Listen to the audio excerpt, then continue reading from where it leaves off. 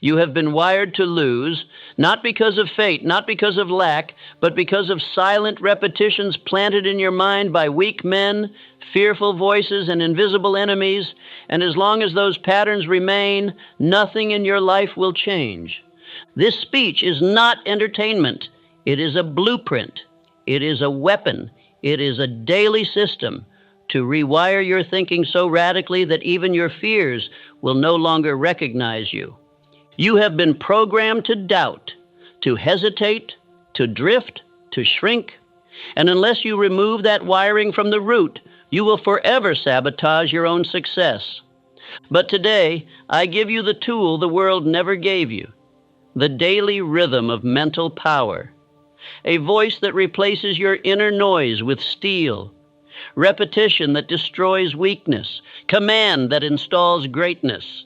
Let this play in your background every day, and you will become new, not by force, not by hope, but by spiritual law, because your mind cannot resist what it hears daily, feels deeply, and obeys repeatedly. This is that voice. These are those commands. This is your hour. So let us begin. Every man is being programmed, either by his own definite purpose or by the idle winds of the world. His thoughts are not isolated accidents. They are commands repeated. They are seeds that build empires or tombs. If he does not select and repeat the right thought, the wrong one will take root. That is not opinion. It is law. Repetition builds reality. What the heart feels often, the hand soon builds. Faith creates fact. It is not the loudest voice that governs a man. It is the most consistent. Thought is the seed. Habit is the cement. Action is the structure. You cannot escape this. You can only choose what materials you're using. Cosmic habit force, the silent law of all permanence, binds whatever you repeat. If you repeat complaint, it becomes habit. If you repeat faith, it becomes character. If you repeat fear, it becomes fate. Your mind is fertile soil. It will grow whatever seed is given. And it does not judge the seed. It only obeys it. Most men never rewire themselves. They are not defeated by strength. They are conquered by subtlety. The whispers of news, gossip, ridicule, idle voices, and casual conversations slowly lay bricks in the mind. They listen without guarding, and what is heard without resistance becomes installed. You must now do what few will ever do. Take possession of your mind. Not part-time, not on Sundays, but daily, hourly, even silently while others sleep. If you do not rewire yourself with purpose, the world will wire you with fear. And the world has no interest in your greatness. I speak now of autosuggestion, the principle by which the subconscious mind is impressed through repetition and belief. This is not a toy. It is not for hobbyists. It is the most powerful tool ever given to man. By it, the mind can be rebuilt, rewired, and redirected. Every time you repeat a thought with emotion, your subconscious accepts it as instruction, not as poetry, not as theory, as blueprint. The more you repeat it, the deeper the groove. The deeper the groove, the stronger the current. Soon it becomes instinct. Soon it becomes you. This is why the background noise of your life matters more than your peak decisions. Because what is repeated in the background becomes law in your being. It becomes a permanent builder of your belief. Consider the life of Thomas Edison. He was not a man of shallow thinking. He programmed his mind nightly with questions. He trained it to think while he slept. He expected answers not from hope, but from the infinite intelligence that obeys definiteness and repetition. When others said, "It cannot be done," Edison repeated a different phrase. "It will be done." And what he repeated, he created. He wired his mind not to fear failure, but to treat failure as information. And that mental blueprint built the modern world. You must now begin to do what Edison did. Train your mind through daily ritual. Speak only what aligns with your definite chief aim. Write it. Say it. Let it live in your environment. Let it echo when your room is silent. Say with me now, I now speak only what aligns with my definite chief aim. I permit no thought that weakens my resolve. My life is shaped by what I repeat, not what I wish. These are not quotes. They are weapons. They are laws. And when used daily, they are reprogramming commands for the subconscious mind. Every word you hear in the background is either programming you for strength or for stagnation. Every voice you entertain, every doubt you allow, every lyric you hum, it all enters the mind as suggestion. And the mind obeys all suggestion when repeated with emotion. So understand this: repetition is not neutral. Repetition is power. It is installation. It is spiritual engraving. And if you do not control the input, you will never control the output. Let me say this again. Repetition in the background is not noise. It is nutrition. Just as a man becomes weak by eating poison, a mind becomes anxious by absorbing fear. Just as a man becomes strong by feeding his body, a mind becomes clear by feeding it command. And so I give you your daily work. First, write your definite aim. Second, speak it aloud in the morning. Third, let it play in the background while you work. Fourth, repeat it silently when you walk. Fifth, affirm it before you sleep. Sixth, let no idle thought go unchecked. Do this not once, not twice, but daily, until the repetition becomes identity, until the man who once doubted becomes the man who now commands, until the wiring of weakness is replaced by the current of power. You may wonder, will this really work? And I answer, it already is. Your current beliefs, habits, posture, and confidence are not accidents. They are the result of past repetition. You are already wired. Now you must rewire. And this message, if repeated daily, becomes the new rhythm of your transformation. You do not need new motivation. You need new momentum. And that begins with repetition. You are not required to change overnight, but you are required to repeat the change every day. Let it sink into the grooves. Let it override the old scripts. Let it become so familiar that your fears no longer feel at home. And so I leave you with this. If you do not rewire yourself, the world will gladly wire you for weakness. But if you take command, if you install power, if you repeat the right thought with faith and definiteness, you shall become the man others cannot ignore. You shall become the architect of yourself, and nothing in your life shall remain the same. You are not your habits. You are not your past. You are not your failures. You are the repetition of thoughts and actions, done often enough to be mistaken for identity. The man you believe yourself to be is not permanent. He is merely practiced. And what is practiced can be replaced by new practice. Identity is not set in stone. It is formed in rhythm. A man becomes who he is through thought, emotion, and repetition. Every belief you carry was once an idea you entertained long enough to call your own, and the moment you stop repeating it, it begins to fade. The old self, the version of you that hesitates, doubts, breaks under pressure, is not a curse. He is a rhythm, a pattern, a familiar song played one too many times. He is the default voice that gained strength because no stronger voice ever took his place. You do not need to heal the old self. You do not need to understand him. You need to replace him. Just as you can overwrite a note with a new line, you can overwrite identity with new commands, new rituals, new beliefs. Understand this. Every thought carries a command, and every time you think like the man you used to be, you reinforce him. You speak his language. You grant him breath. But if you replace those thoughts, if you starve him of attention and feed only the new image, he dies. The old self is not a demon. He is not an enemy.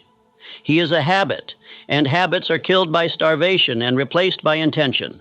This is not theory. It is history. Let us consider Andrew Carnegie. He was not born with the image of a tycoon in his heart. He was born poor, born among laborers, born into the language of wages and survival, but he refused to rehearse it. He imagined fortune. He imagined service. He imagined power with purpose. And he repeated that image daily. He walked with it. He talked to himself with it. He rewrote his thoughts and declared a new vision, and slowly the wage mentality died. The old man was buried. The new one took the throne. This law applies to you. You have carried the old self not because he is strong, but because he is familiar. And what is familiar is not always wise. It is merely well-fed. Now you must begin to disassemble him. You must cut the cords of repetition that tie you to doubt. You must interrupt the rhythm. You must stop playing his tune. You disassemble a weak identity not with force, but by refusing to speak his phrases, by refusing to sit with his posture, by refusing to think his thoughts, and by repeating daily the opposite. Begin now with this. I no longer borrow identity. I construct it. Each repetition of strength replaces a former weakness. These are not empty words. These are chisels. They are instruments of mental architecture. They are the hammers that strike against the shell of the old you and make way for the form of the new one. Understand that visualization is not dreaming. It is design. And what is designed repeatedly in the mind becomes law in the subconscious. If you see yourself clear enough, often enough, and back it with emotion and decision, your outer life will mirror it. Mental rehearsal is construction, and construction requires daily work. Not emotion, not motivation, but work. Speak it aloud. The old self is no longer invited to build. Only the man of faith, clarity, and command may now remain. Picture now the man you are becoming, not in fantasy, but in blueprint. What does he say when pressure hits? How does he stand in the face of resistance? What does he refuse to entertain in conversation? What does he affirm in private? Now let your repetition begin there. Let the background noise of your life whisper his name. Let the words you speak install his presence. Let the books you read reinforce his identity. Let the silence you enter be the cathedral in which you rehearse his language. The world will continue to offer you the old self, through memory, through habit, through other people's expectations. But you will now know he is not you. He is a mask worn too long. And now that you have chosen to take command, he will fall away. But not easily, not without resistance, and not all at once. He will beg for comfort. He will crave the old schedule. He will plead for the same conversations. Deny him. Say, I have a new master now, and that master is purpose. I do not serve comfort. I serve the man I have chosen to become. Let every repetition be a funeral for the old self. Let every new command be a beam in the structure of the new identity. Let your walk, your word, your will speak only of your future. Tonight, when you lay your head down, let your final thoughts not be memories of who you were, but repetitions of who you are becoming. Speak affirmations. Listen to messages of power. Let your subconscious rest not in confusion, but in construction. And remember, repetition is the instrument. Faith is the force. Vision is the form. What you repeat with certainty becomes your life. What you starve dies. What you feed lives. And what you declare daily shall become your permanent name. So I say now, with complete conviction, begin tonight. Replace the echo of weakness with the voice of power. Repeat the words of strength until they become your second nature. And when the old self tries to return, do not argue. Do not explain. Do not entertain. Simply repeat the new law. You are no longer building him. You are replacing him. You are no longer identifying with your history. You are constructing your destiny. And the world, though it may not notice yet, will soon have to adjust to the new name you carry. Let us now cast aside the final illusion. It is not knowledge that rewires a man. It is not talent. It is not experience. It is not chance. It is belief, applied belief. And belief is not a whisper of hope. It is a repeated command. Thought repeated with emotion becomes belief, and belief, when expressed in action, becomes fact. There is a formula I must give you, a law not invented by man, but discovered through every successful life I ever studied. And that law is this: Thought plus repetition plus faith equals reality. Understand it, remember it, apply it. For it is not mere philosophy. It is the mechanical key to personal transformation. Thought is the blueprint. It is the first vision, the inner picture. But a blueprint alone builds nothing. It must be repeated.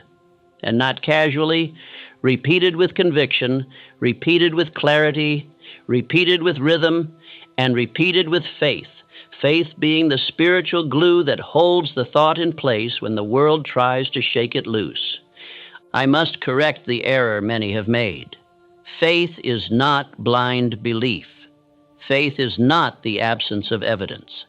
Faith is belief repeated so consistently that it becomes evidence. The world bends not to the man who wishes.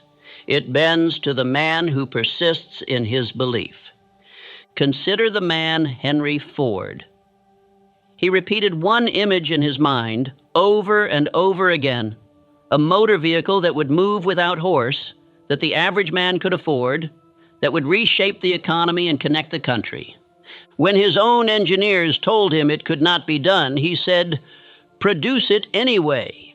When failure came, he said, "Repeat it again." He did not wait for proof. He provided it through repetition of thought backed by immovable faith. And the world, as always, yielded to the man who believed longest. Your current outer life, whether strong or fractured, is not the result of chance. It is the result of your dominant inner repetitions.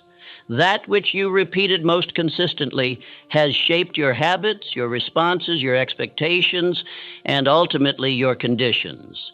Do not look at your surroundings as mystery. Look at them as reflection. You are standing in the harvest of your own thoughts. And if you do not like what you see, you must not complain. You must replant. You must rewire. Say this now, not casually, but with conviction. I think with faith. I repeat with purpose. I act without delay. My faith is louder than their doubt. Do you feel the power in these lines? Do not say them once and expect a miracle. Say them daily, hourly, silently, and aloud. Let your subconscious hear them more often than it hears fear. Let your body act them out until they become your new rhythm. Let me speak now of autosuggestion. It is the bridge between spirit and result, between thought and achievement, between desire and destiny. It is not an invention of the mind. It is the mind's natural law, working whether you direct it or not. Autosuggestion is how the subconscious mind is given its instructions, and the subconscious mind does not filter, question, or hesitate. It accepts what is repeated with emotion. It accepts sarcasm, it accepts fear, it accepts power, it accepts whatever is repeated most. This is why the man who jokes about failure ends up walking in it. This is why the man who repeats, "I can't," soon proves it true. This is why the man who says, "I will," backed by desire and repetition, becomes a force that circumstances cannot deny. Now I must speak clearly. You must reprogram yourself through deliberate repetition. Let me give you what to say. I repeat purpose until it drowns all doubt. I repeat discipline until I forget disobedience. I repeat strength until fear forgets my name. Say these not as affirmations, but as law. Say them when you are tired. Say them when you are calm. Say them until they become the very echo of your breath. Let us again remember that thought repeated with conviction becomes reality. Just as water wears away the rock through steady dripping, so does your repetition shape the steel beams of your belief. The man who masters repetition masters identity. I must now warn you, if you repeat fear, you will install it. If you repeat excuses, you will obey them. If you repeat hesitation, you will live in delay. Repetition does not care what you say. It only asks, is this said often enough? And then it builds accordingly. You must take full responsibility now for what you allow to repeat in your mind. What you hear in the background, what you whisper in your frustration, what you mutter when you think no one is listening. The subconscious is always listening, and it builds with what it hears. From this day forward, every phrase, every word, every suggestion must align with your definite chief aim.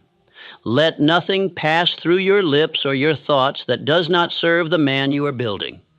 If you understand this, then you are no longer the victim of circumstance. You are no longer the servant of fear. You are the architect. You are now in control of the mental machine. So I challenge you, do not think casually. Think constructively. Do not speak randomly. Speak deliberately. Do not repeat what weakens. Repeat what commands. The man who reprograms himself becomes a new being, and no external shift is needed. No lottery, no opportunity, no sudden break. Only thought, repetition, and faith. These are the sacred tools. These are the weapons of mental mastery. And now you know the formula. Thought plus repetition plus faith equals reality. Engrave it in your mind. Etch it into your schedule. Build your habits upon it. Shape your entire speech around it. For the world cannot take from you what you have installed in repetition and faith. Say it once more with fire. What I repeat, I become. What I believe, I build. What I command, I attract. Now move forward. Repeat with purpose. Act with faith. Think with fire. And the life that once seemed impossible will soon become your reality. If you do not instruct your mind, the world will, and the world will lie. It will plant fear in you. It will give you confusion instead of clarity, doubt instead of desire, delay instead of decision. And it will do this not with force, but with suggestion.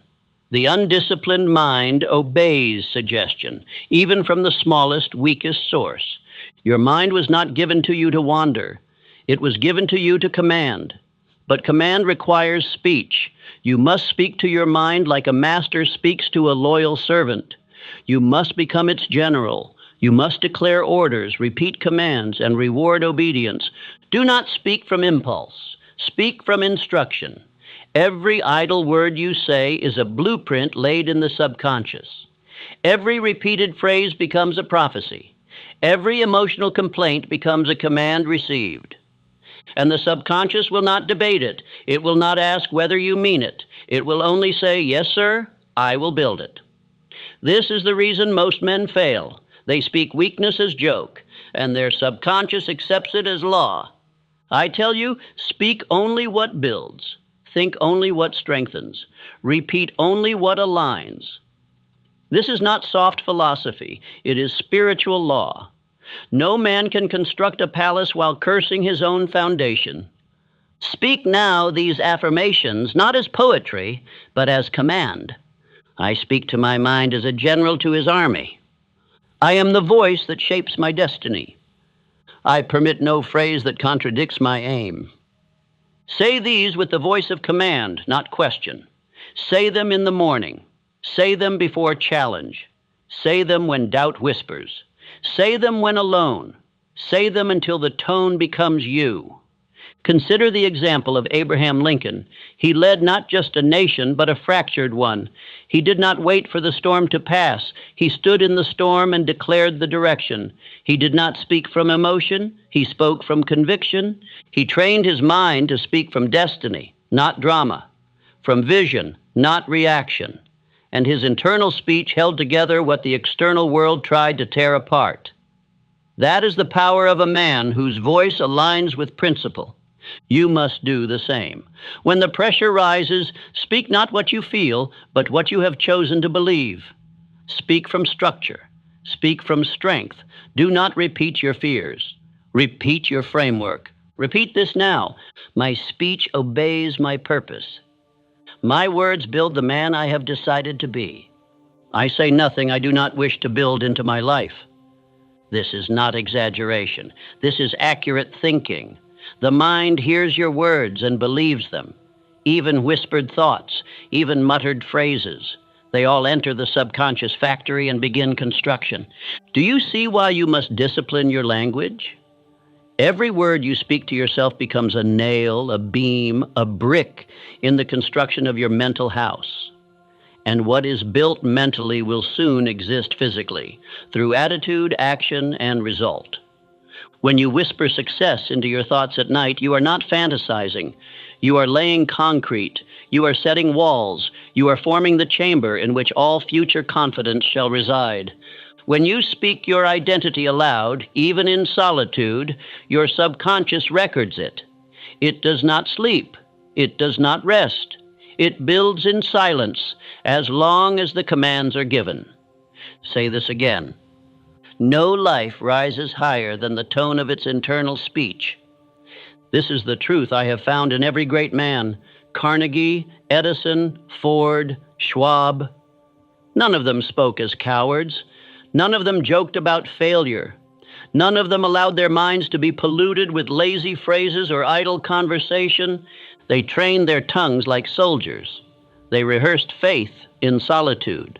They spoke power when others were silent. And they lived lives that could not be shaken, because their internal voice was already louder than the world's noise.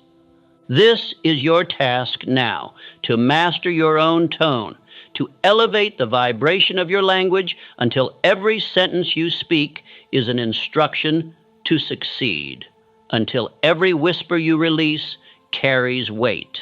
Let me ask you, what would your life look like if every word you had ever spoken had become true? Would you be richer, stronger, more precise? Or would you be buried under the weight of your own careless phrases?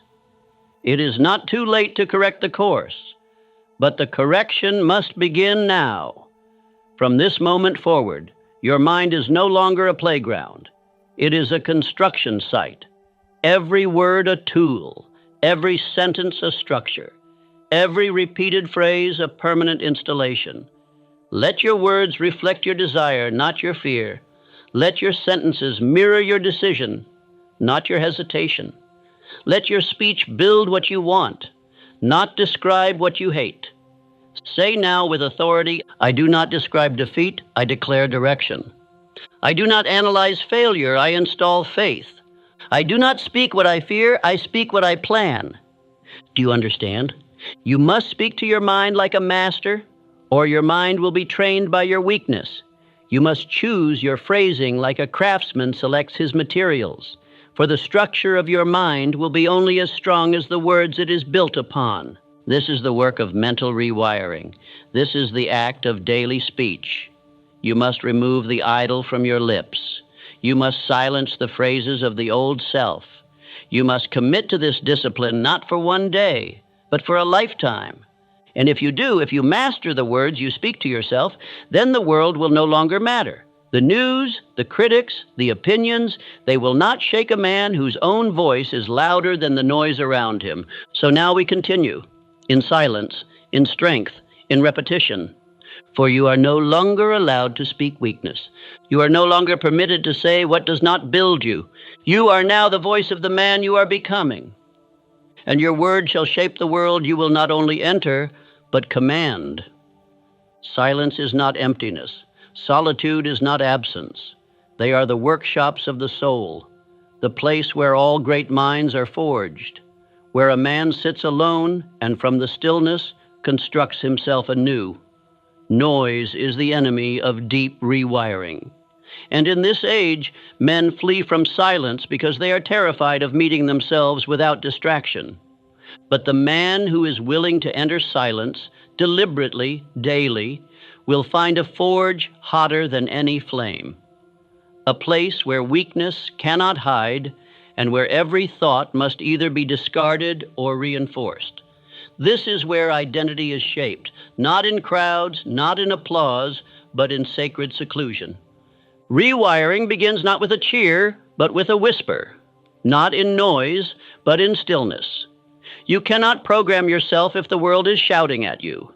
You cannot become the man of decision if you are echoing the noise of 10,000 undisciplined voices. Charles M. Schwab, who commanded empires of steel, did not build his poise in boardrooms. He built it in thought.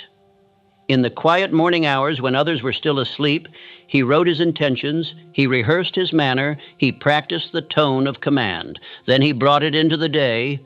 That is the way of the master. You must do the same. Each morning, withdraw, even for a few minutes. Enter silence with a purpose. Write your definite chief aim. Speak your affirmations. Visualize the day ahead as already obeying your commands. Let the silence surround you like walls of focus. And in the evening, when the world is asleep again, return. Speak to your subconscious. Whisper commands. Feed it faith. Let the mind drift, not in fear, but in instruction. Let your final thoughts be blueprints, not confusion. Repeat with me now. I walk with purpose in silence. My solitude multiplies my strength. I retreat to advance, I withdraw to conquer. These are not slogans. They are laws. They are the spiritual codes of every great builder of wealth and power. Men who cannot sit alone cannot lead. They cannot think. They cannot decide. They cannot command. They only echo. But you are not an echo. You are an origin, and you must treat yourself as such. Withdraw daily to the throne room of your mind. Let no one enter. Let no distraction leak through. And in that space, rehearse your new identity. Say, I am not here to remember. I am here to install. I do not replay the past. I build the future. I speak only what belongs in my next level of life. Let this be clear. You cannot change in public what you have not first rewritten in private. You cannot speak with power in the crowd if you have not first spoken with fire in solitude. The public self is a reflection of the private voice.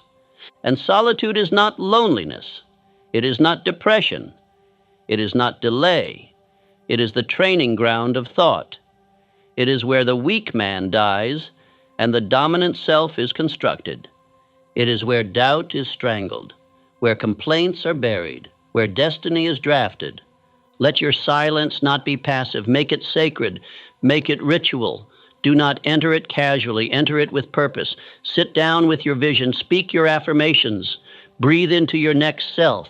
This is not meditation. It is construction. And if the old self arises in that silence, mocking, whispering, doubting, do not fight him. Simply repeat over him. Starve him of your emotion. Overpower him with rhythm, and he will soon vanish. For the subconscious mind always obeys the most repeated thought. Affirm again, my silence is not escape, it is instruction. My solitude is not absence, it is ascension. The man who cannot sit with himself will forever need the noise of others to feel alive. But that is not life. That is slavery. And we have come now to kill the old master and install the new one. This is the wisdom they never gave you, not because it was hidden, but because it was too simple, too quiet, too internal. And most men are addicted to volume. But you now understand. The loudest change comes from the quietest command. Let the world rage. Let the market shift. Let opinions fly. You, silent, still, rehearsed, shall not be moved, because your foundation was poured in the stillness of the inner chamber. And the world cannot shake what it did not build.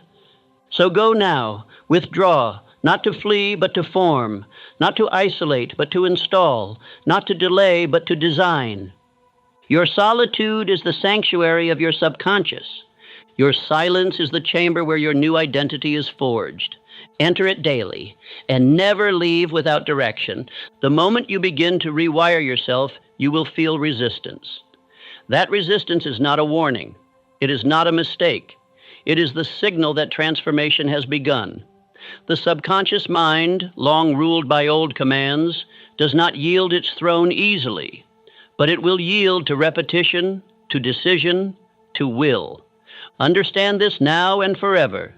Resistance is proof of progress. It is the voice of the old self crying for survival. It is not danger, it is discomfort. And you must learn to sit with discomfort until it burns away the false and reveals the permanent. When a builder tears down an old structure to erect something greater, there is dust, there is noise, there is disruption. But it is not destruction, it is preparation.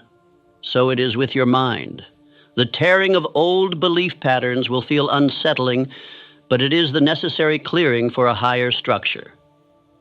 Say this aloud now. I do not seek ease, I seek alignment. Resistance means growth is underway. Repeat it until it becomes your answer to doubt, your sword against delay. For most men turn back at the first sign of friction. They misinterpret internal discomfort as failure, when it is in truth the labor pains of rebirth. The old self, long undisturbed, will attempt to return. He will speak softly. Why bother? He will whisper your past. He will mock your repetition. He will invite you back to comfort. But comfort is the grave of greatness. Hear me now. Ignore him, starve him, drown him in the new rhythm.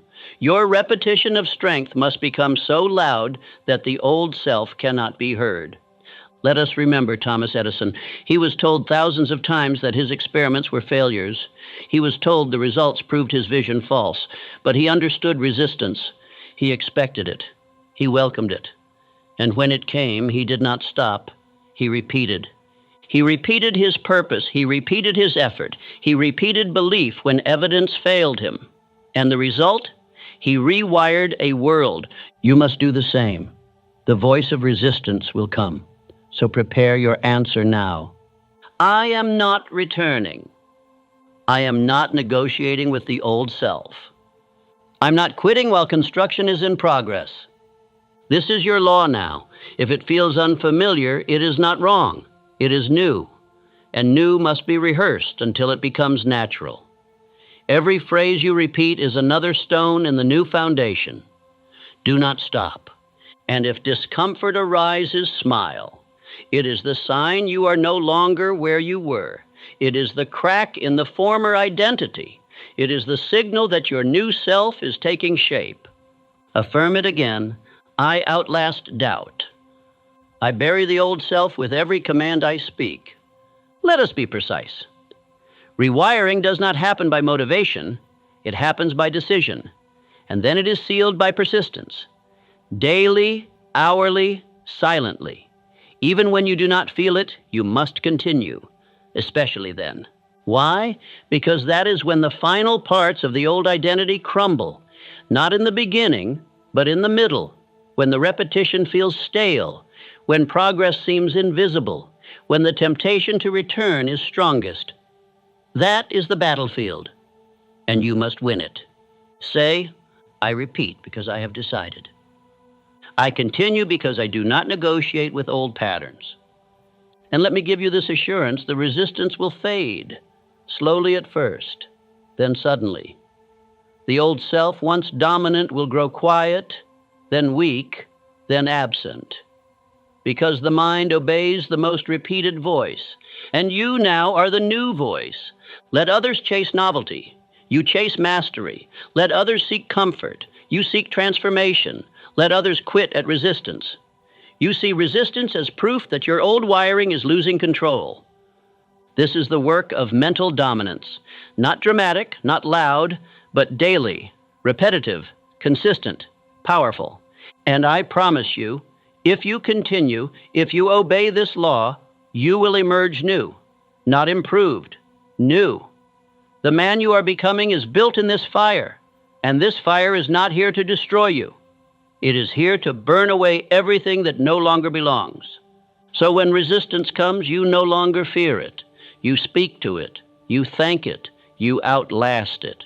And you say, as every builder must say, I am not leaving this site.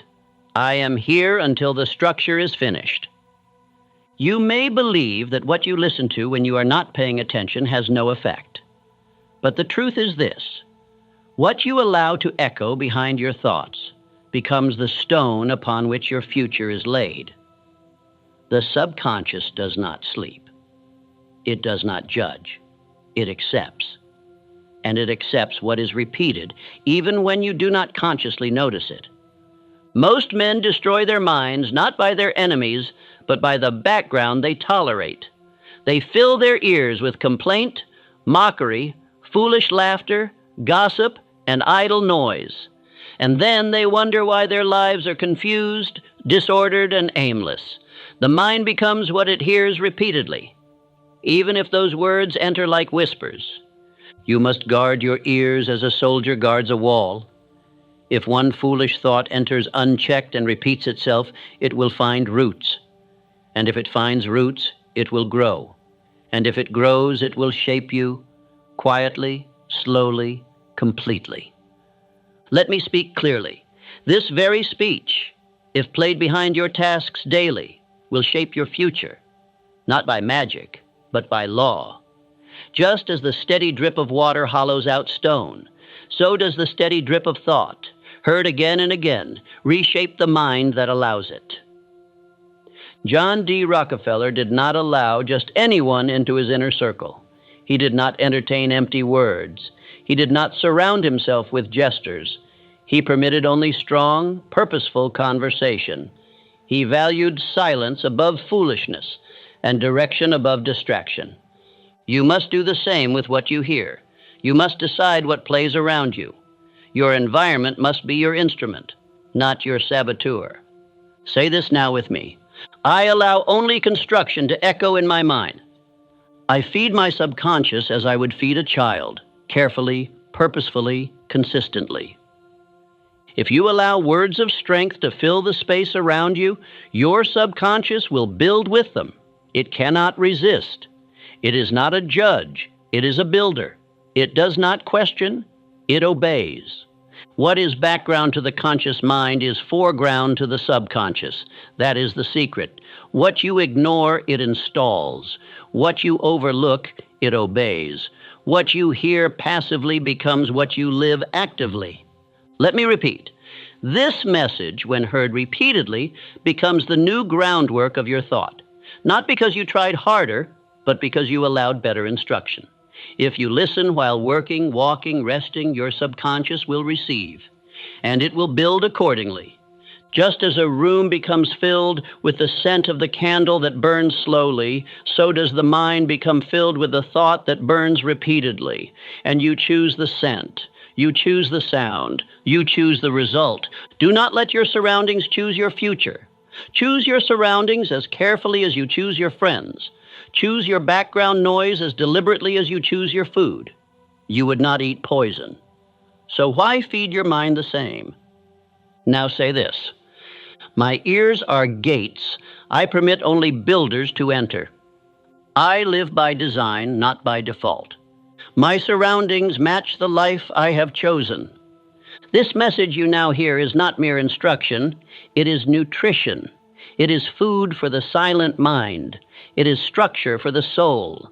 And every time you play it, you lay another beam in the construction of your permanent identity. You do not need full attention to benefit. You need consistent exposure. That is the law. It is not one grand act that rewires a man. It is the daily repetition of definite thought.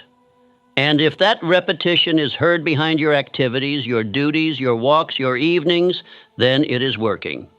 Say again, let my subconscious sleep in a house where only purpose is spoken. Let my soul rest where only strength is echoed. You may not feel the change at first, but do not seek to feel, seek to obey. The man who plants seed does not look every hour for fruit.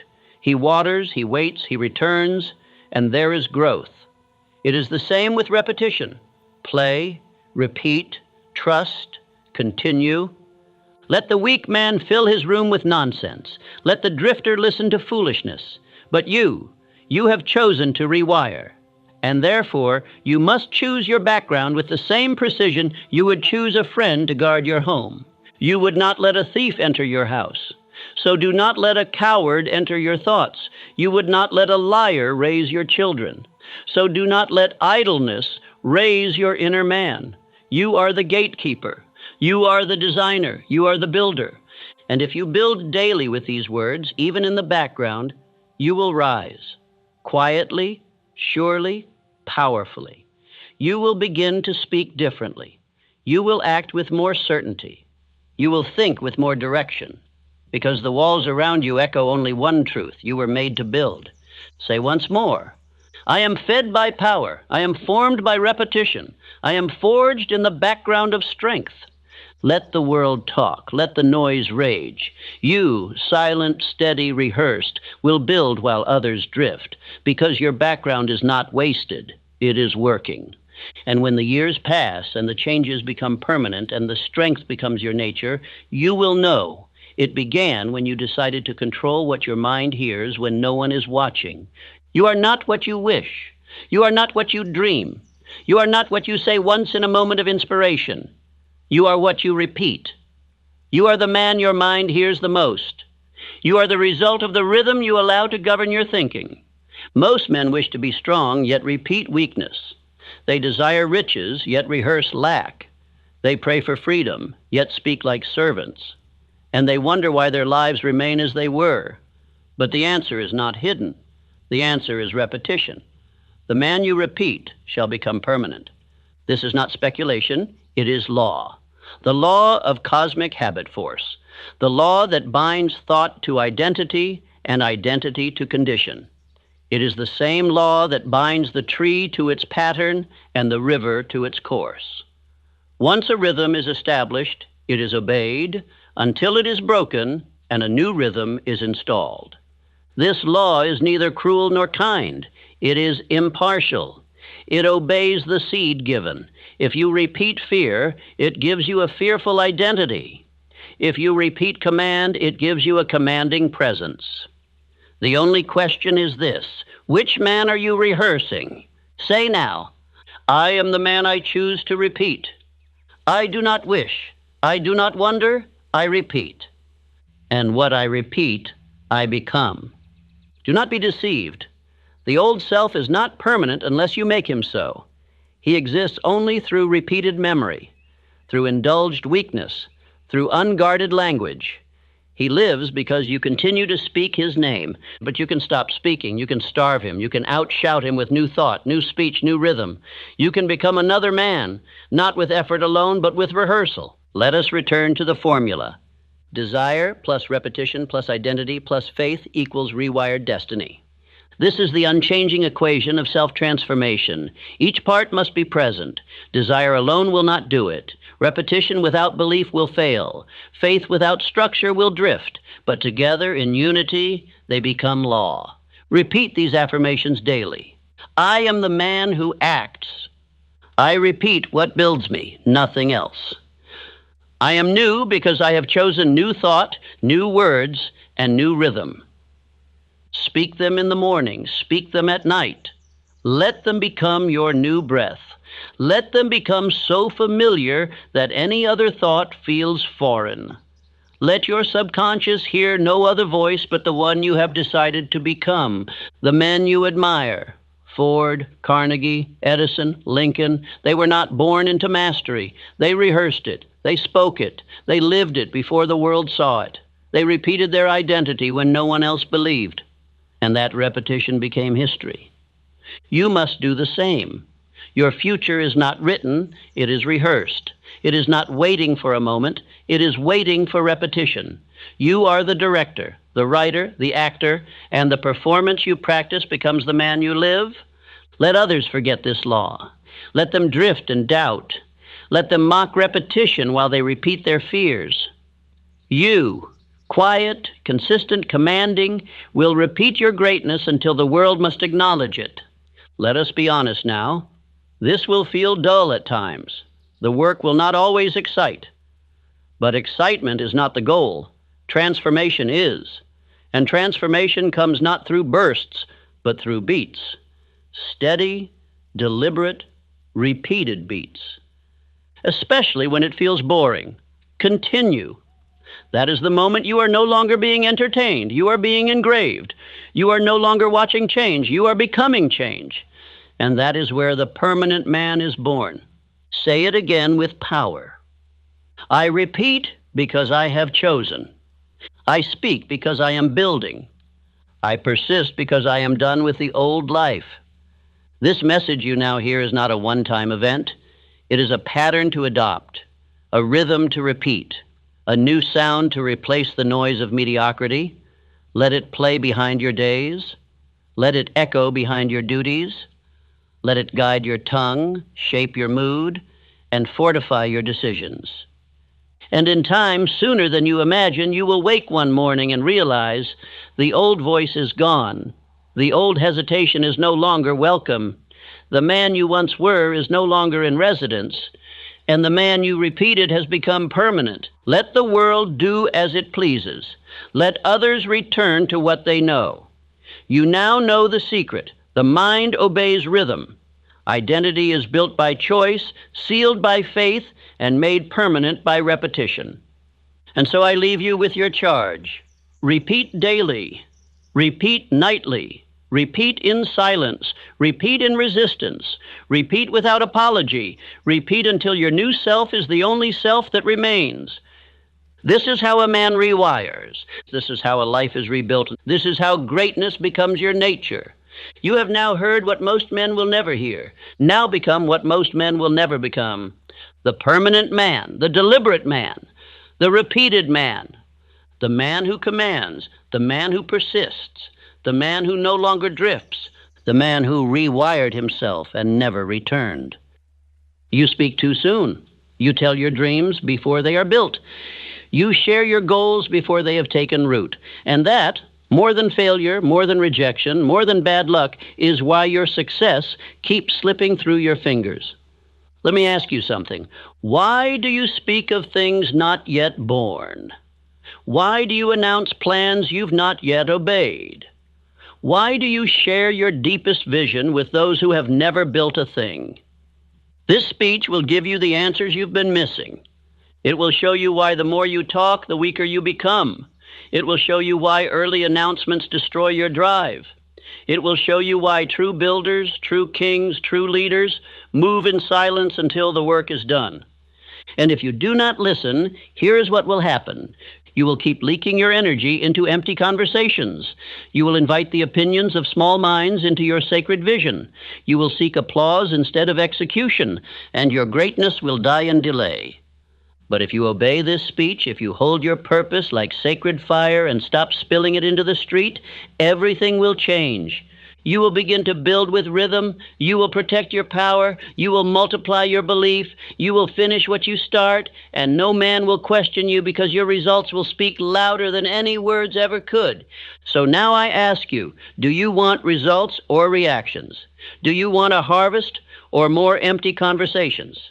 Then stop telling the world what you're going to do. Sit down, stay silent, and let this speech plant the law within you. You speak too soon. You spill the seed before the soil is even ready. And every time you do, you weaken it. The world has taught you to declare your plans before you've built the man required to fulfill them. But I tell you now, the most powerful men in history did not shout what they would do. They moved in silence. They walked in law. They obeyed structure. Speech is sacred.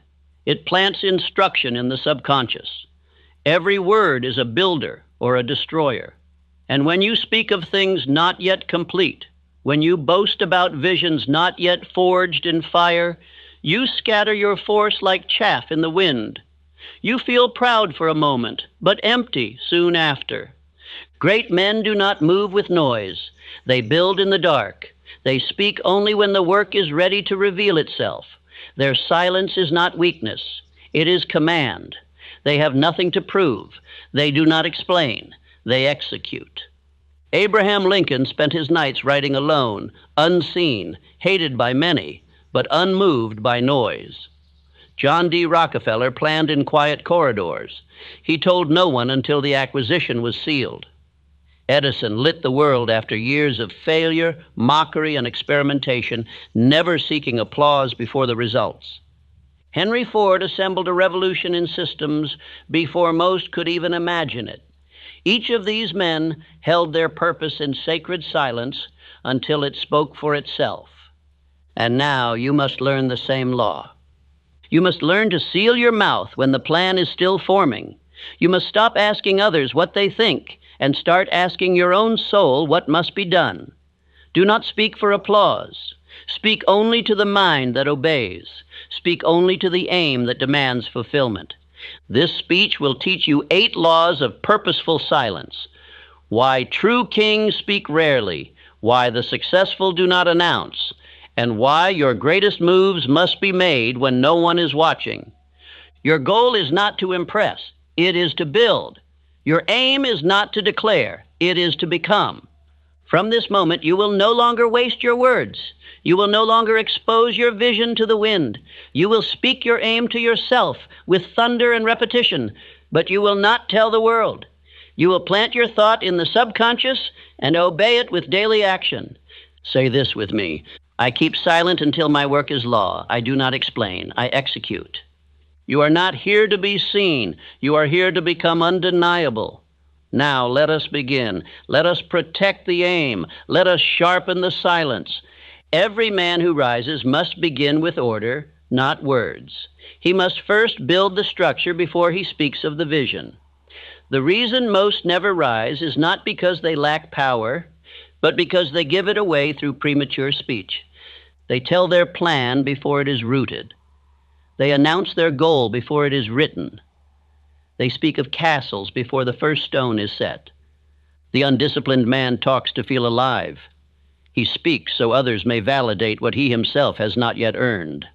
But the disciplined man speaks only to reinforce his subconscious law, and he does so in silence, in solitude, in repetition.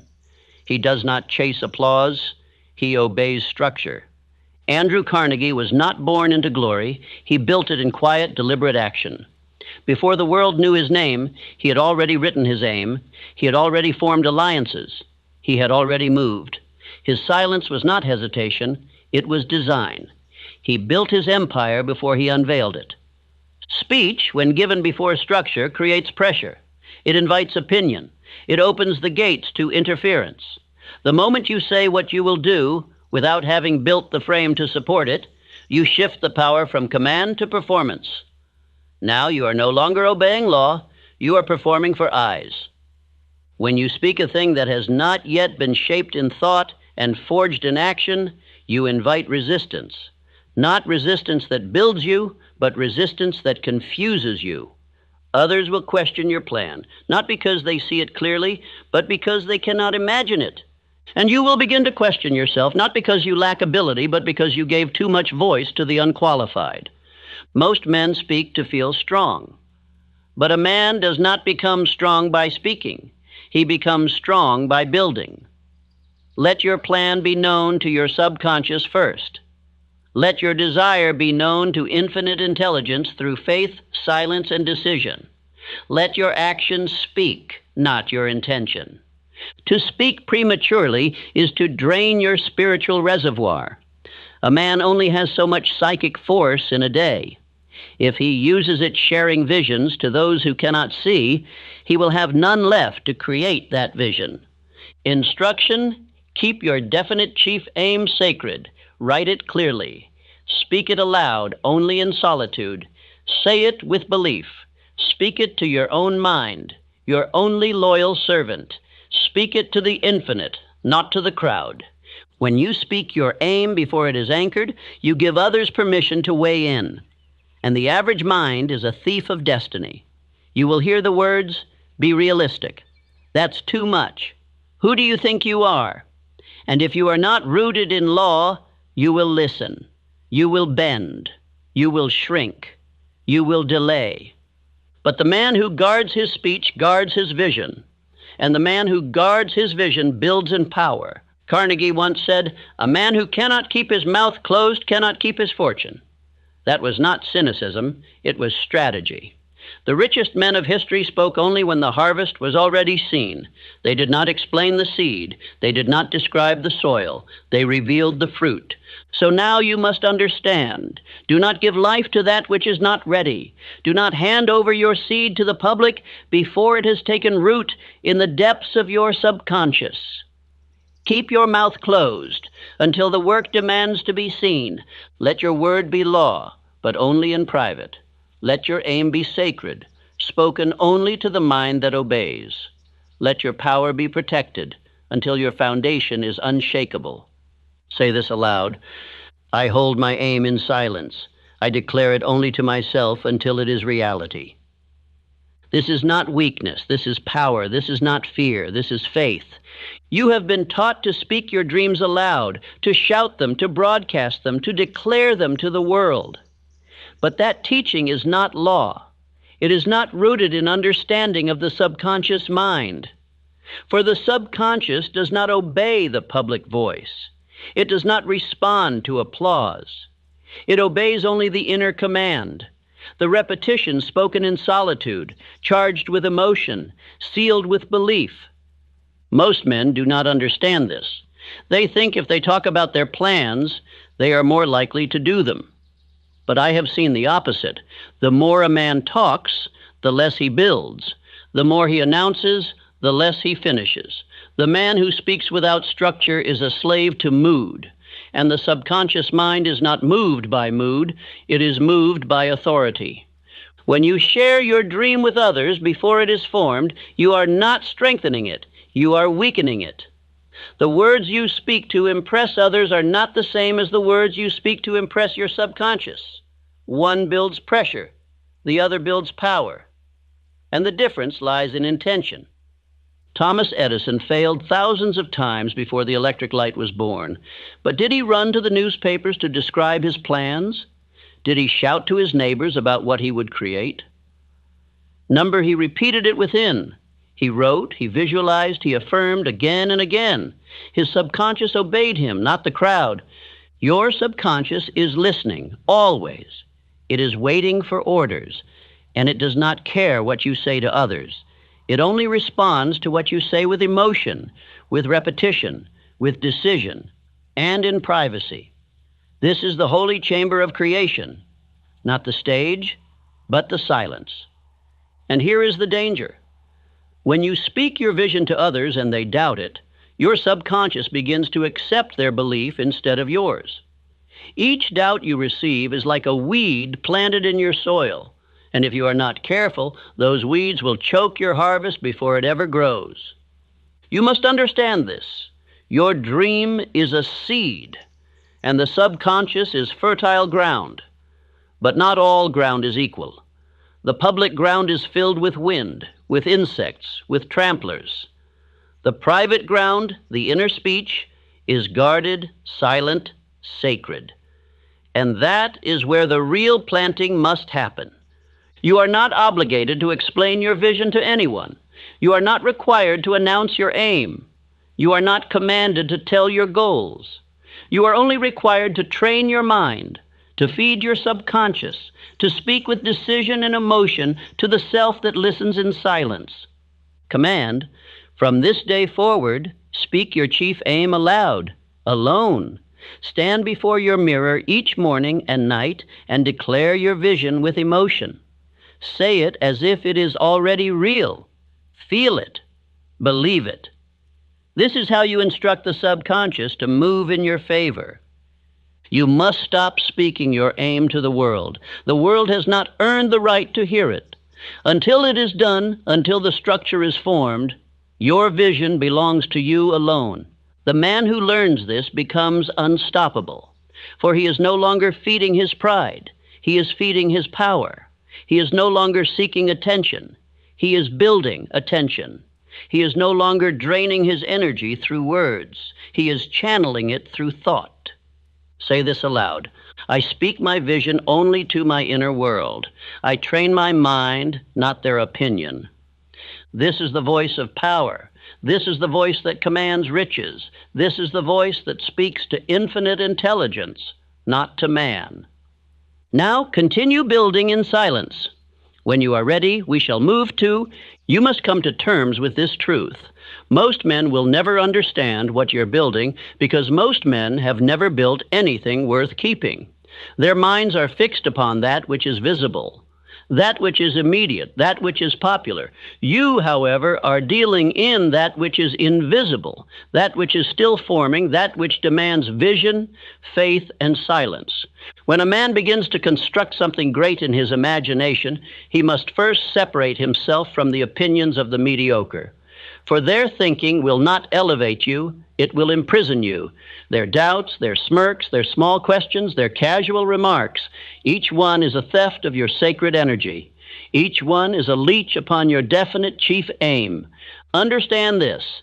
The thing you are building does not yet exist to the world. It exists only in the temple of your own mind. That makes it vulnerable. That makes it sacred. And that makes it yours. Every time you speak of it prematurely, you hand over a piece of it to someone who cannot protect it, believe in it, or even see it. They will mock what they do not understand. They will diminish what they have never dreamed. They will attempt to pull it back into the realm of what is common, because that is where they live. Do not be surprised. Do not take it personally. They are not your enemy. They are simply unconscious. But unconsciousness is contagious and must be avoided like poison. When I first sat in the presence of Andrew Carnegie, I did not boast of what I planned to write. I listened, I received, I obeyed, and I built the plan in silence. It would be 25 years before that vision would reach the public. 25 years of building the foundation in secret. Had I spoken too soon, had I shared with those who were not ready to receive it, I would have been laughed into retreat. Most men believe only after the evidence appears, but the builder must believe before there is any sign, before there is any result, before the first stone is laid. The builder sees the end from the beginning. He speaks not of it, but walks in it day and night. That is why he must be silent, not because he fears the world, but because he respects the process. When the great Thomas Edison was laughed at for his hundreds of failed attempts, he did not explain himself to every critic. He continued his experiments in silence, under the law of persistence. He understood the divine truth.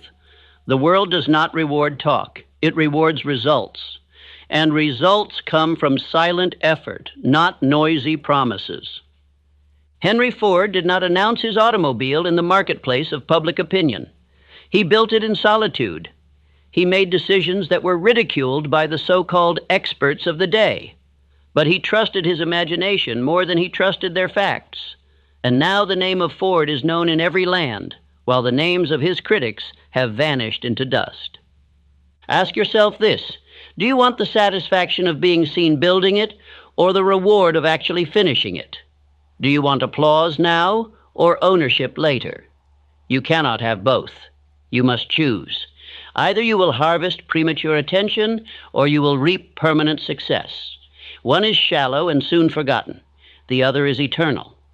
The greatest mistake you can make in the early stages of your plan is to seek understanding from those who do not walk by vision. They will inject you with their doubts. They will load your mind with their worries. They will frame your dream in the narrow dimensions of their own failure. And if you are not spiritually fortified, you will listen. You must guard your vision as a farmer guards his seed.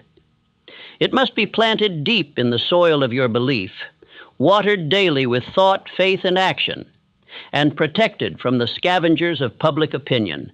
Do not expose your plan to the cold winds of casual conversation. It will wither. It will die. And no one will mourn it but you. Say nothing. Do everything. Build in silence. Finish in power. Let your success be your explanation. Let your results be your reply. Let your legacy speak on your behalf. For nothing commands respect like results, and nothing kills momentum like too much speaking. You do not owe the world your explanation. You owe yourself your transformation. You owe your vision the respect of silence, and you owe your future the dignity of completion. This is not arrogance. This is obedience to spiritual law, the law that says energy grows where attention flows, and attention, like energy, must be conserved. Write this down. I do not need to explain what I'm doing. I only need to keep doing it. Say it again.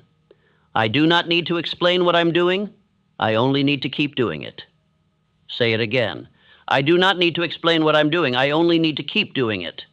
Repeat this until it burns itself into the back of your mind, until you feel the armor of self-command wrap around your spirit. You must not open the door to those who knock with curiosity but offer no belief. You must not reveal the blueprints to those who bring no tools. You must not seek the approval of those who have not built anything of value in their own lives. To do so is to water weeds while your own garden starves. The greatest minds in history, Lincoln, Edison, Carnegie, Rockefeller, each had a period of silence before their ascent, a period when no one believed, No one supported, no one saw. That is the price of greatness. That is the cost of originality. That is the fire in which all true builders are forged, and you too must pass through it. You must become deaf to doubt, blind to distraction, and indifferent to applause. You must become possessed by purpose, married to discipline, and addicted to execution. You must act as if the world cannot stop you, and because it cannot. But you must not speak as if you are owed anything, because you are not. You are owed nothing but the right to pursue, the right to labor, the right to build. And even these rights demand a price: silence, solitude, and self-mastery. If you pay the price, you shall gain the prize. But speak too soon, and you shall lose both, the prize and the peace. Let your silence become your weapon. Let your silence become your shelter. Let your silence become your prayer. For in the silence you will hear what the noise of men cannot offer, the voice of your own destiny, speaking softly but clearly. Build it. Keep going. Do not stop. And tell no one until it is done. Repeat these affirmations. I build in silence. I do not explain, I complete. I do not announce, I act. I protect my plan with discipline. I finish what I begin, and I tell no one until it is done. Say them aloud, morning and night, in your chamber, in your walk, in your work. Speak them until your subconscious accepts them. For once your subconscious accepts them, your results will follow. Let the others chase attention. Let them drown in explanation. You will rise in silence. You will move in certainty. You will strike in precision. And when the moment is right, when the work is done, when the structure is complete, you will reveal it, not with words, but with triumph. That is the law. That is the way. And that is why you must remain silent until it is done. You must learn to guard your inner world as you would guard your fortune.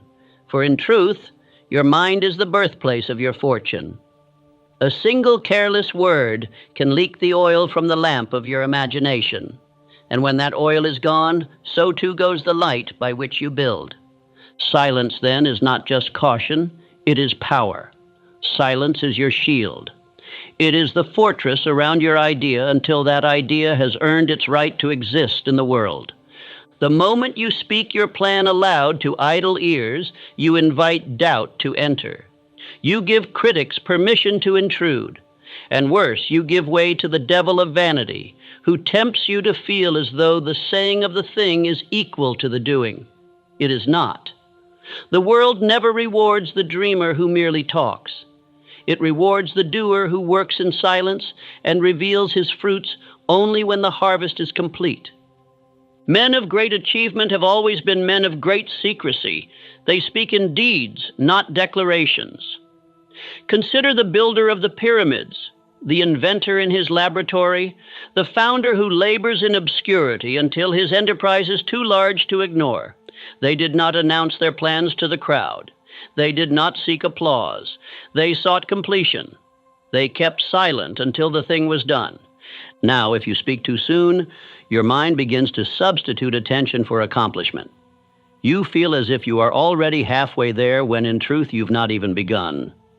Speech becomes a counterfeit of action. It is a trap. And that trap has ensnared millions who thought that sharing their goal would bring them closer to it. Instead, it robbed them of their inner drive and planted in its place a craving for validation. I have taught men of industry, men of invention, men of faith, and the one truth that separated the achievers from the talkers was this: the achiever could suffer in silence. He could toil without notice. He could delay praise until the work stood complete. He knew that the furnace of discipline burned hottest when no one was watching, and yet he entered it daily, willingly, without fanfare. Ask yourself, why do I feel the need to tell? Do I tell because I seek clarity, or do I tell because I seek attention? Do I tell because I must think aloud, or do I tell because I want to be admired for what I intend to do rather than what I have done? These are serious questions, for the man who speaks without discipline is often the man who never builds at all. Faith, real faith, does not need applause. Real faith does not look for witnesses. It is sufficient unto itself. The man of faith acts in silence because he knows that silence is the womb of power. Speech can be wasted. Silence cannot. Words can betray you. Silence defends you. To hold your plan in your heart and water it daily with thought, effort, and prayer, that is the path of true power. When Thomas Edison labored through thousands of failures before bringing the electric light into being, do you believe he ran to tell the world of every wire, every trial, every burnt filament? No, he kept working. He told the world only when the light turned on and banished the darkness. His silence was not weakness. It was the discipline of mastery. When Andrew Carnegie plotted his empire, he did not share his plans with idle company. He chose his confidants with care and revealed only what was necessary. The rest he kept locked within a mind trained in definiteness of purpose. He knew that in silence lies protection from theft, from discouragement, from distraction. A man who tells too much risks losing everything to those who did not earn it. There is a sacred law I have come to know. Speak only when speaking advances the cause. If your words strengthen your decision, speak them in private to yourself. If your words dilute your resolve, keep them unsaid. The world does not need your intention. It needs your execution. Keep your intention private until it can no longer be hidden because of the greatness of your results. And let me tell you the great tragedy that befalls those who violate this law. They reveal their plans, receive premature praise, and fall into rest. Their imagination grows weak. Their faith is satisfied too early. And when resistance comes, as it always does, they have no reserves to draw upon. Their work dies halfway. Their promise withers. Their dream is buried in the graveyard of spoken but unfinished intentions. But you, yes, you who listen, must not fall to this error. Let your silence become your sword. Let your stillness become your furnace. Let your quiet resolve outlast the noise of the world. There will be those who ask what you're working on. Smile, nod, say nothing. Let them wonder. For every question you do not answer, your power increases. Every time you restrain your tongue, your will becomes sharper. Write your purpose, burn it into your mind, repeat it aloud to yourself each morning and night, but speak not of it to the curious or the doubtful. Do not cast the pearl of your aim before those who cannot understand it. Let your silence become your prayer. Let it become your shield against the noise, the judgment, and the distraction of the world. Let this be your affirmation. I speak only when it strengthens my faith. I remain silent when it protects my power. I tell no one until it is done. Every man who ever built something of lasting value learned to suffer the weight of isolation. But in that isolation, he forged greatness. He became immune to mockery, hardened to delay, and faithful to his definite chief aim. Silence was his sanctuary, and it must become yours if you would rise above the crowd of dreamers who speak and do nothing. Speak with your actions. Let your labor declare your plan. Let the sound of your effort become the music of your life. And when you emerge, complete, victorious, unbreakable, then and only then shall your silence turn to a roar. Until then, hold your peace. Guard it as you would guard your treasure. Let others waste their breath. You build in silence, and the world will soon be forced to listen. Great men act before they explain. They build in silence and speak only when the structure stands. The man who talks before he moves seeks approval. The man who moves before he talks seeks dominion. Words are wind until the deed is done. Let the weak announce themselves. Let the builder construct in secret. This is the law. Motion before declaration. Action before explanation.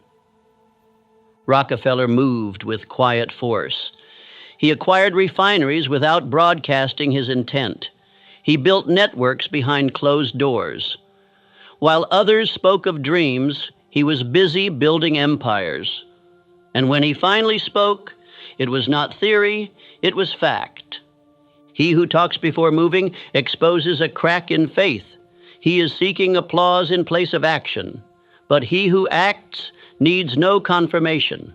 His confidence is in the law, not the noise. Every time you share your plans, you invite resistance. The subconscious mind begins to think it has already succeeded because you celebrated too early. This false reward dilutes your force. It creates comfort where there should be drive.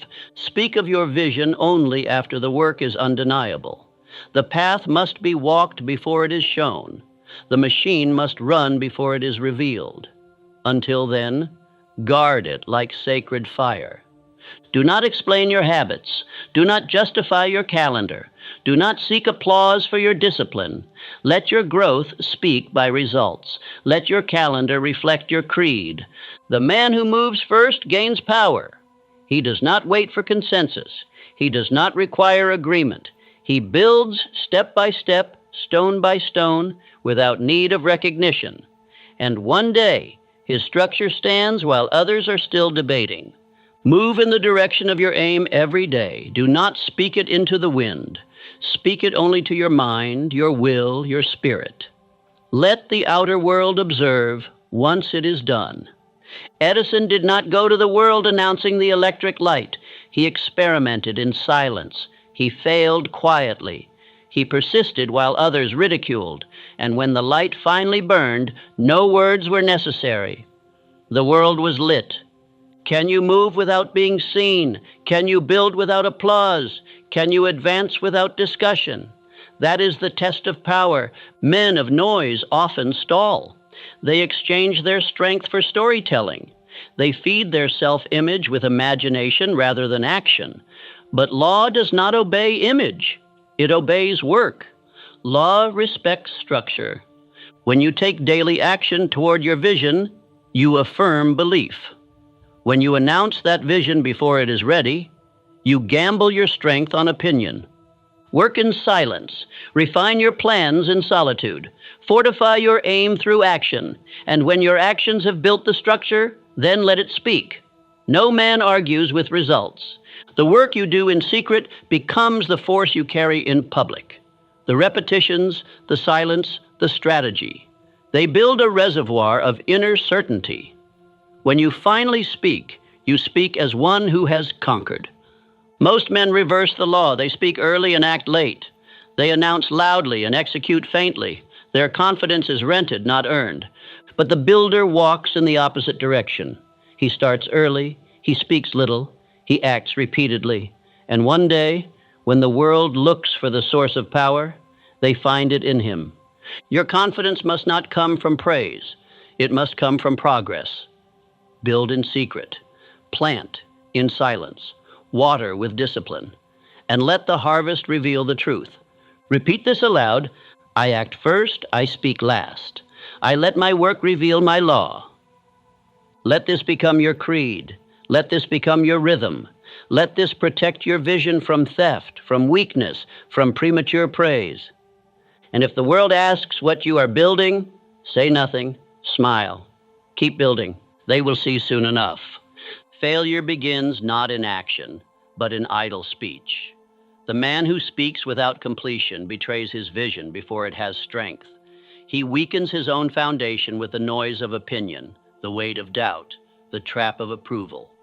Every time you voice your aim to those who do not understand it, you risk surrendering it. Their confusion becomes your conflict.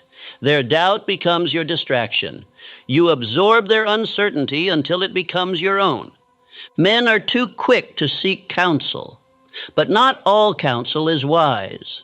Not all ears are worthy. Not all questions are honest. And not all smiles are sincere. I did not reveal my purpose in writing Think and Grow Rich to the world before it was born. I knew what would happen. They would call it fantasy. They would call it ambition without proof. They would ask for guarantees. And if I had listened, I would have doubted. I would have quit. The book would not exist. You must understand, some men are not malicious, but they are fearful, and their fear is contagious. Their worry is dressed as logic. Their doubt is spoken in the language of care, but it poisons just the same. The man who repeats his aim only to his mastermind, he is wise. He understands the sacredness of purpose. He does not expose it to the winds of common talk. Speak your goal to those who are building their own. They will strengthen you. But keep it from the idle, the uncommitted, the drifting, for they will drag your vision into the mud of uncertainty. Remember this. Many great failures began with a simple conversation, a word shared with the wrong ear, a doubt accepted from the wrong mouth. The enemy is not always outside. Often it is the echo of what you allowed others to say to you. What is spoken cannot be unspoken. What is heard cannot be unheard. So protect your mind, shield it, guard it like a fortress. Every word you allow in becomes part of the soil from which your thoughts grow. Say this aloud. I protect my purpose with silence. I do not share with those who do not build. Rockefeller built empires quietly. He chose his counsel with surgical precision. He knew that even one voice of uncertainty could slow his momentum. You must become like this, ruthless in your protection of the seed. Ask yourself, who have you told your aim to? Did they build it, or did they challenge it? Did they water it, or did they cast shadow over it? You must never feel guilt for keeping your purpose sacred. You must not explain yourself to the unqualified. Your vision is not a topic for debate. It is a decree. Words are like tools. Misused, they destroy. Well placed, they build.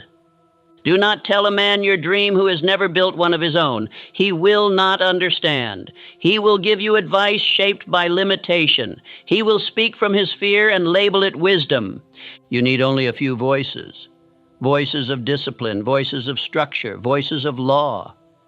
And if you do not yet have such voices, then speak only to the infinite. Speak to yourself. Speak to your subconscious until the dream is real enough to need no defense. Let silence become your armor. Let your results be your statement. Let your progress be the proof. Remember, most men are not aiming at anything. So when they hear your aim, they feel exposed.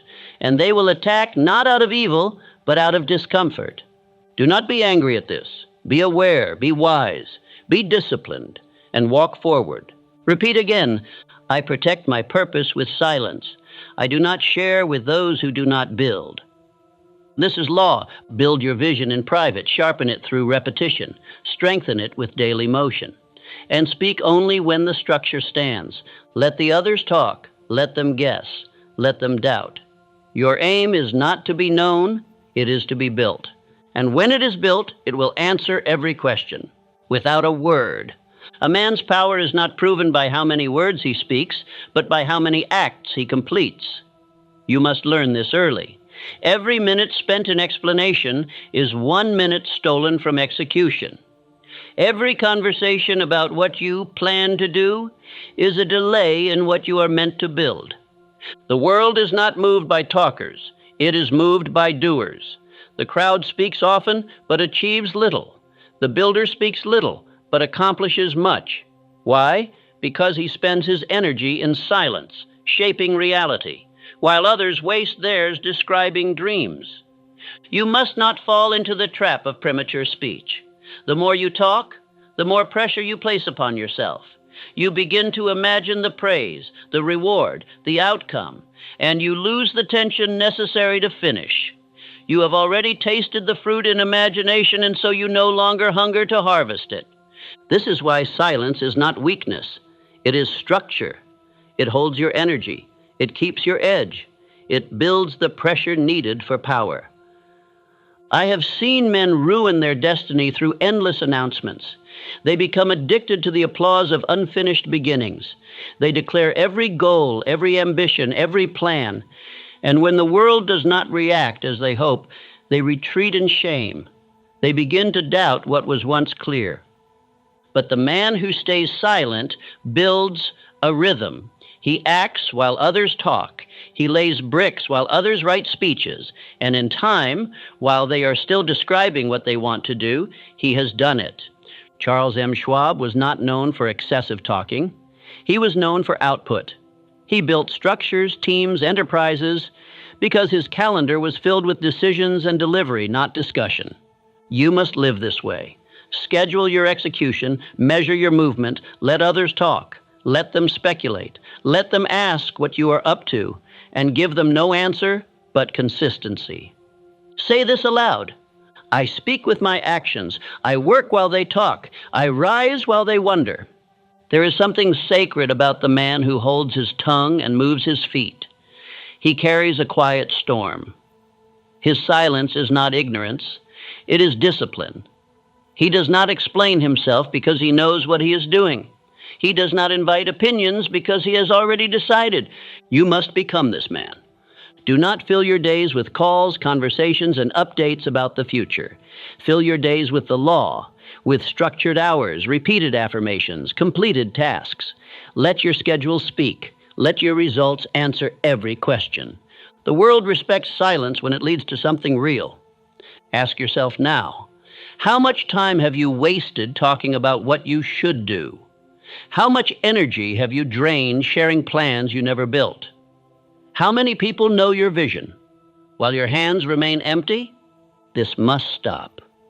From this moment forward, you shall obey a new rule and no explanation without execution.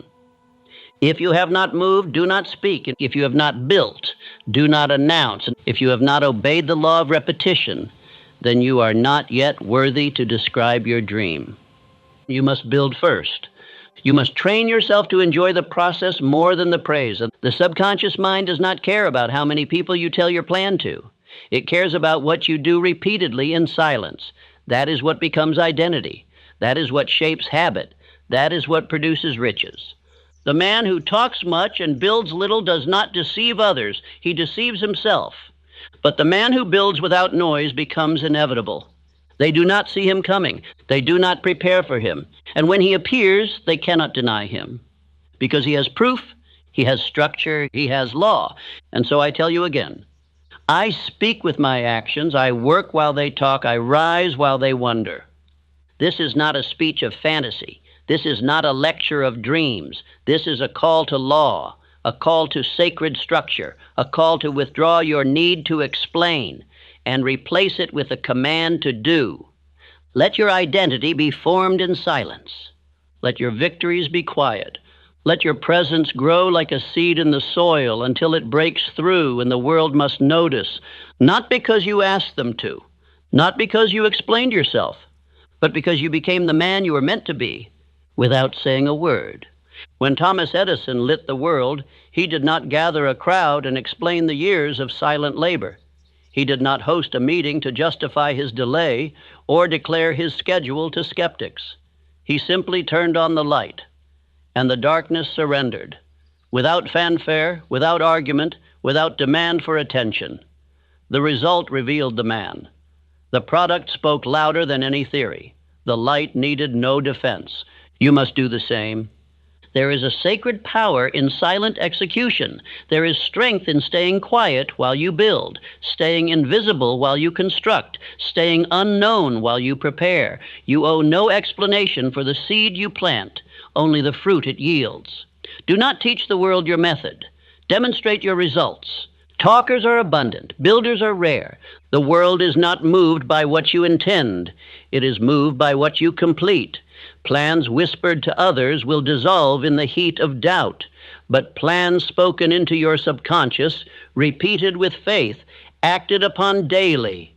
Those plans rise into visible reality. Those plans become stone, become steel, become success. I say to you now, let your growth mature in silence. Let your ambition take root where no wind of ridicule can uproot it. Let your faith grow in soil untouched by fear. Do not allow the unqualified to witness your becoming. A young man once said to me, I have a grand idea. I've shared it with many, and none believe it can work. And I replied, that is your first mistake. You shared it too early. You scattered your seed among stones. You see, premature exposure invites theft, invites criticism, invites spiritual interference. The seed must be protected while it is soft, while it is vulnerable.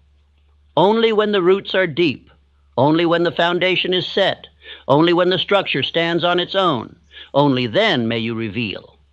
When I first conceived of the philosophy of success, I told no one, not until the idea had matured, not until the words had formed into lessons, not until the law had proven itself in my own life.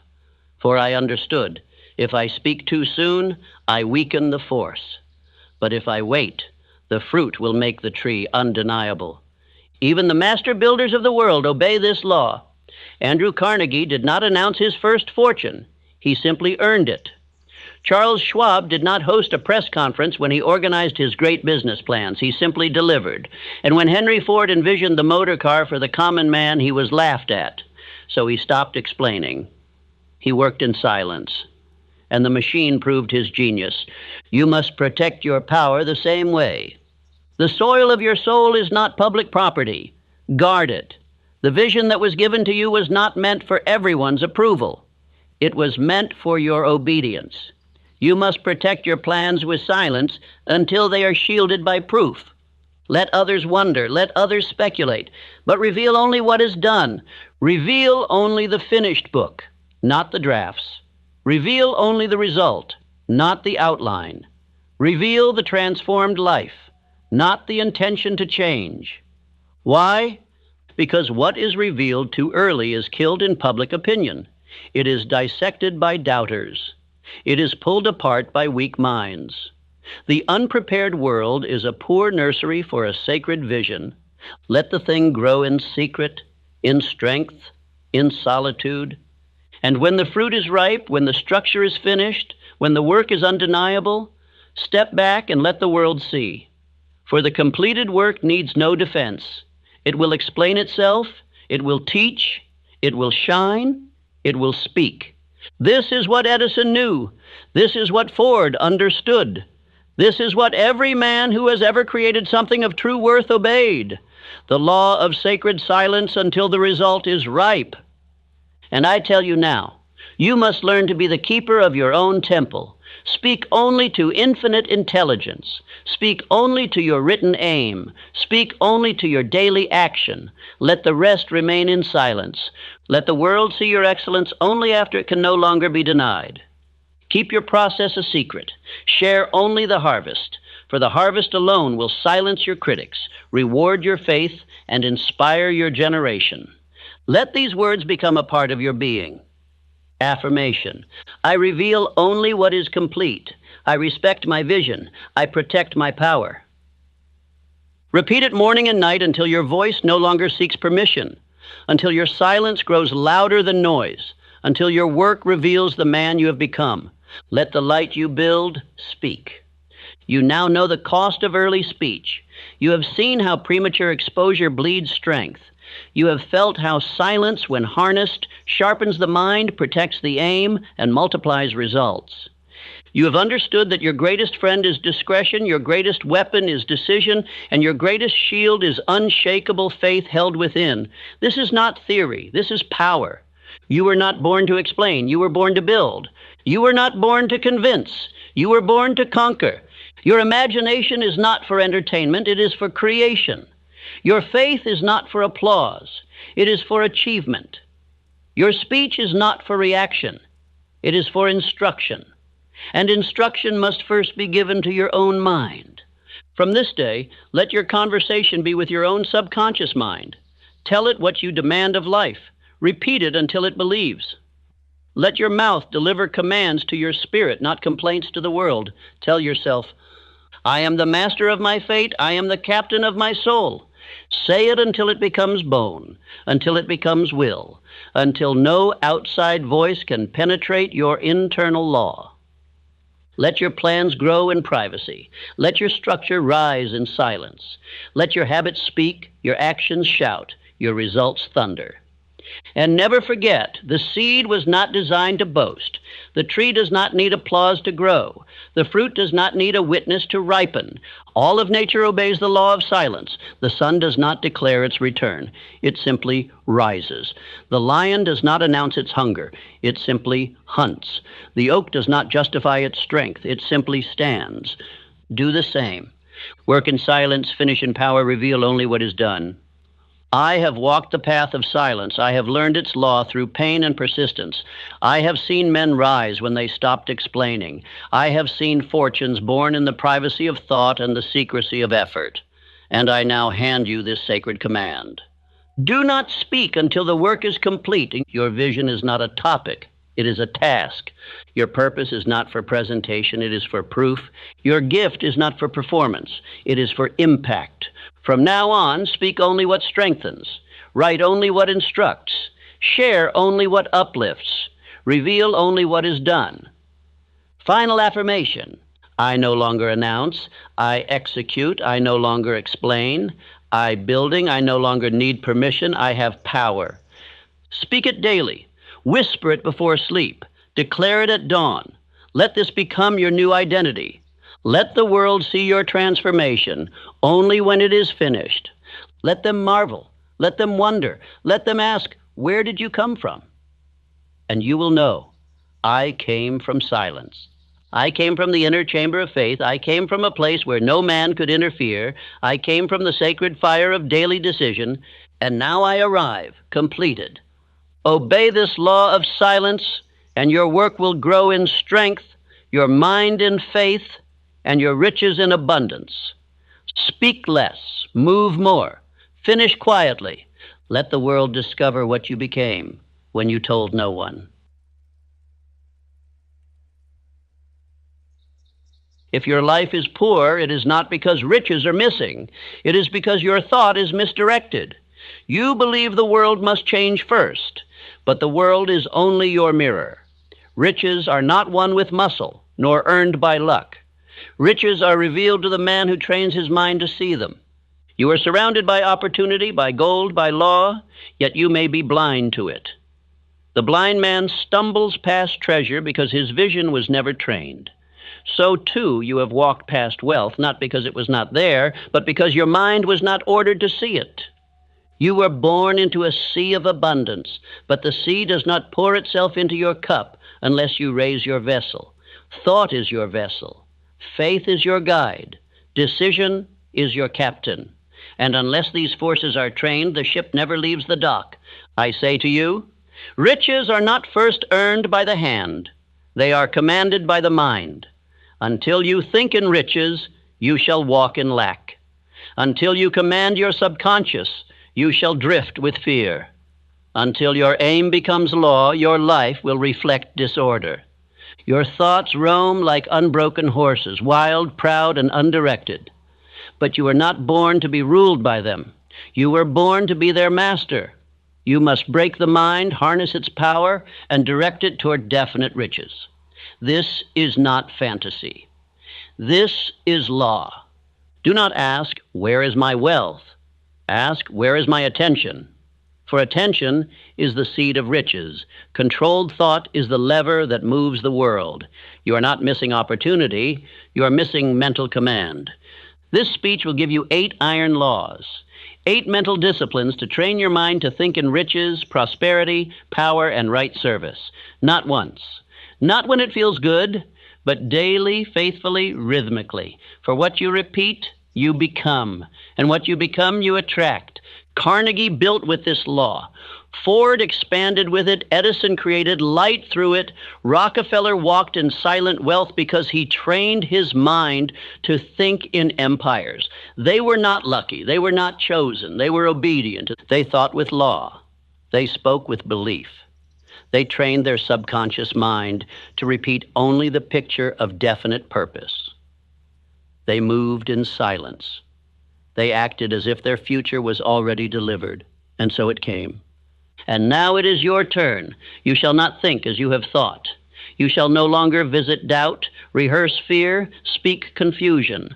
You shall now learn to think in wealth, walk in belief, act with definiteness, and plant daily seeds of power. These laws are not for the casual. They are not for the drifter, the doubter, or the passive. They are for the builder, the doer, the silent man who has decided, I will think in riches until I become them. Do not treat this lightly, for the power you are about to access has built kingdoms. It has formed railroads, carved cities, and summoned fortunes from thin air. It is not external. It is within you. Let us now begin. Let us now train the mind, and let us plant only riches. Let us repeat only belief. Let us become the man that wealth obeys. Let us begin with the first law. Say it aloud. I train my mind to think only in riches. I speak only in wealth. I become what I command. The first law is this. The mind must be dominated by a definite chief aim. Not influenced, not inspired, dominated. For no man can command riches whose thoughts are scattered. No ship arrives at harbor without a destination. No life produces abundance unless it is directed by one ruling purpose, clearly defined and deeply felt. The majority of men never define their purpose. They drift. They rise each day and respond to the noise of others. Their thoughts are not their own. Their time is sold cheaply. Their actions are guided not by inner command, but by external demand. And so, they earn just enough to survive, but never enough to command. If you wish to build riches, the first step is not work, it is writing. You must sit with yourself. You must decide, what do I desire above all else? What is the single aim for which I will give my thought, my faith, my persistence, and my obedience? Until this is answered, all effort is wasted. All action is blind. It was Andrew Carnegie who gave me this command. He said, young man, sit down and write the purpose of your life. Until that is done, you are working against the laws of riches. I obeyed, and my life was never the same. From that moment on, I was no longer a wanderer. I was a commander. Write this now. My definite chief aim is the guiding law of my mind. I give my thoughts no option but to serve this purpose. Do not write it like a wish. Do not write it like a hope. Write it like a decree. Your mind is a government. Your definite chief aim is its constitution. Every thought must align with it. Every word must reinforce it. Every action must serve it, and anything that does not must be cast out. Until your aim is in ink, it is only air. Until it is spoken aloud, it is only imagination. And until it is burned into your subconscious by daily repetition, it is only a seed left on stone. Do not say you're too busy to write your aim. That is like saying the farmer is too busy to plant his seed. That is the excuse of the drifter, not the discipline of the builder. You have time. What you need is decision. Say this aloud. I give my mind no option but to obey my aim. I think in line with wealth. I reject all stray thought. A vague mind leads to a vague life. A man who thinks of riches, then of worry, then of pleasure, then of fear, has already decided to fail. The mind cannot serve two masters. Either it is governed by your chief aim, or it is governed by drift. Let me repeat the law. Until your definite chief aim becomes the master thought of your daily life, wealth cannot obey you.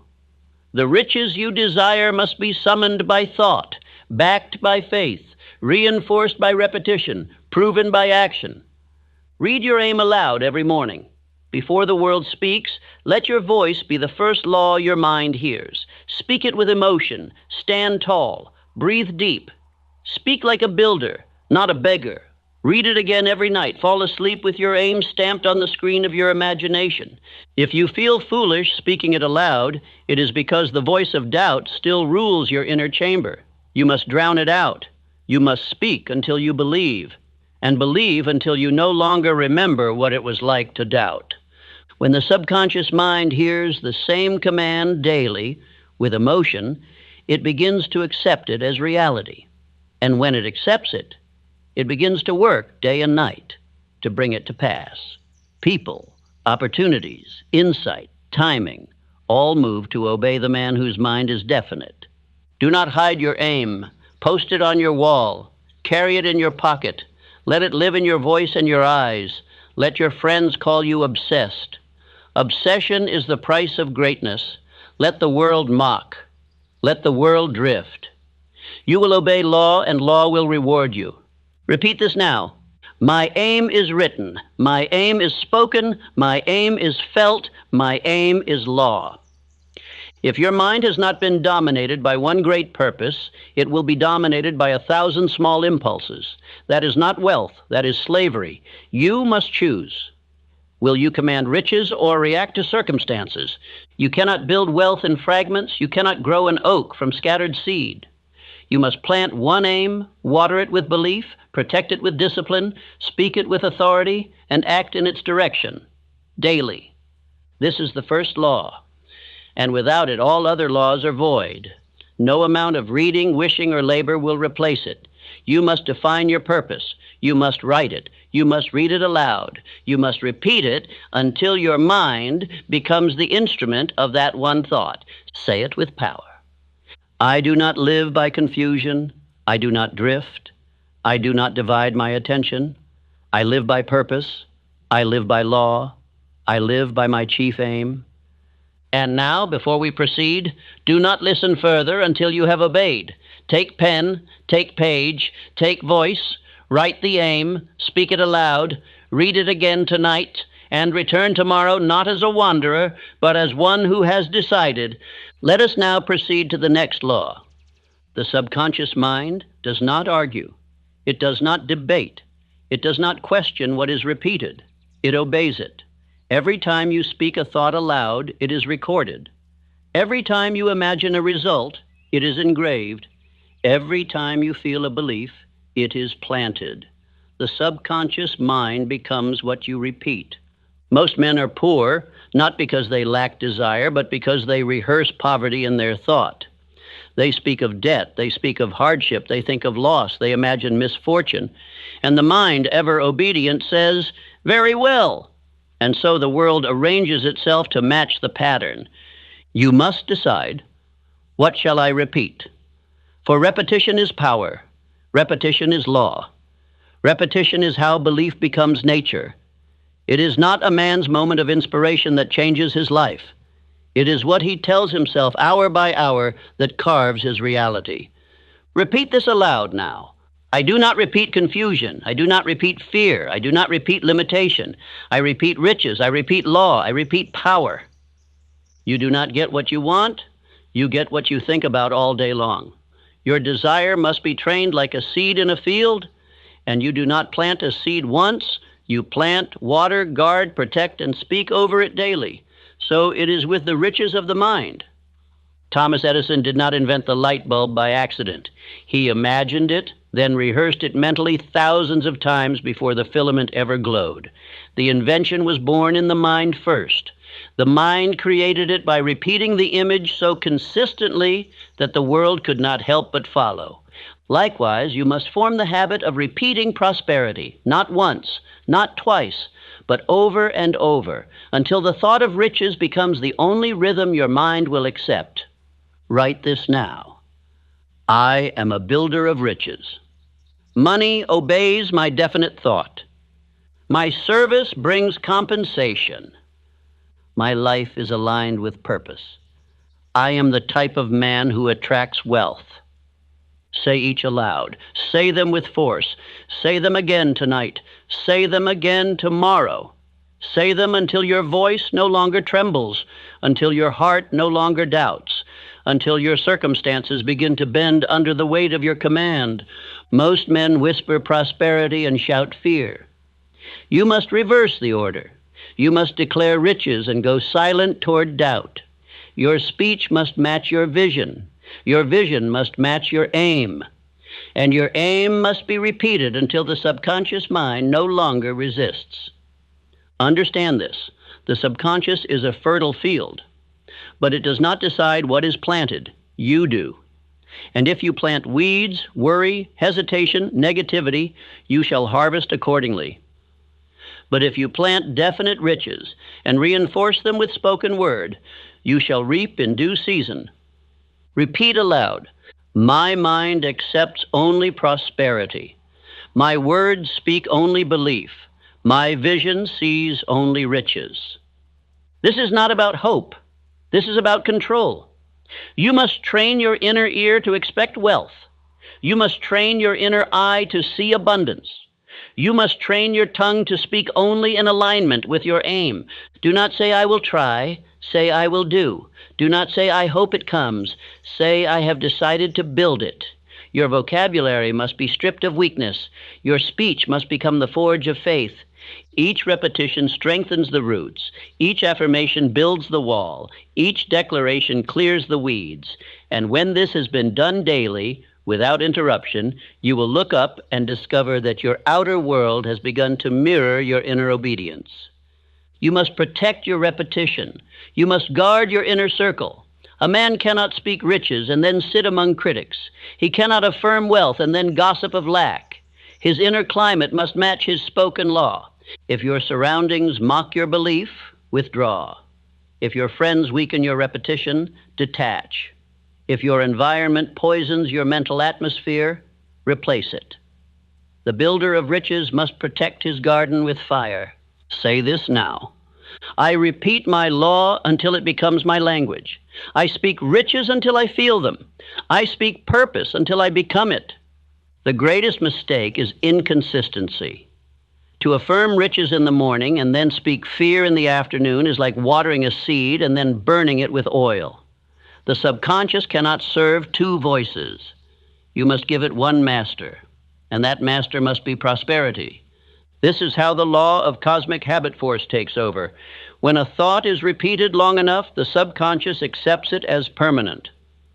And when it is permanent, it becomes routine. And when it becomes routine, the world must obey it. Speak this final affirmation today.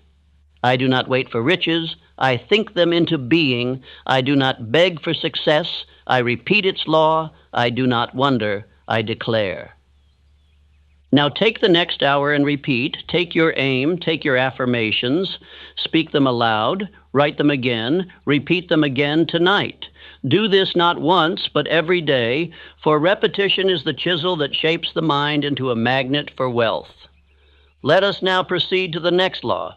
No man can fill his mind with wealth if it is already filled with doubt. The seed of riches cannot take root in poisoned soil, and doubt is poison, silent, subtle, but deadly. You must cleanse the mind. You must remove the voice of uncertainty. You must tear out the root of fear before you expect the root of fortune to grow. Most men live with doubt as if it were a companion. They feed it with their thoughts. They speak it without noticing. They accept it as truth because it sounds familiar. But understand me now. Doubt is not truth. Doubt is noise. Doubt is the enemy. And if you do not conquer it, it will quietly conquer you. You must ask, whose voice is this that tells me I cannot?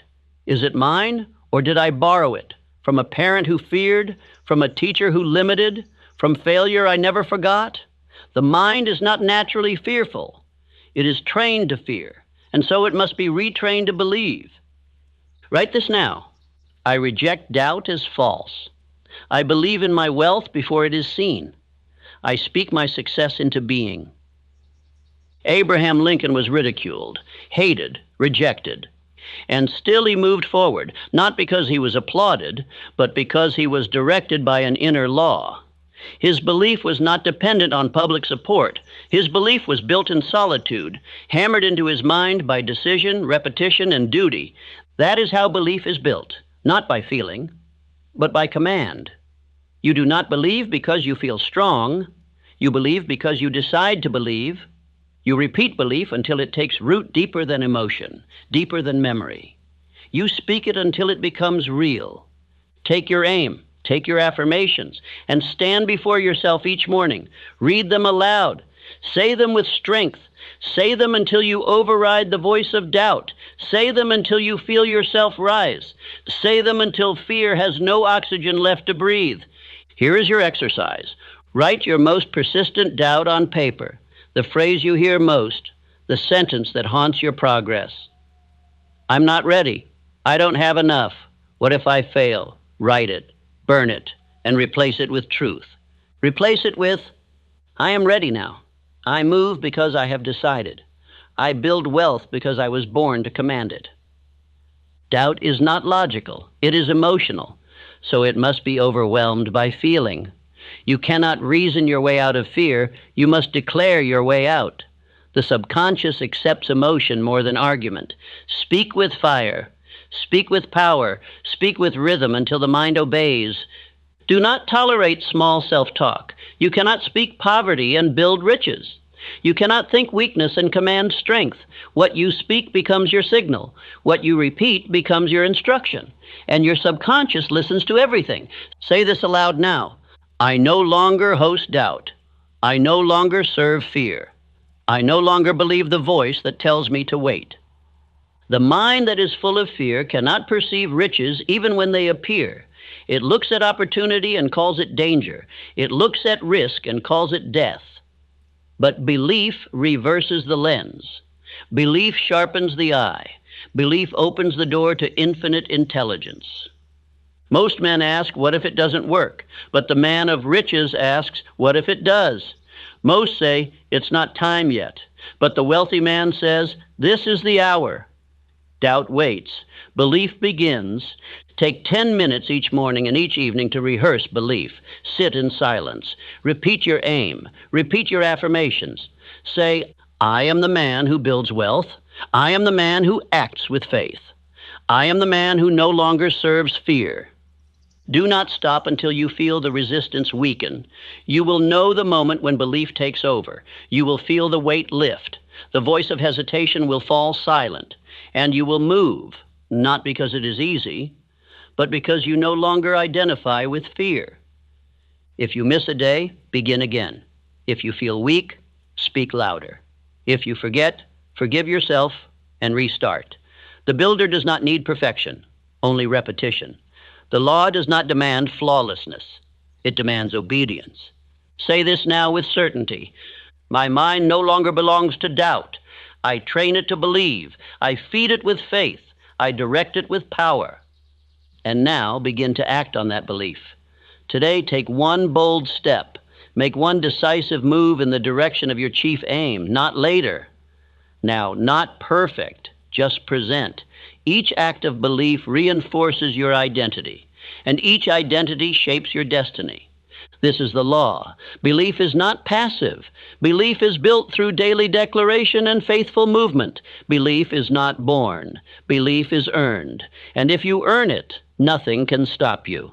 The poor man looks upon the world and sees scarcity. He says there is not enough: money, time, help, power. And by this perception, he proves himself correct. But the rich mind does not look for what is missing. It searches for what is possible. It trains itself to see wealth in all things, even in difficulty, even in loss. You must recondition your inner eye, for all things in this world contain value, but that value is only visible to the trained observer. Gold lies in the earth, but only the miner sees it. Opportunity lies in people, in situations, in problems, but only the prepared mind detects it. Say this aloud. I see wealth in every place. I train my eyes to find value. I do not complain. I convert. A man is poor not because the world lacks value, but because he does not know how to see it. The builder sees failure and learns. The drifter sees failure and flees. The builder sees waste and finds a system. The drifter sees effort and surrenders. When Henry Ford looked upon the mess of steel scraps and manual labor, he did not despair. He saw efficiency. He saw systems. He saw movement. He created the assembly line, not by chance, but because his mind was trained to ask, how can this be made to serve my aim? That question must become your daily prayer. How can this be used to serve my definite chief aim? When the world mocks you, there is power to be found. When you lose something, there is a lesson to be stored. When time seems wasted, there is insight to be extracted. When nothing is happening, your mind must be sharpening. There is no moment without potential, but you must choose to see it. You must repeat belief, not just in yourself, but in your surroundings. The builder says, all things are working for me, and so they do. The drifter says, everything is against me, and so it is. Your thought becomes the lens through which wealth is seen or missed. Repeat now. Everything around me contains value. I search for it. I recognize it. I claim it. This principle is not magic. It is mental preparation. The subconscious mind becomes like a magnet. When trained by repeated aim, belief, and affirmation, it begins to search. It begins to notice. It begins to draw in people, ideas, and events that align with your chief aim. You do not need to force opportunity. You need to become the man who sees it. You do not need to hope for wealth. You need to train the mind that detects wealth in places where others see only dust. Your speech must reflect this belief. Never say, I can't afford. Say, I am learning to command greater riches. Never say, this is useless. Say, what can I extract from this? Never say, this is bad luck. Say, this is refinement. Thoughts spoken aloud return to the mind with greater force. Words are not idle. They are instructions. Speak wealth, speak power, speak discovery, speak opportunity. And soon your eyes will begin to see what you have been training your subconscious to expect. Take this exercise. As you go about your day, write down 5 moments where you saw opportunity where others would have seen lack. Train the muscle, sharpen the lens, learn to detect value. Repeat this.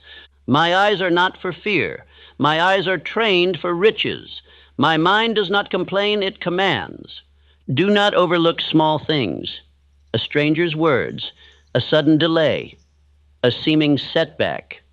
All things can be used by the mind that sees. Most men reject these moments. The wealthy man studies them, turns them, extracts wealth from them. This is not optimism. This is accuracy. The riches are already here. They have always been here. They are not hidden. They are simply filtered out by those whose thoughts are untrained, unfocused, unprepared to receive. Say this now. I see riches in the air. I see value in my work. I see power in every moment. Once you train your mind to see wealth, every day becomes harvest. Every problem becomes potential. Every inconvenience becomes instruction. You walk no longer as a beggar, but as a builder. You wait no longer for a break, you create one. You become dangerous to poverty because you have left behind the lens of limitation. You now walk with the eyes of a king. This is the law. The world becomes what you believe it to be, and you will never attract wealth if you believe it to be scarce. You must think in abundance. You must look for gain. You must speak in gratitude and command. Do not drift through this law. Practice it. Live it. See it. Write it. Speak it. And you will find that what once passed you by now appears before you because you trained your mind to detect it. Let us now continue to the next law. You cannot think in wealth while surrounded by noise. You cannot command power when your mind is distracted. And you cannot train your subconscious in a world that speaks over your inner voice. Silence is the sanctuary of success. Silence is where riches are conceived. Silence is where the mind returns to law. Every man who has built an empire has had to learn this. Wealth is conceived in quiet. Carnegie planned alone. Ford imagined in solitude. Edison isolated himself to think. Rockefeller took walks, not to escape, but to listen, to the whisper of thought, to the sound of purpose, to the voice of infinite intelligence. You must now establish your own chamber of silence, a sacred space not made of walls or cushions, but of time protected from interruption, at least 30 minutes daily. No sound, no voices, no pages turning, no thinking of errands or troubles, only your aim, only your affirmations, only the picture of your future, fully formed. Say this aloud. In silence I grow strong. My riches multiply in stillness. I do not speak confusion. I sit in command. This is not luxury. This is necessity. Your subconscious mind cannot receive orders while distracted. It cannot act on scattered thought. If your day is ruled by interruptions, your fortune shall be ruled by delays. Silence is the forge where thought is shaped into command. The drifter fears silence, because in silence he must face his thoughts. But the man of purpose enters silence as a king enters his council. He does not fear the quiet. He uses it to review the plan, repeat the aim, rehearse the image of success until it burns like a flame in the darkness. Repeat this. My mind does not wander. My mind returns to purpose. My mind repeats wealth in silence. You must schedule silence with the same obedience you would schedule labor, morning or night, but it must be daily. This is your meeting with riches, your counsel with infinite intelligence. It is not optional, it is the foundation. During this time, speak your aim aloud, whisper your affirmations, then see them vividly in color and movement. Do not imagine idly, imagine with control, imagine with precision. Do not wish, rehearse. In silence, repeat. I see myself as wealthy. I see myself in command. I see myself surrounded by riches earned through service, law, and definite thought. You will be tempted to skip this. The noise of the world will demand your attention. But remember, noise is the enemy of wealth. It pulls the mind into reaction. Silence returns it to direction. Each minute you sit in silence and command your thoughts. You strengthen your mental magnet. You condition your subconscious to obey only one law. You replace the pull of doubt with the rhythm of belief. Understand this. It is not effort that multiplies wealth. It is concentrated thought. 1 minute of directed imagination is worth more than 1,000 hours of wandering labor. But the imagination must be fed in stillness, not in clutter. Say this now. I train in silence. I rehearse wealth in stillness. I leave the world to return with greater power. You will discover in time that this habit of silence becomes your anchor. When fear rises, you return to silence. When plans fall apart, you return to silence. When others are lost in confusion, you return to silence. And from silence, you emerge decisive, steady, and clear. It is in silence that infinite intelligence speaks, not in noise, not in frenzy, but in that quiet chamber of the soul where belief is heard most clearly.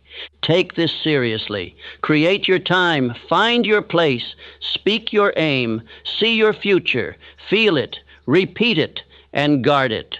For silence is not empty. It is where riches are conceived. Let us now move forward to the next law. Thought without action is a broken command.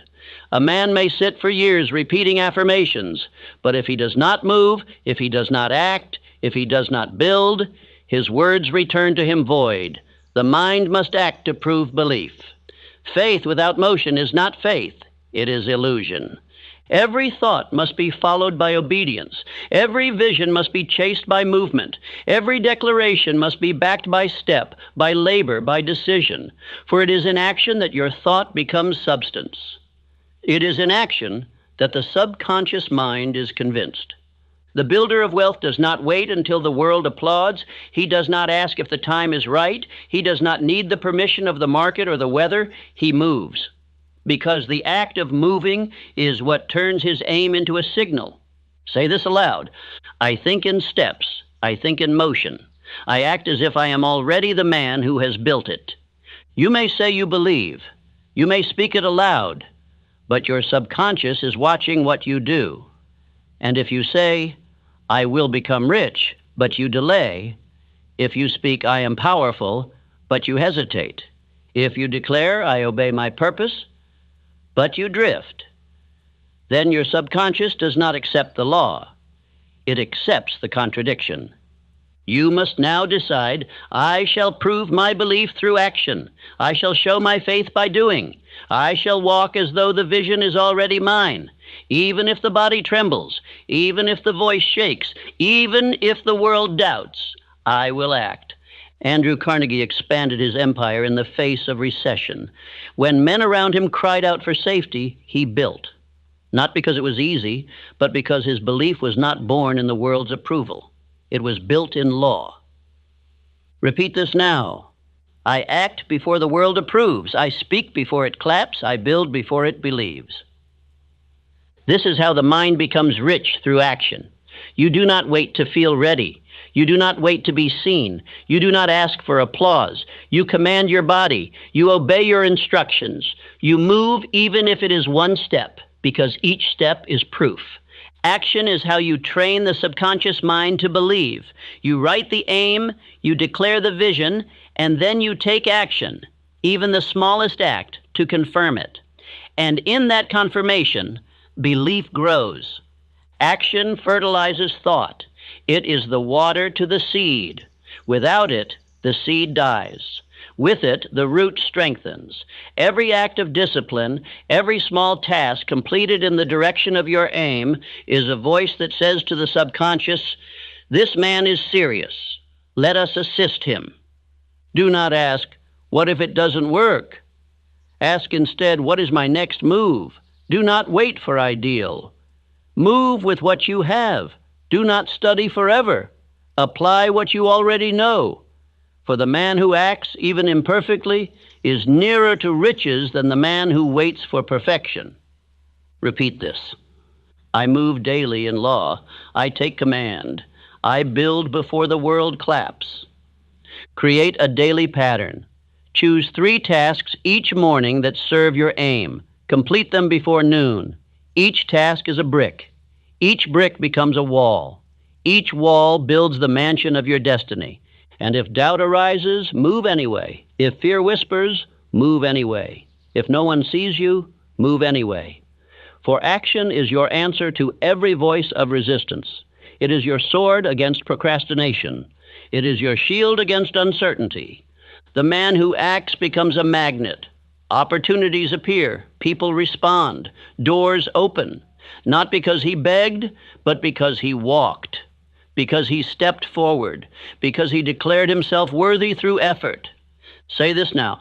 I act now, I build now, I obey now. My wealth grows because my movement is constant. You cannot sit and expect reward. You must plant, you must tend, you must water. And this is done in movement, in obedience to the voice you declared in silence. You may not see results at first, but understand this. Each action sharpens the tool. Each task refines the mind. Each move carves the man.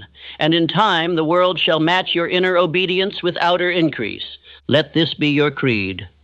I do not drift. I do not delay. I take my purpose and I act. Let us now proceed to the next law. You were not born to chase coins.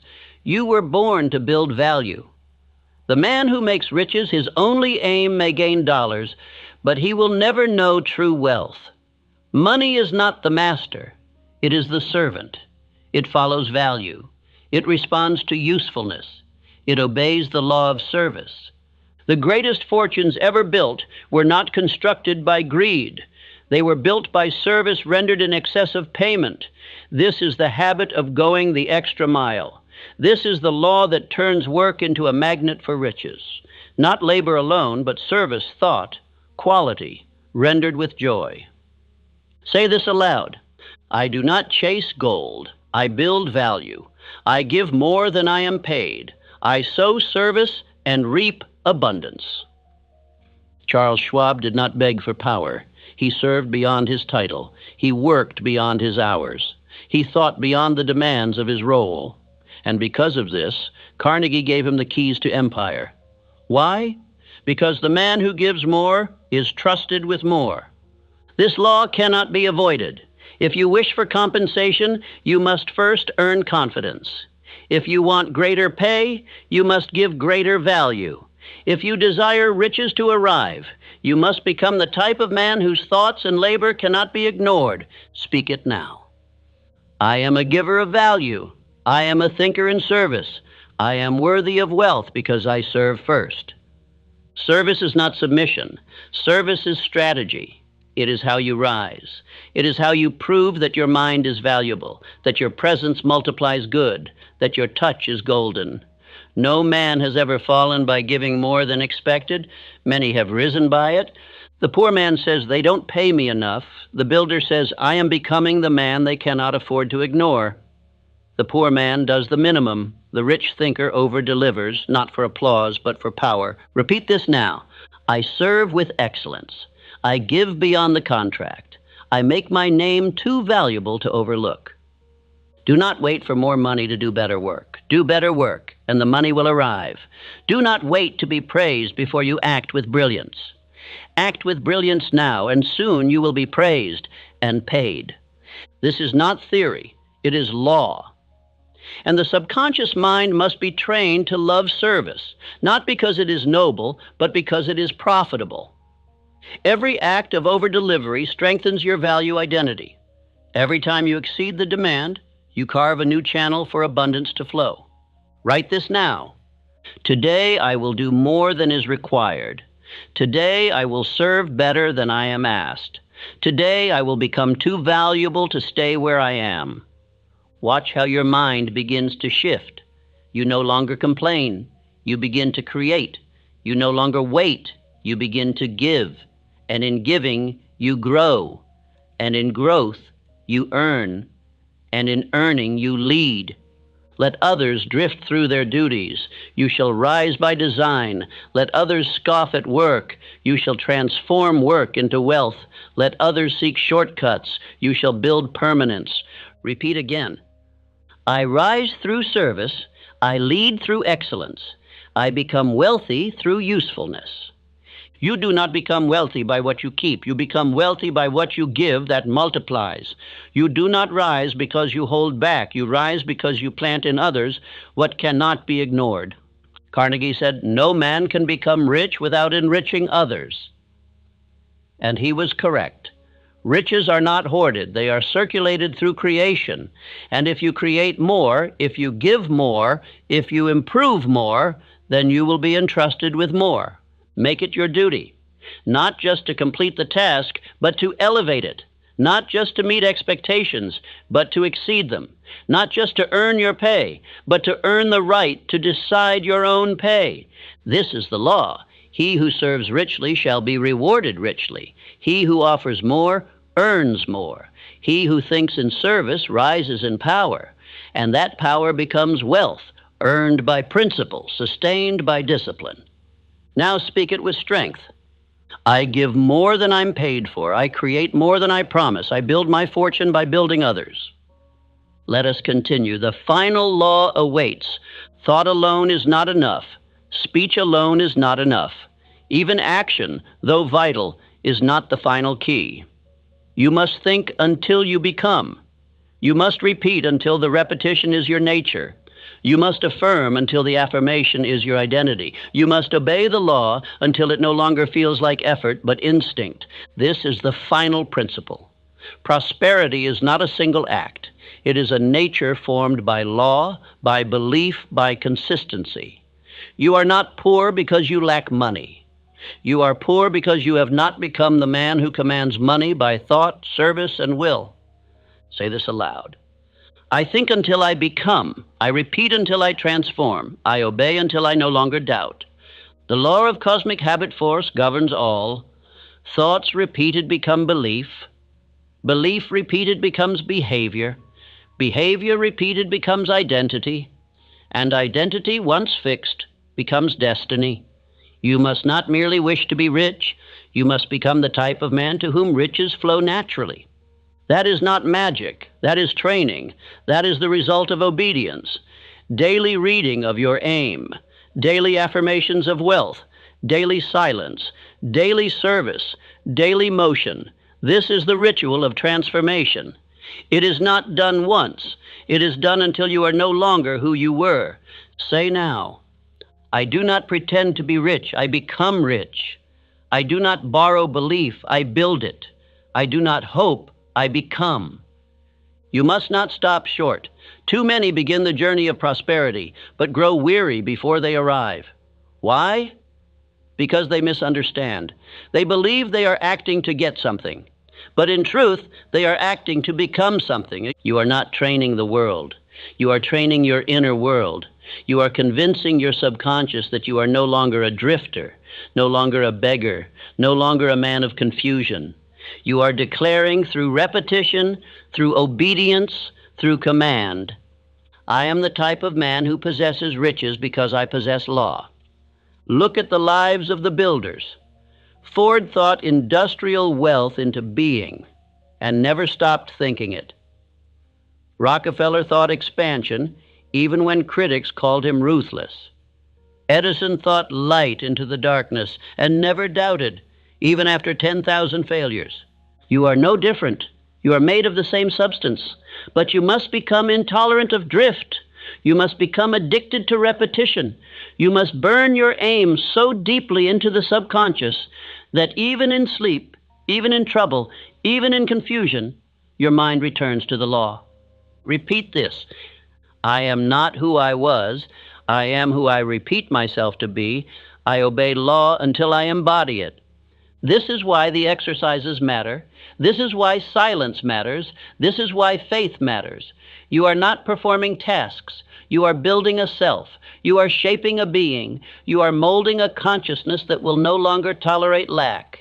You will know you have become when you do not think if you will be rich. You know it. When you do not wonder when, you walk as if it is done.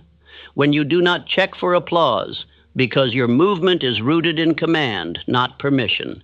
This is what must happen. You must move from repetition to embodiment, from obedience to identity, from learning the law to becoming the law. Write this now with power. I am a man of wealth. I am a mind of power. I am an embodiment of thought controlled by law. That is your final seed. And now that it is planted, you must nurture it with the repetition of all the laws you have learned.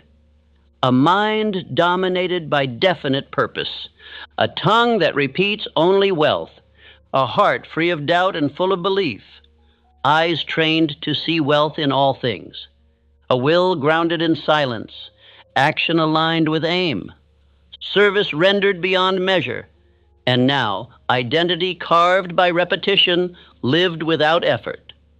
This is your new standard. You do not act wealthy, you are wealthy. You do not think of riches, you are riches in form. You do not chase results, you carry the cause. Repeat one final time. I do not drift, I do not delay, I do not deviate, I have become.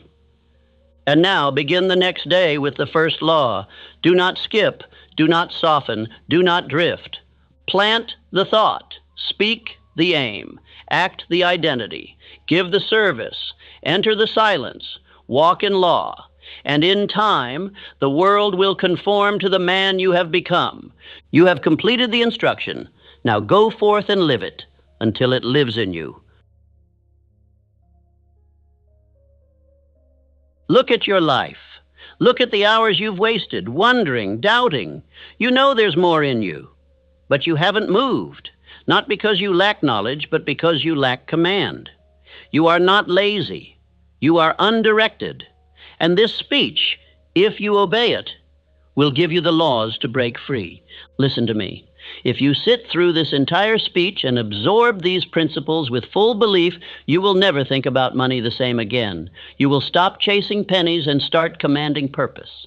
You will begin to see opportunities you've walked past for years. You will no longer ask, why does nothing work for me? Because you'll know exactly what to plant, what to say, what to act on.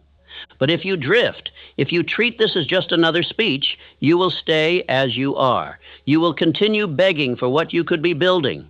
You will walk through another month ruled by hesitation and invisible fear. You will stay broke, not in your bank, but in your belief.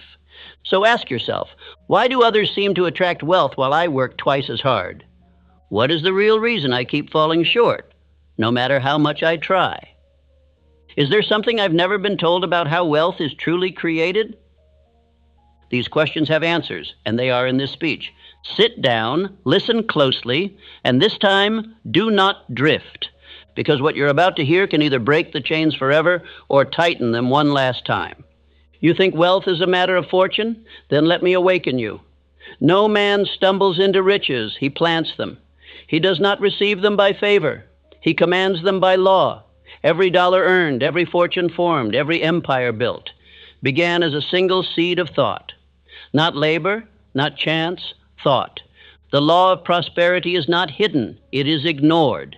You wait for signs. You wait for the world to reward you for your wishes. But the soil does not bless the man who holds the seed in his hand. It blesses only the man who plants it. This is your hour of planting. And I speak now not to your ears, but to your command center, your mind. The seed of wealth must be chosen deliberately. The ground of your subconscious must be broken by repetition. The harvest is produced only through consistent faith, speech, and action. If you plant confusion, you shall reap failure. If you plant vague hope, you shall reap delay. But if you plant definite purpose, faith, and decision, the world must, by law, conform to the pattern you build. You say you want riches, but your mind is scattered. You think of success 1 hour and fear the next. You declare your dream in the morning and doubt it by night. The soil does not respond to contradiction. The soil responds to definite command. And I tell you now, no man becomes rich who does not command. You do not wait for wealth. You grow it. You grow it by law. You grow it by planting thought into your subconscious until it becomes identity, until it becomes the very nature of your being. The man who becomes rich does not become something new.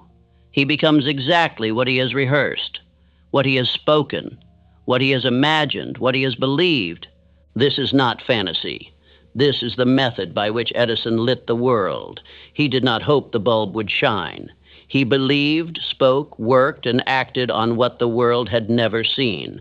It is the method by which Ford imagined the automobile in every home while others laughed. It is the method by which Carnegie challenged me, yes, challenged me, to write down the purpose of my life and then repeat it until the world could not deny its reality. He did not say try, he said declare, and I obeyed, I wrote, I repeated, I believed. And over time, the world bowed to what I first wrote in silence. And so shall it bow to you if you obey. You say, I want more. But the question is, have you written what more means? Have you repeated it aloud with belief? Have you taken the daily steps to plant it, water it, protect it? If not, you are not building, you are wishing. And the universe does not pay wages to wishers. It pays builders. So I tell you this with fire. For the next few moments, you shall be given 7 mental laws, 7 principles, 7 seeds. Each one, if planted, spoken, and obeyed, will take root in your subconscious. And from that root will rise the tree of your prosperity. But I must warn you, this is not a game. This is not something to try when convenient. These are laws. They cannot be broken. They can only be ignored. And if you ignore them, you shall continue to wander. You shall continue to drift. You shall continue to beg for the fruit you have not sown. You cannot reap what you refuse to plant. You cannot plant while waiting for conditions to be perfect. You cannot delay and expect the law to reward you. The ground does not wait for the lazy man. Why then do you wait? Carnegie did not wait. Ford did not wait. Edison did not wait. They acted in law. They moved when others hesitated. They planted when others hoped. They built their fortunes while the world asked permission. And they became masters of their fate. You must do the same. But to do so, you must become definite in your purpose. You must write the law you will obey. You must repeat it aloud until your mind accepts it.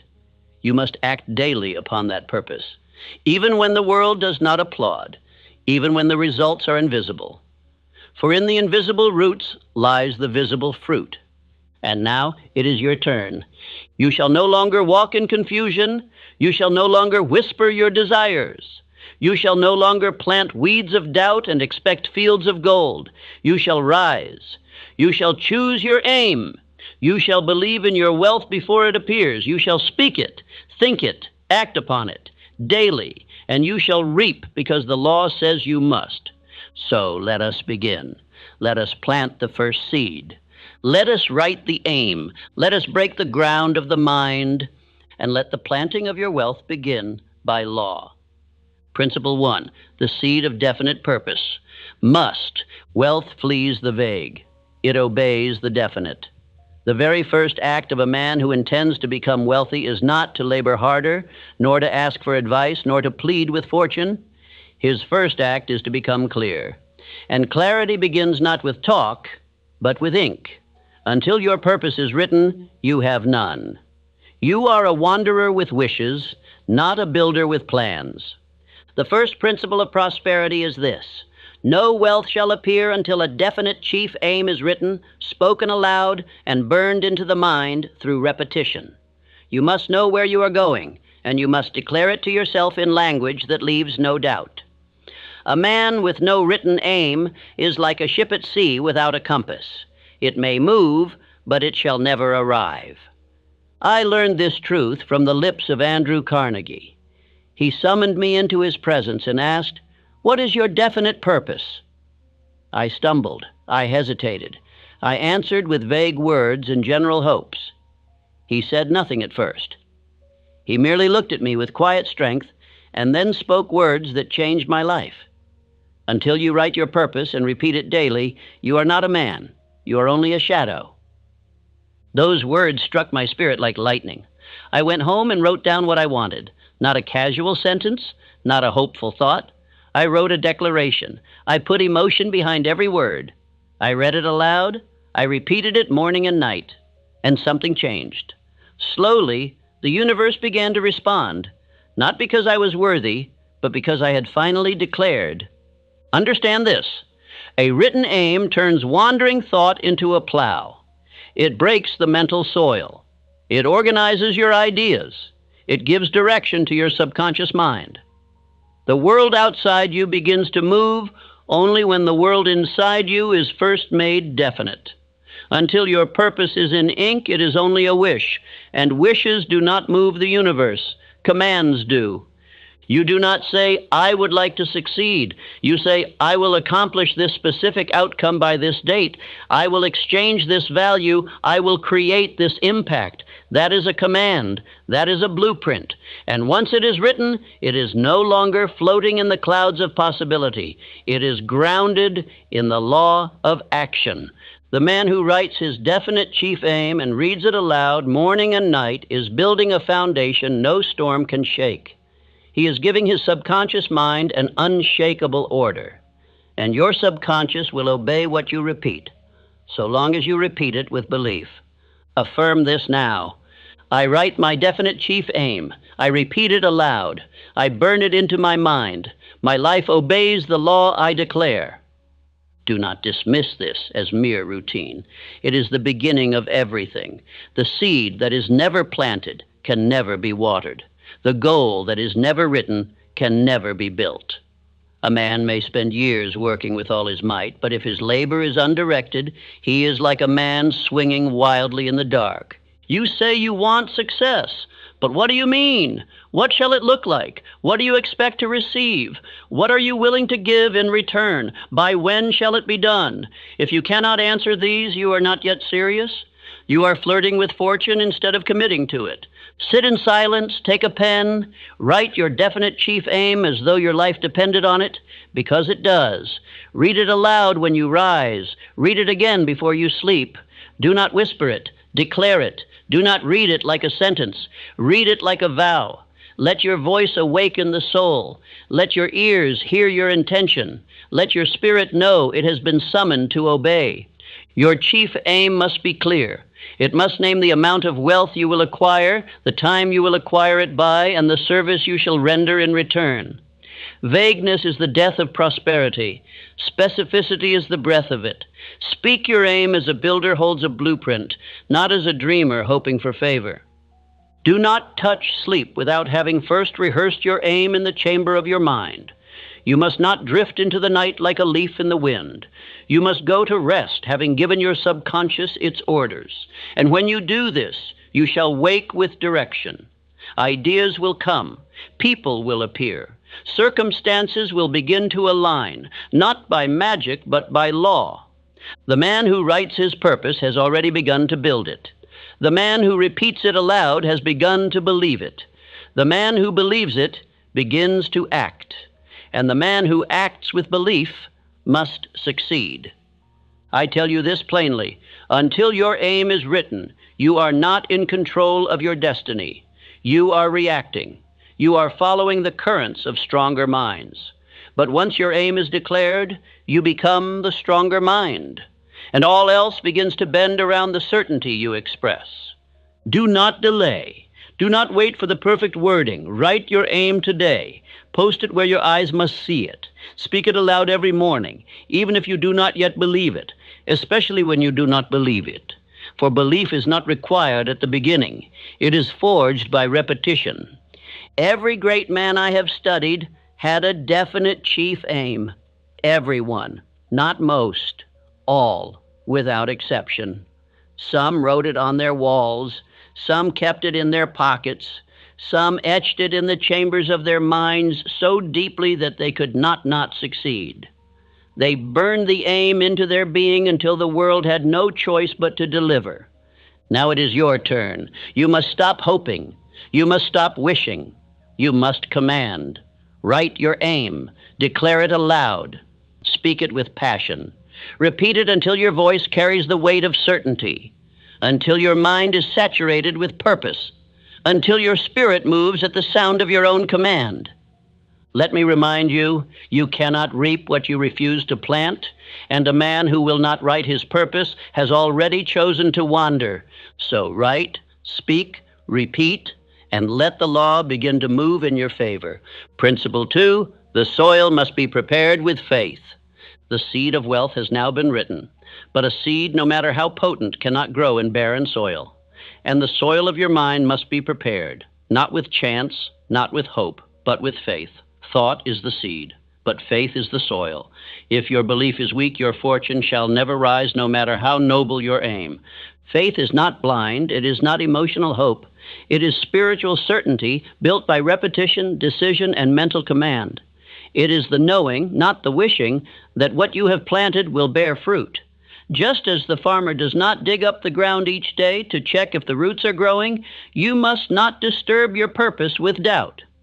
You must believe it is working, even when you see nothing. Understand this law. Thoughts plus faith equals prosperity. A thought without faith is a dry root in dead ground. But when the thought is fertilized by unwavering belief, it begins to pull power from unseen sources. Infinite intelligence does not respond to empty wishing. It responds to definite belief. I have written before, and I repeat it now, faith is the eternal elixir which gives life, power, and action to the impulse of thought. Without it, you may labor, you may act, you may strive, but your efforts will yield confusion and delay. With it, the smallest act becomes mighty. The faintest whisper becomes a trumpet. Let me give you a man who knew this law, Thomas Edison. He failed 10,000 times in pursuit of the electric light, 10,000. But never once did he speak defeat. He saw the light before the world did. He lived in the certainty of its creation long before the bulb ever glowed. That was not stubbornness. It was faith. Faith is the soil that does not ask how. It obeys the law of it shall be done. It does not consult current evidence. It commands future results, and it is built, not given. You do not wait for faith. You build it by repetition. You train it by what you speak. You nourish it by what you choose to believe, even when the world gives you no reason to. Faith is not passive. It is not the idle acceptance of fate. It is the aggressive decision to walk as if the thing you seek already belongs to you. It is the inner fire that says, though I see no harvest yet, I know the ground has received my seed. I will walk in the direction of its fruits. This is the kind of faith that moves wealth. Affirm this now. I believe in the riches I command. I see them before they appear. I walk in possession before the world confirms it. But how shall this faith be built? Through the principle of auto-suggestion. Every time you speak your definite chief aim aloud with belief, you are fertilizing the ground of your subconscious. You are watering the soil. You are saying to your inner mind, this is truth. This is reality. Build it. This is not superstition. This is law. The subconscious mind responds only to repetition laced with emotion. That is why I have commanded you. Read your aim aloud with feeling. Without emotion, your words are dust. With belief, they are seeds of gold. You cannot feed your mind both faith and doubt. One must die. The man who speaks belief and then questions it in silence is building and tearing in the same breath. You must be ruthless with doubt. You must replace it, not reason with it. You cannot argue with poison. You must eliminate it. And every time you feel fear, every time you feel unworthy, every time you wonder if you will succeed, you must speak your aim again. You must drive belief into the soil again. You must declare, "This is mine. I shall have it. I am building it now." And do not confuse faith with arrogance. Arrogance says, "I do not need instruction." Faith says, "I shall obey this law until the result comes." One denies truth, the other applies it, and only one yields prosperity. Let me give you a command. Repeat your purpose aloud with feeling 3 times daily. Once in the morning, once during the day, and once before sleep. Let the tone be full. Let the breath be deep. Let the words be certain. This is the daily act of the wealthy. The greatest fortune you shall ever earn is not in coins, it is in belief.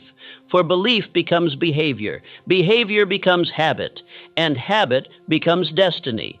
Do not neglect this soil. Do not leave it to chance. Cultivate your faith as the gardener tends the ground, daily, deliberately, and without fail. Now ask yourself, do you believe in what you wrote? Not as a wish, but as a command? If not, then speak it again. Speak it again. Speak it again, until your mind begins to bend toward certainty, until the words no longer feel foreign, but familiar, until your heart answers back with, "Yes, this is mine." Remember this law. Feeling makes the thought grow. If you speak without feeling, you will reap nothing. But if you speak with faith, if you speak with inner fire, if you speak with the authority of a man who already possesses the thing he names, then the world must obey. So now you know the truth. The seed has been planted, but the soil must be nourished, and the soil is belief. Faith is not an accessory, it is a necessity. Without it, your seed dies in the ground. With it, your purpose becomes unstoppable. Now move forward. You have planted the seed. You have begun to nourish the soil. In part 3, we will confront the truth that riches obey planting, not wishing. Let us now continue. Principle 3, riches obey the law of planting, not wishing. You now hold a written aim. You have begun to nourish it with faith. But understand this, no matter how noble the purpose, no matter how deep the belief, wishing alone shall produce nothing. Riches come only by the law of planting, and a planted thought must be reinforced daily, not daydreamed occasionally. Wishing is what idle men do. They speak softly of what they hope for, but never move with the force of decision. The drifter wishes, the builder plants. He takes the image in his mind and drives it into the subconscious with relentless repetition, discipline, and thought. You do not get what you wish. You get what you sow. A field will never yield a crop just because a man wants it. He must turn the soil, insert the seed, water it, shield it, and tend to it daily. Then, and only then, shall the harvest come. Your mind is that field. Your thoughts are the seed. But only through the law of deliberate planting will riches ever appear. Understand this. Your thoughts are either idle or intentional. An idle thought is a weed. It grows by neglect. It invites fear, uncertainty, and stagnation. But a planted thought is precise. It is chosen, repeated, believed, and enforced through daily command. You must become a gardener of the mind. You cannot think of poverty and attract riches. You cannot dwell on lack and build abundance. You cannot rehearse fear and expect courage. This is the law. What you plant in your mind, your life must obey.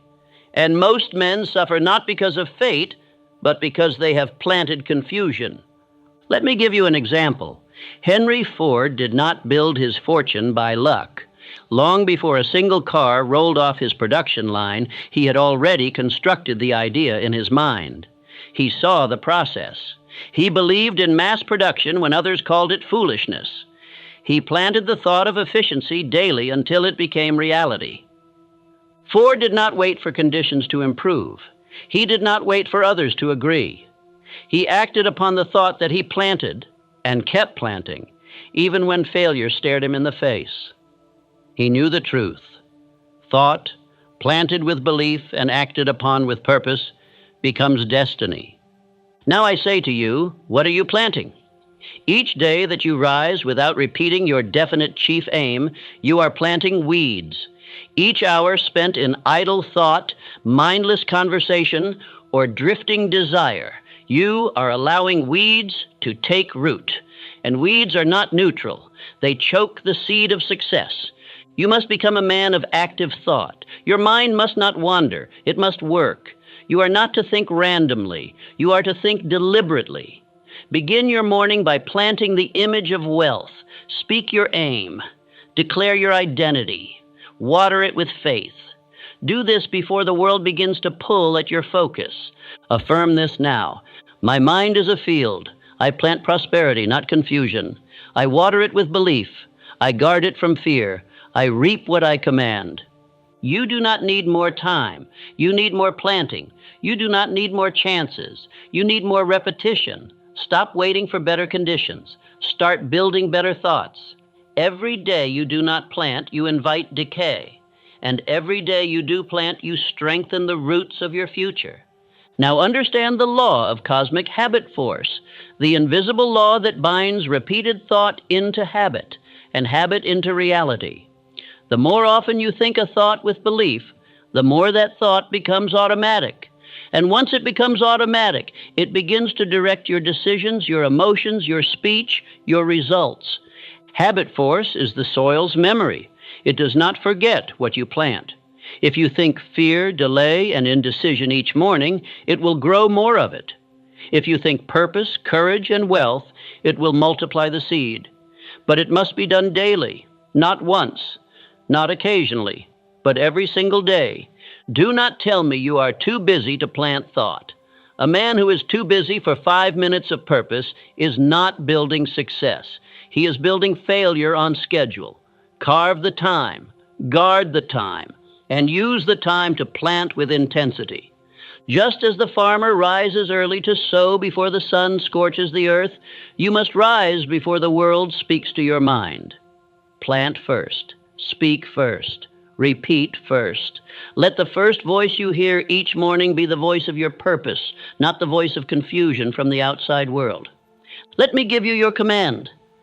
Each morning, before you eat, before you speak, before you listen to the opinions of men, plant the thought of wealth into your mind by repeating your aim aloud with belief.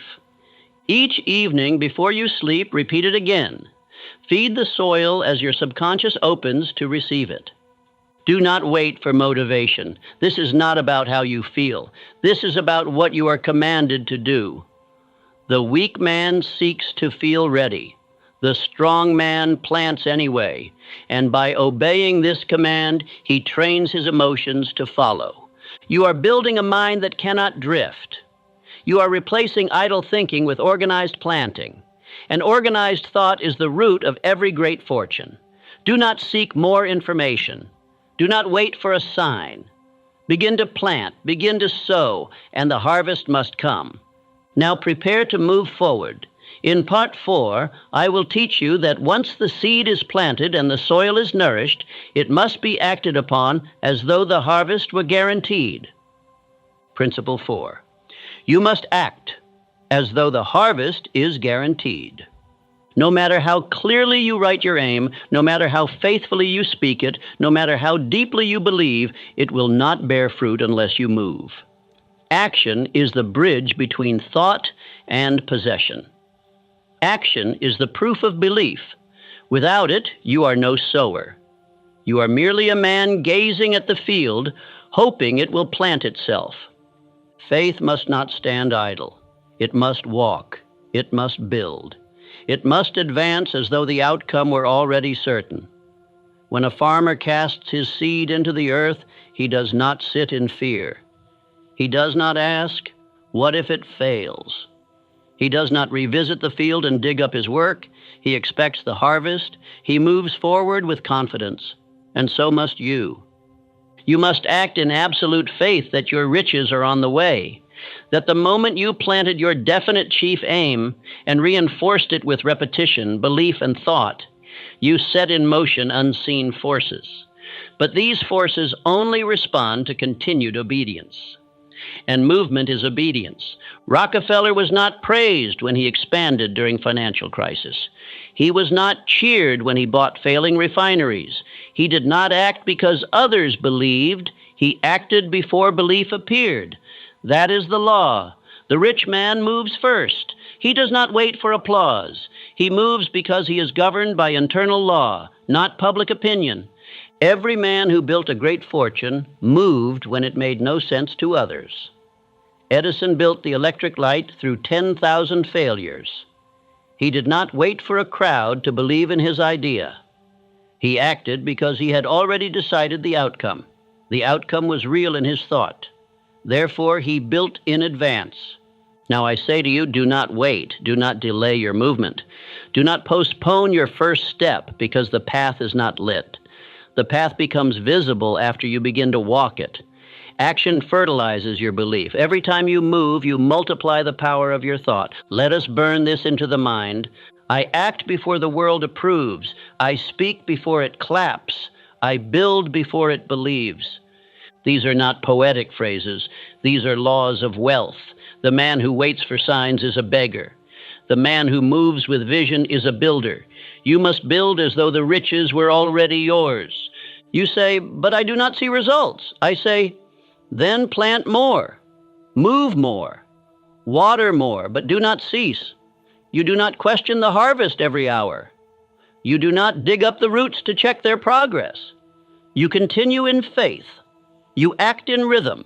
You obey the law of motion. Action is not to be grand. It is to be daily.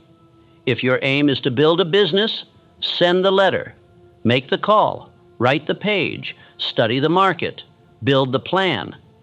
If your aim is to attract wealth, begin by creating value, solve a problem, offer your service, develop your idea, but move every day. Do not confuse planning with action. Many men are buried beneath beautiful plans. They have drawn the map, but they have never taken the first step, and they wonder why no riches arrive. It is because the soil only responds to the one who plants and waters, not the one who dreams of planting. You must now form a pattern of movement. Decide that every day, without exception, you shall take one definite action toward your definite chief aim, not 100 vague steps, one clear, focused, deliberate act. This is how a fortune is built, not by frenzy, but by rhythm. Affirm this. I move daily in obedience to my aim. I build even when the world is still. I act with the certainty of one who owns the harvest. This is not optimism. It is discipline. It is spiritual law. You are to act in harmony with your thought. And when your thought and movement are aligned, nothing can stop you. Beware of the man who studies but does not act. He is the most dangerous kind of drifter. He wears the garments of wisdom but possesses none of its power. For power is not in learning.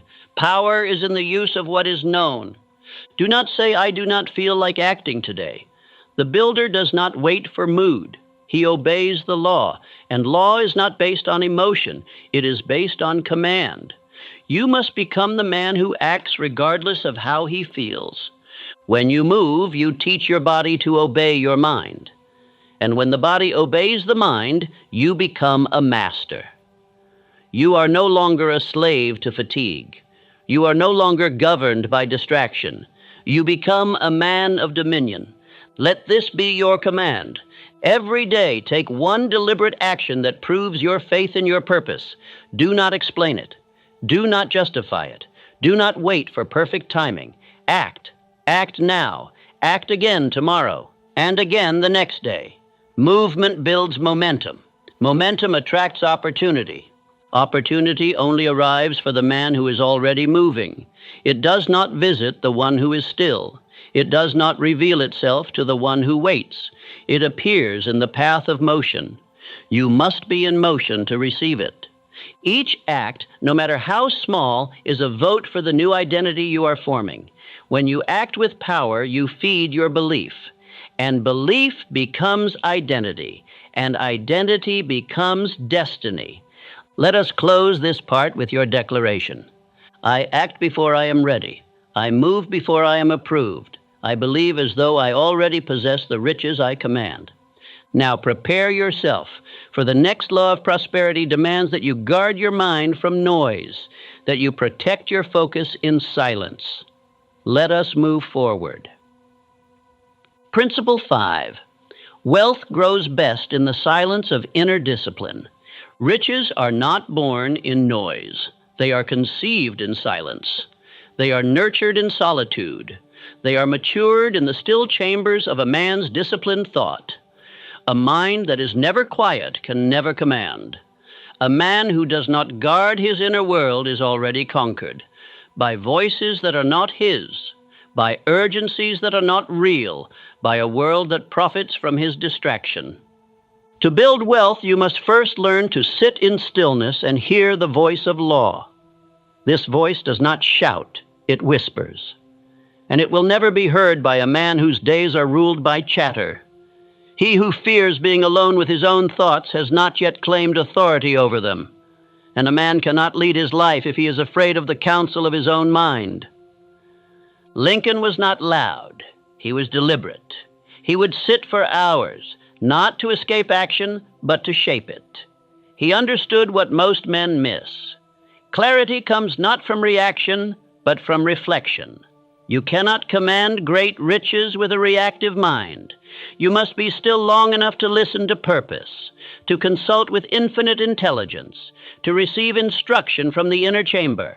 Say this aloud: I protect my silence. In silence, I hear the voice of purpose. In silence, I multiply riches.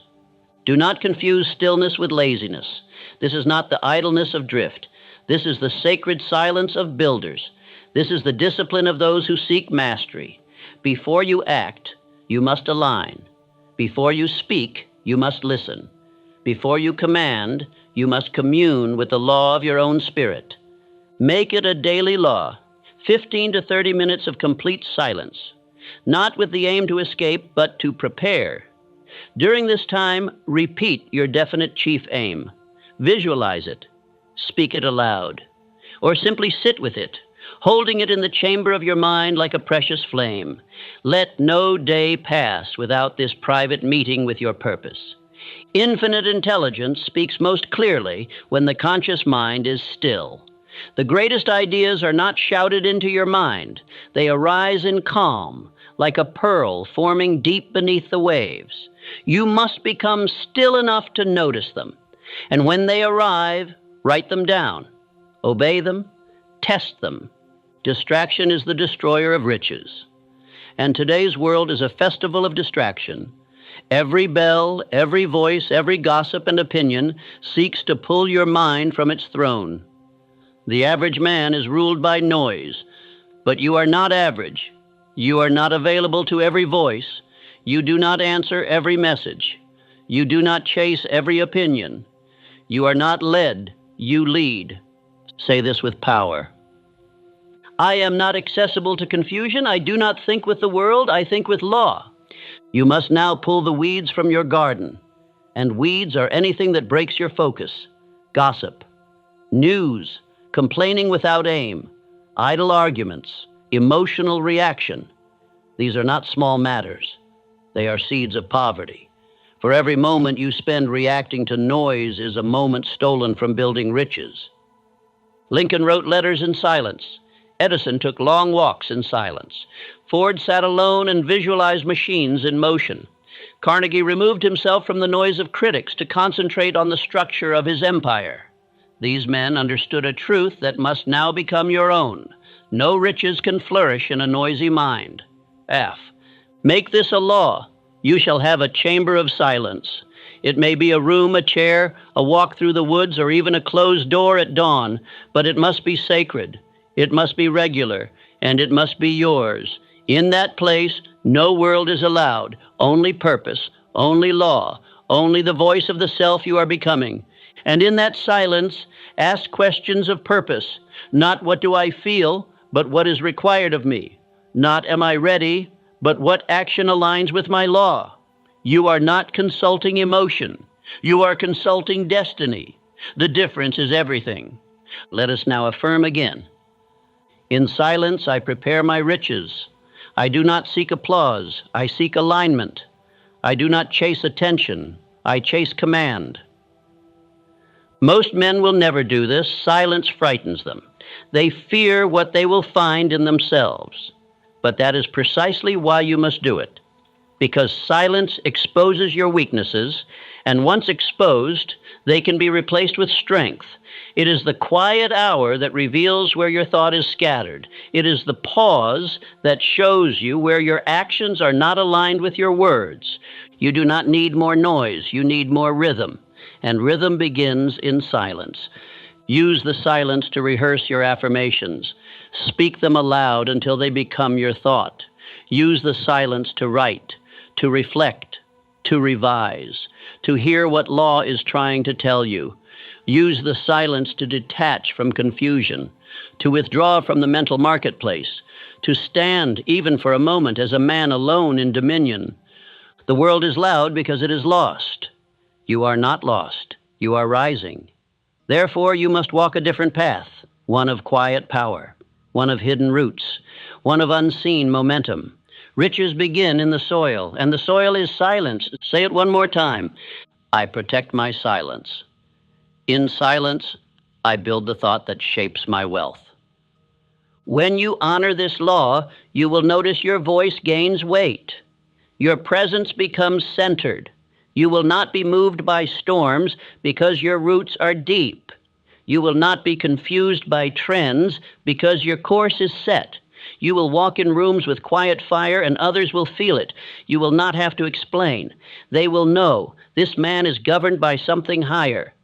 Let this be your discipline from this day forward. One chamber of silence daily. One conversation with your purpose uninterrupted. One meeting with law. If you do this faithfully, your riches will no longer be scattered thoughts. They will be an inevitable harvest.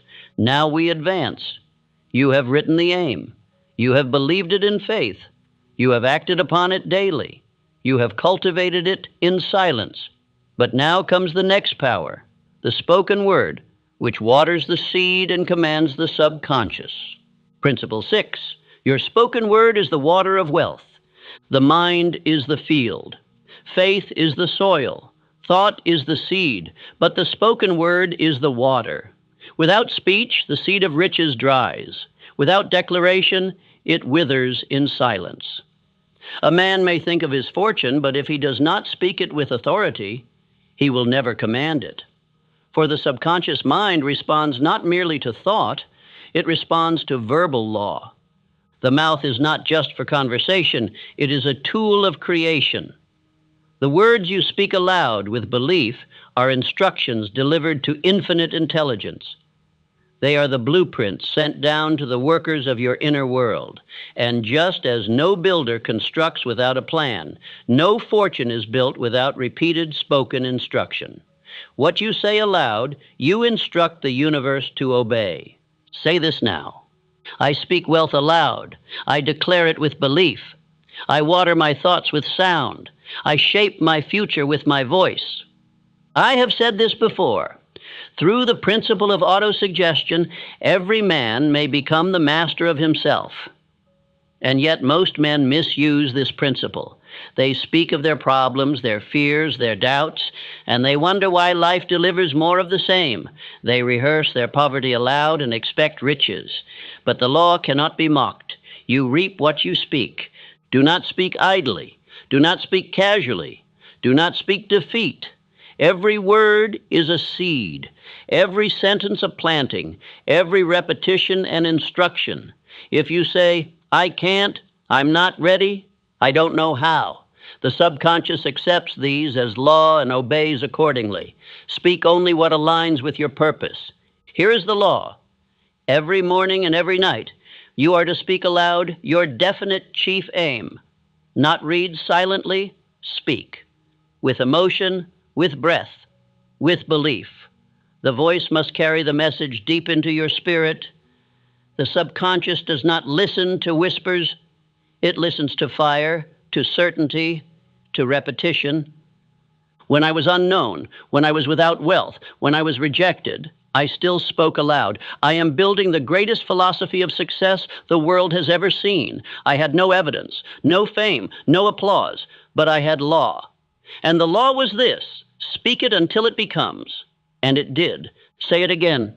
I do not wait to see, I speak it until I see. I declare my riches aloud until they rise before me. Let me now give you a command. Write 5 affirmations. 5 clear, powerful statements of wealth and purpose. Not vague wishes, not borrowed phrases, but declarations that match your aim. Say them aloud twice a day with force and rhythm. These are not hopes. These are spiritual orders. Here are examples you may use or adapt. I am the type of man who attracts great wealth through definite purpose. My mind is magnetized for prosperity. I speak riches into being. I am calm, bold, and certain. I command my future with thought and action. Money flows to me through law, service, and obedience to purpose. I do not hope for success. I create it daily through mental command. These are to be spoken aloud, not muttered. They are not affirmations, they are verbal blueprints. And as you repeat them, you must feel them. The subconscious mind is not moved by empty tone. It is moved by emotion-charged instruction. Let us clarify a great secret. You cannot think one thing and speak another. If your thoughts aim toward wealth, but your speech declares lack, your mind will remain divided, and a divided mind cannot command. Your word must match your aim. Your voice must reinforce your belief. This is not superstition. It is spiritual science. Edison understood it. He spoke of invention as though it were inevitable. Ford declared victory before the factory was even drawn. Carnegie built mental castles before they became steel. These men were not idle thinkers. They were verbal commanders of reality. Say aloud now, my voice builds my life. I do not speak weakness. I speak law. I speak purpose. I speak prosperity. This practice of repeated verbal command is your daily watering ritual. Every repetition strengthens the root. Every declaration deepens belief. Every session trains the subconscious to obey your desire without question. Over time, you become the man who speaks with conviction, because you have trained conviction into your bones. If you are tempted to skip this ritual, remember, the man who does not speak his purpose aloud is at the mercy of voices who will. The world is filled with noise. If your voice is not the strongest voice in your mind, you will be governed by someone else's law. And if you do not give instruction to your subconscious, it will follow the one who does. You cannot drift and speak with power. You cannot be ruled by mood and still command wealth. You must become the man whose mouth is a daily stream of fire, not fire of anger, but fire of purpose, of certainty, of definite desire. You must become the builder who speaks life into brick, who speaks order into chaos, who speaks faith into fear. You must become the man who speaks of success even in the silence of poverty, because he knows that spoken faith is the first step to visible fortune. Repeat once more. I do not describe what I see. I declare what shall be. My speech waters my wealth. My voice gives order to my destiny. Now begin. Write your 5 affirmations. Stand before the mirror. Say them aloud, with rhythm, with breath, with belief. Say them again at night before you sleep. Let them enter your spirit. Let them shape your image. Let them magnetize your thought. Let them water the seed of your aim. Do this for 30 days, without fail. And I tell you, your confidence will shift. Your actions will align.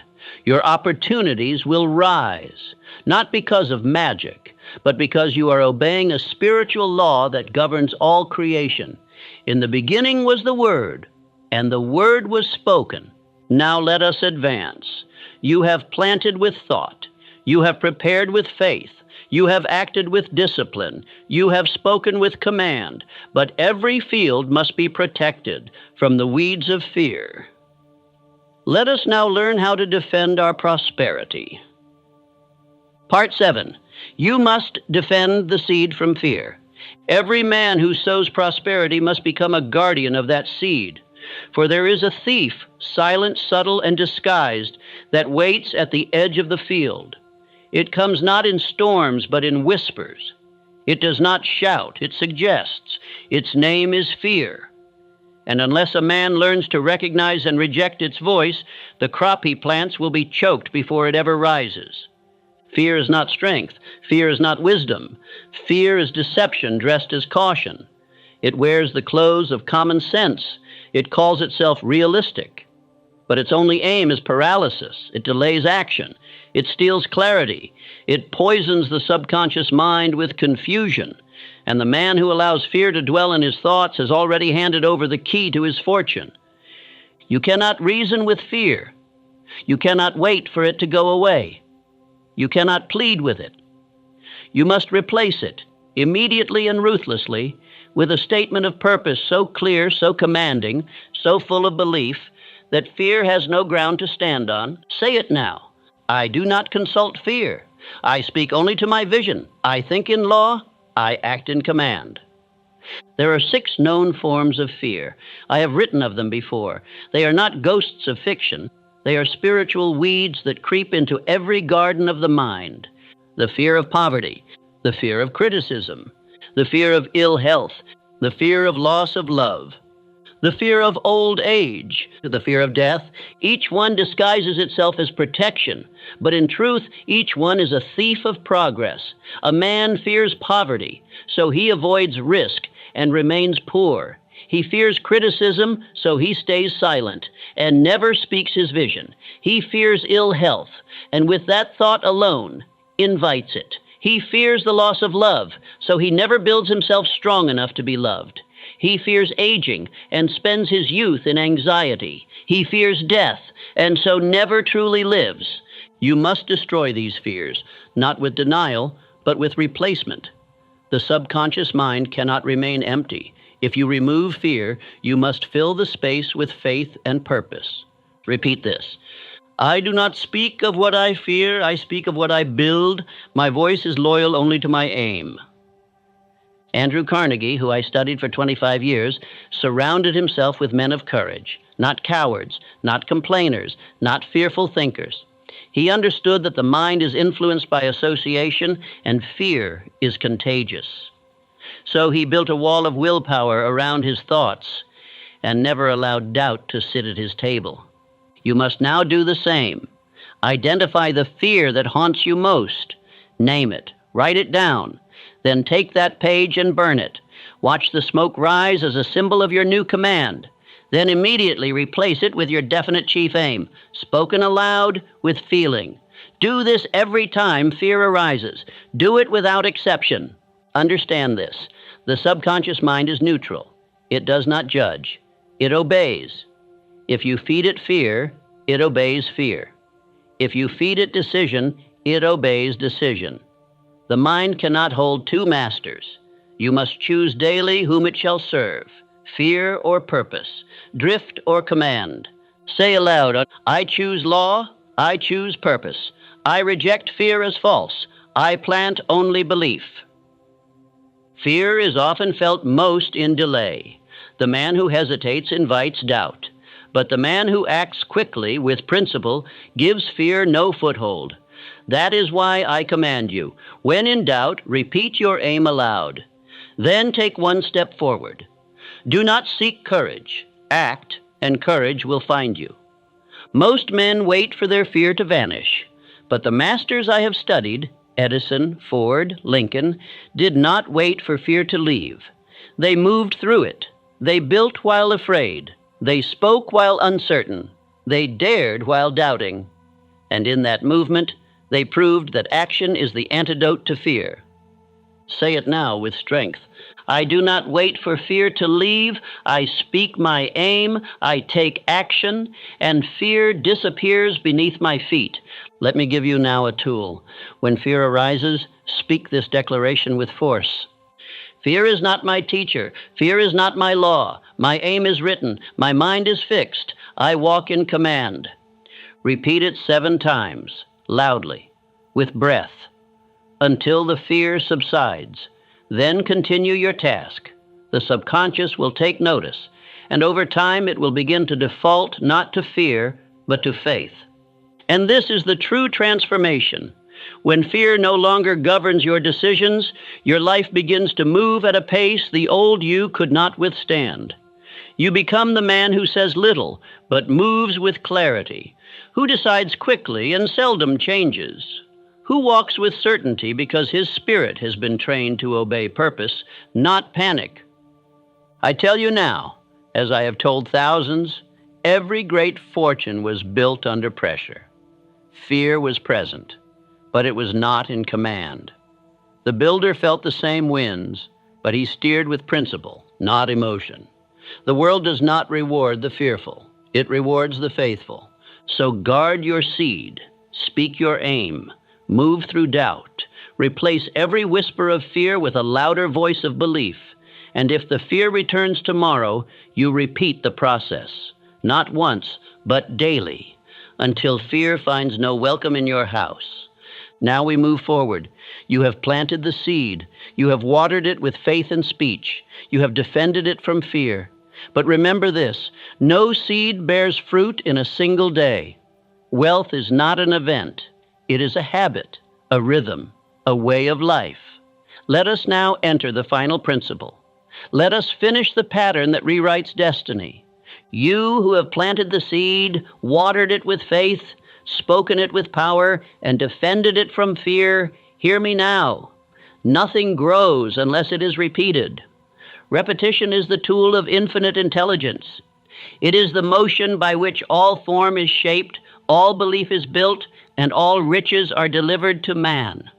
The farmer does not scatter a single seed and wait in hope. He returns to the field. He waters daily. He watches the sun.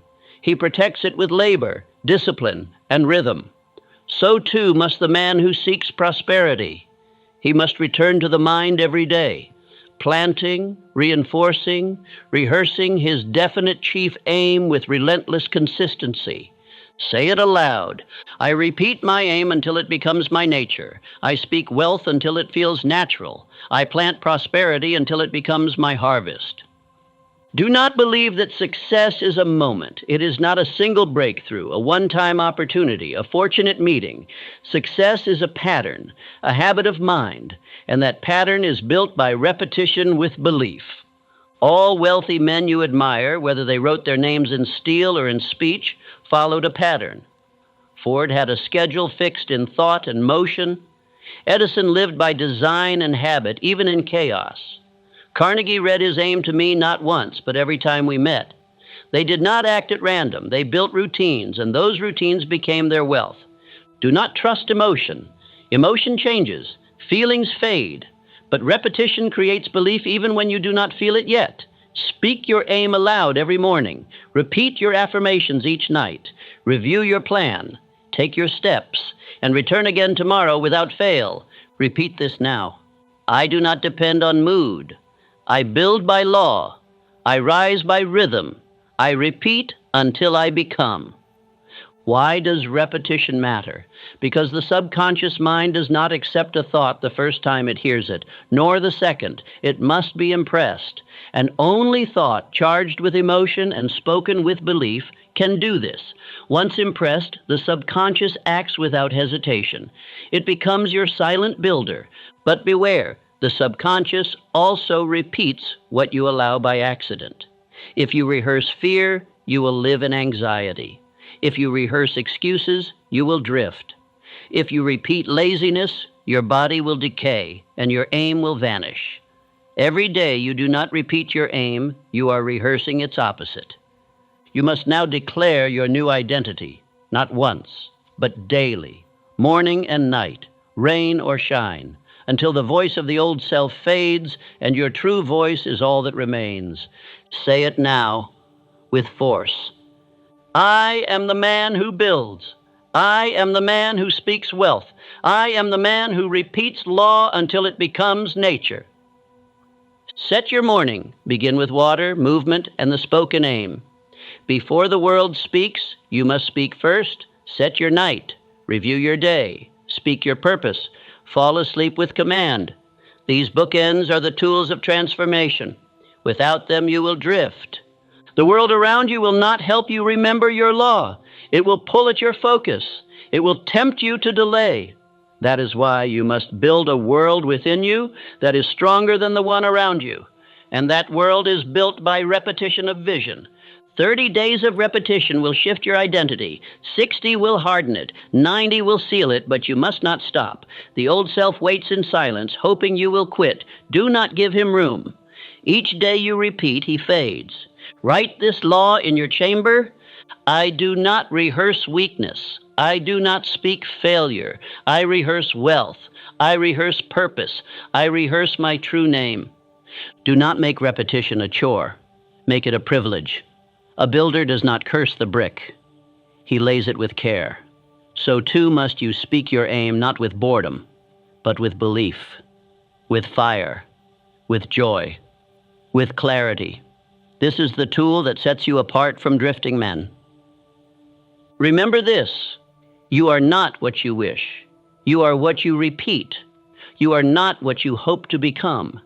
You are what you declare daily, in voice, in thought, and in action. This is the law. This is the path. This is how mountains are moved and fortunes are formed. Now say this: I repeat my aim until the world reflects it.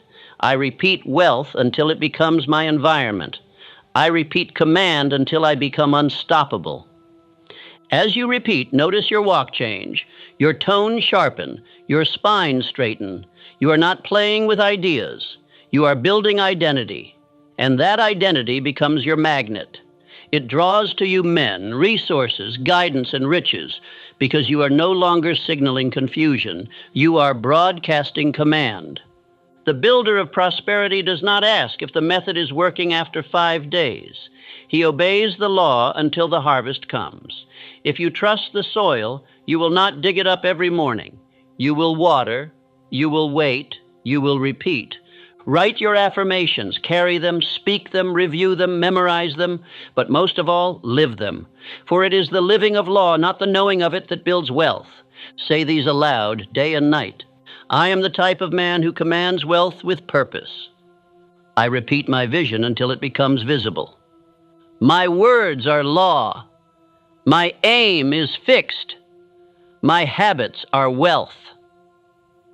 If you ever feel lost, return to your pattern. The pattern is the master. The routine is the savior. The law is your direction. Let others wander. Let others hope. You repeat. You rehearse. You build. And so I say to you now, you have planted, you have spoken, you have believed, you have moved, you have defended, and now you repeat until the harvest comes, until the old voice dies, until prosperity becomes not something you chase, but something you are. This is the final seal, the final principle, the daily act of repetition, spoken with emotion, acted on in discipline, refined in law. You now hold the power to form wealth by thought. The seed has been planted. Let it now grow through your will. Say it one final time. I repeat my law until I become it. I rehearse wealth until I embody it. I do not guess. I grow. I do not wait. I plant. I do not fear. I build. Now go. Not with noise, but with rhythm. Not with excitement, but with decision. Not with delay, but with obedience. You are the sower. You are the law. You are the seed, the voice, the water, and the hand. And you will reap exactly as you repeat.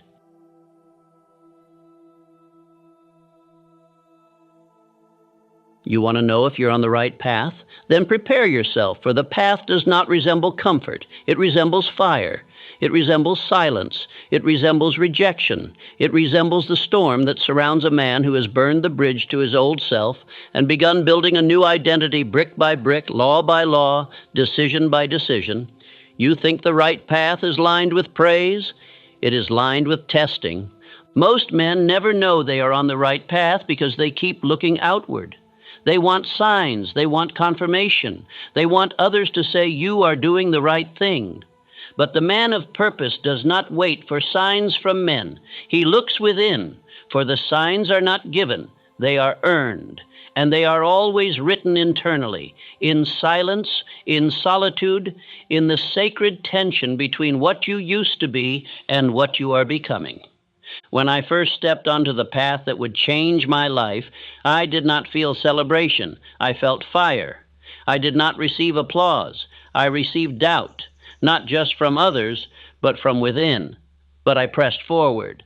And as I pressed, the signs began to appear, not from the world, but from the results, from the rhythm, from the way my own soul responded to discipline. That is the only compass a man of destiny requires. Now I say to you, I will give you 7 signs, 7 unmistakable conditions that will not flatter you. They will confront you. And if you see them, if you feel them, if you are living them, then you are not confused. You are not lost. You are not failing. You are on the right path. Do not turn back. Do not delay. Do not ask for easier terrain. Ask for stronger legs and sharper thought. These signs were revealed through the study of men who changed the world. Edison, who lit it; Ford, who moved it; Carnegie, who built it; Lincoln, who guided it; Rockefeller, who financed it; Schwab, who mastered initiative. And I, too, have confirmed them through fire, repetition, obedience, and the voice of infinite intelligence that speaks not to the wandering, but to the directed. You may be tired. You may be doubting. You may be tempted to return to the crowd and its comforts. But I say to you, listen carefully. For if you hear your life spoken in the signs I now reveal, you must stay the course. You must go deeper. You must become sharper. You must continue your climb, not with hesitation, but with holy certainty. Now let us begin. First sign, you no longer need approval. You no longer ask for applause. You no longer wait for recognition. You no longer shrink when unseen. That is the first sign that you are no longer the man you were. You are walking in law now. You are becoming dangerous to the world because you no longer need it. And that is the first mark of power, indifference to approval, not hatred for the crowd, but independence from it. Most men live on borrowed certainty. They act when others say you should. They stop when others frown. They move forward when praised and shrink back when doubted. That is not the right path. That is the path of a drifter, a puppet pulled by invisible strings. The man on the right path listens not to claps, but to conscience. He obeys a voice so internal that silence becomes confirmation. I once lived by reaction. I moved when others moved. I changed my mind when others shook their heads. But the day I chose to walk in purpose, I felt the first fracture between myself and the crowd. And that fracture widened into a canyon. I was no longer included, no longer cheered, no longer understood. And yet I moved faster, I moved cleaner, I moved stronger. That is the proof. Approval is a drug. It tastes sweet at first, but poisons the soul over time. It replaces self-trust with outer noise. It turns principle into performance. It bends the man of fire into the shape of his audience. And the man who needs an audience to keep going will never finish the journey that requires solitude, sacrifice, and silent obedience. You may feel it now, the discomfort of not being noticed, the unease of being misunderstood, the sting of people turning away as you change. Let them. That is the confirmation. The right path narrows your circle. It strips your need for agreement. It removes applause from your spirit until you are powered only by your own decisions, your own voice, your own law. I tell you now of Abraham Lincoln, misunderstood by many, opposed even by those in his own cabinet. He was ridiculed by editors, slandered by political enemies, doubted by generals. Yet he pressed forward, not with arrogance, but with quiet force, not because he was supported, but because he was certain. He did not wait for agreement. He acted by principle. If Lincoln had waited for approval, the Union would have collapsed. If Carnegie had waited for praise, he would have remained a messenger boy. If Edison had waited for others to believe in the electric light, the world would still sit in darkness. Every man who built his future had to, at some point, walk away from the comfort of being understood. And you? Can you walk when no one claps? Can you act when the room is silent? Can you keep rising when all you hear is doubt? If so, then you are not weak, you are not lost, you are rising. And every voice that turns away from you is not rejection, it is proof. You no longer belong to the common rhythm. You have tuned yourself to a higher pattern. Affirm this now. I no longer wait to be seen. I act because I am directed by purpose, not applause. Speak it until your need for approval dies in your throat. Speak it until your spirit no longer looks over its shoulder. Speak it until your movements become sovereign, until your words carry weight, not because they're accepted, but because they are spoken in law.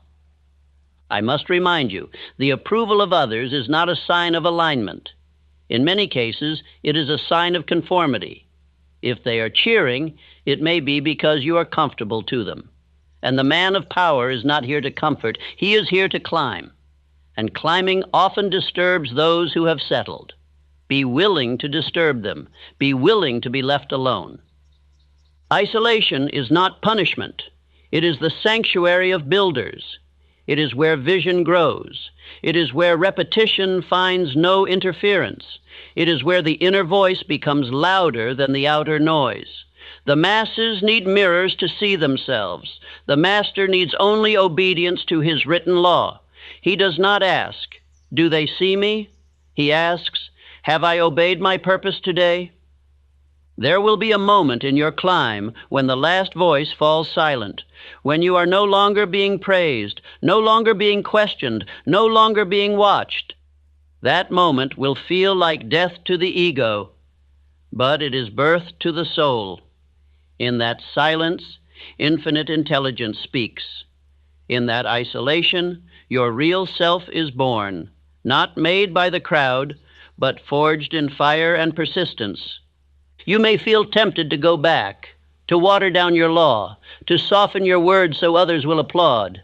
But I warn you, the price of being seen is often the sacrifice of your aim. The price of being liked is often the burial of your law. Do not trade eternity for noise. Do not trade the climb for compliments. You are not here to be approved. You are here to become. You have begun to walk without looking for faces. That is the first sign. You have begun to act without waiting for applause. That is the first sign. You have begun to say, "I know who I am," even when no one affirms it. That is the first sign. You are shedding the identity of a beggar and assuming the posture of a builder. And no builder begs to be seen. He builds to fulfill his law. You may be called cold. You may be called proud. You may be called distant. But those who say this only see the shell, not the flame within. They do not hear what you hear. They do not feel what you feel. They do not walk with the pressure of purpose upon their shoulders. Forgive them. Leave them.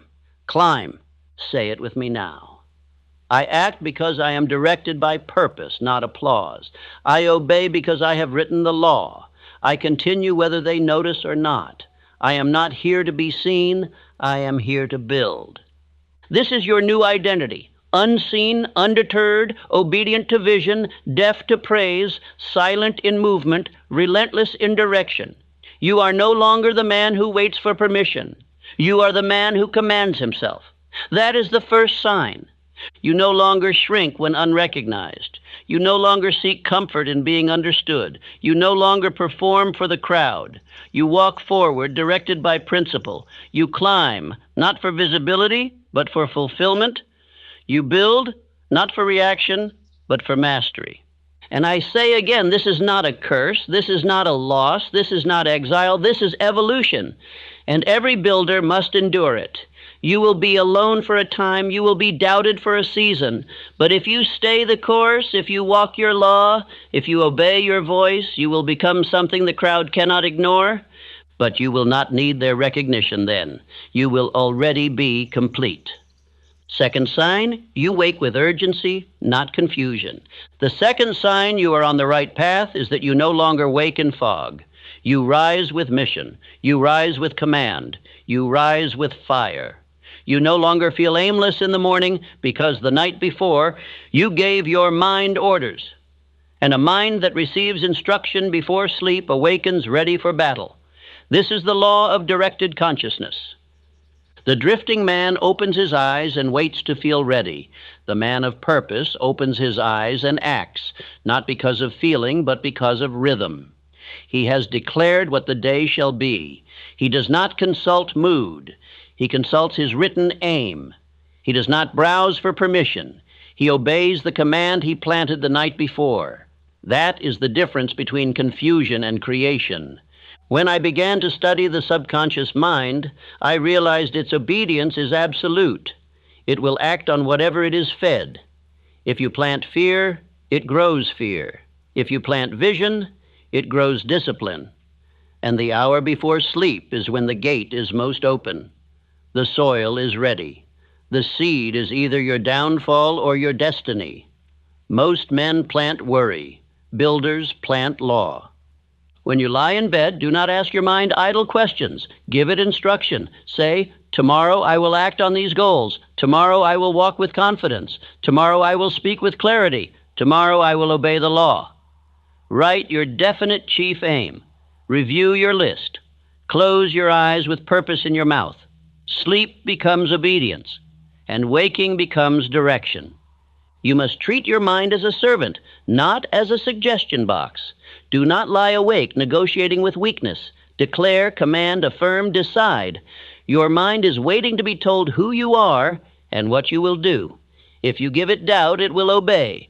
If you give it law, it will construct. The man on the right path builds his day before the sun rises. Edison understood this principle without modern language. He slept with a pencil in his hand and a notepad on his lap. He would drift into the place between waking and sleep, the subconscious domain, and ideas would pour forth.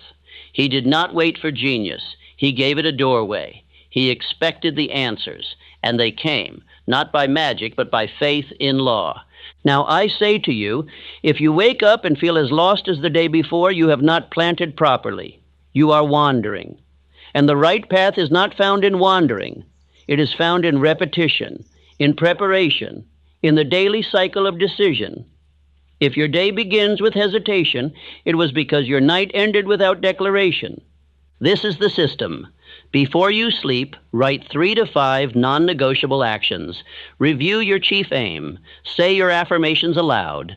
Picture yourself completing the tasks with focus and certainty.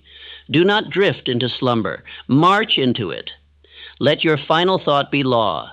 Let your final word be purpose. And then sleep shall become a tool of manifestation. When you wake, do not reach for noise. Do not reach for distraction. Do not scroll. Do not compare. Do not check the temperature of the world. The only temperature that matters is the fire within.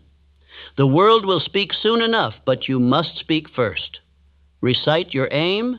Move your body. Review your orders. Begin before you are interrupted. I rise early, not because it is fashionable, but because it is sovereign. The early morning is when the mind is unspoiled, the world is silent, and the will is strongest. It is the hour of builders. It is the moment where law takes form. If you miss this hour, you do not begin the day. You react to it. And the man who reacts is always late, always weak, always waiting. Say this with me now. I rise with urgency. My day obeys my plan. I do not wait, I direct. Speak it into your bones. Let it ring in your chest. Let it replace the old pattern of wandering. Let it burn the bridge to hesitation. You do not wake to drift. You wake to dominate. You wake to build. You wake to fulfill the orders you gave yourself last night. I must warn you, the world does not care whether you begin with purpose or confusion. It will come either way. And if you do not prepare, it will conquer. The phone will ring. The crisis will arrive. The distractions will gather. But the man who has already moved, already acted, already obeyed his written aim, he cannot be shaken. He is anchored. If you continue this pattern, the feeling of aimlessness will die. In its place will grow a feeling unfamiliar to most, certainty.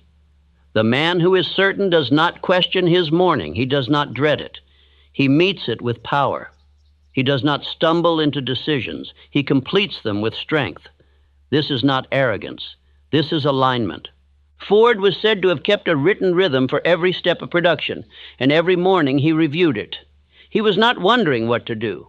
He was executing what had been declared. His assembly line was not just mechanical, it was mental. And that same structure is available to every man who writes his own orders and reviews them daily. I now give you the instruction.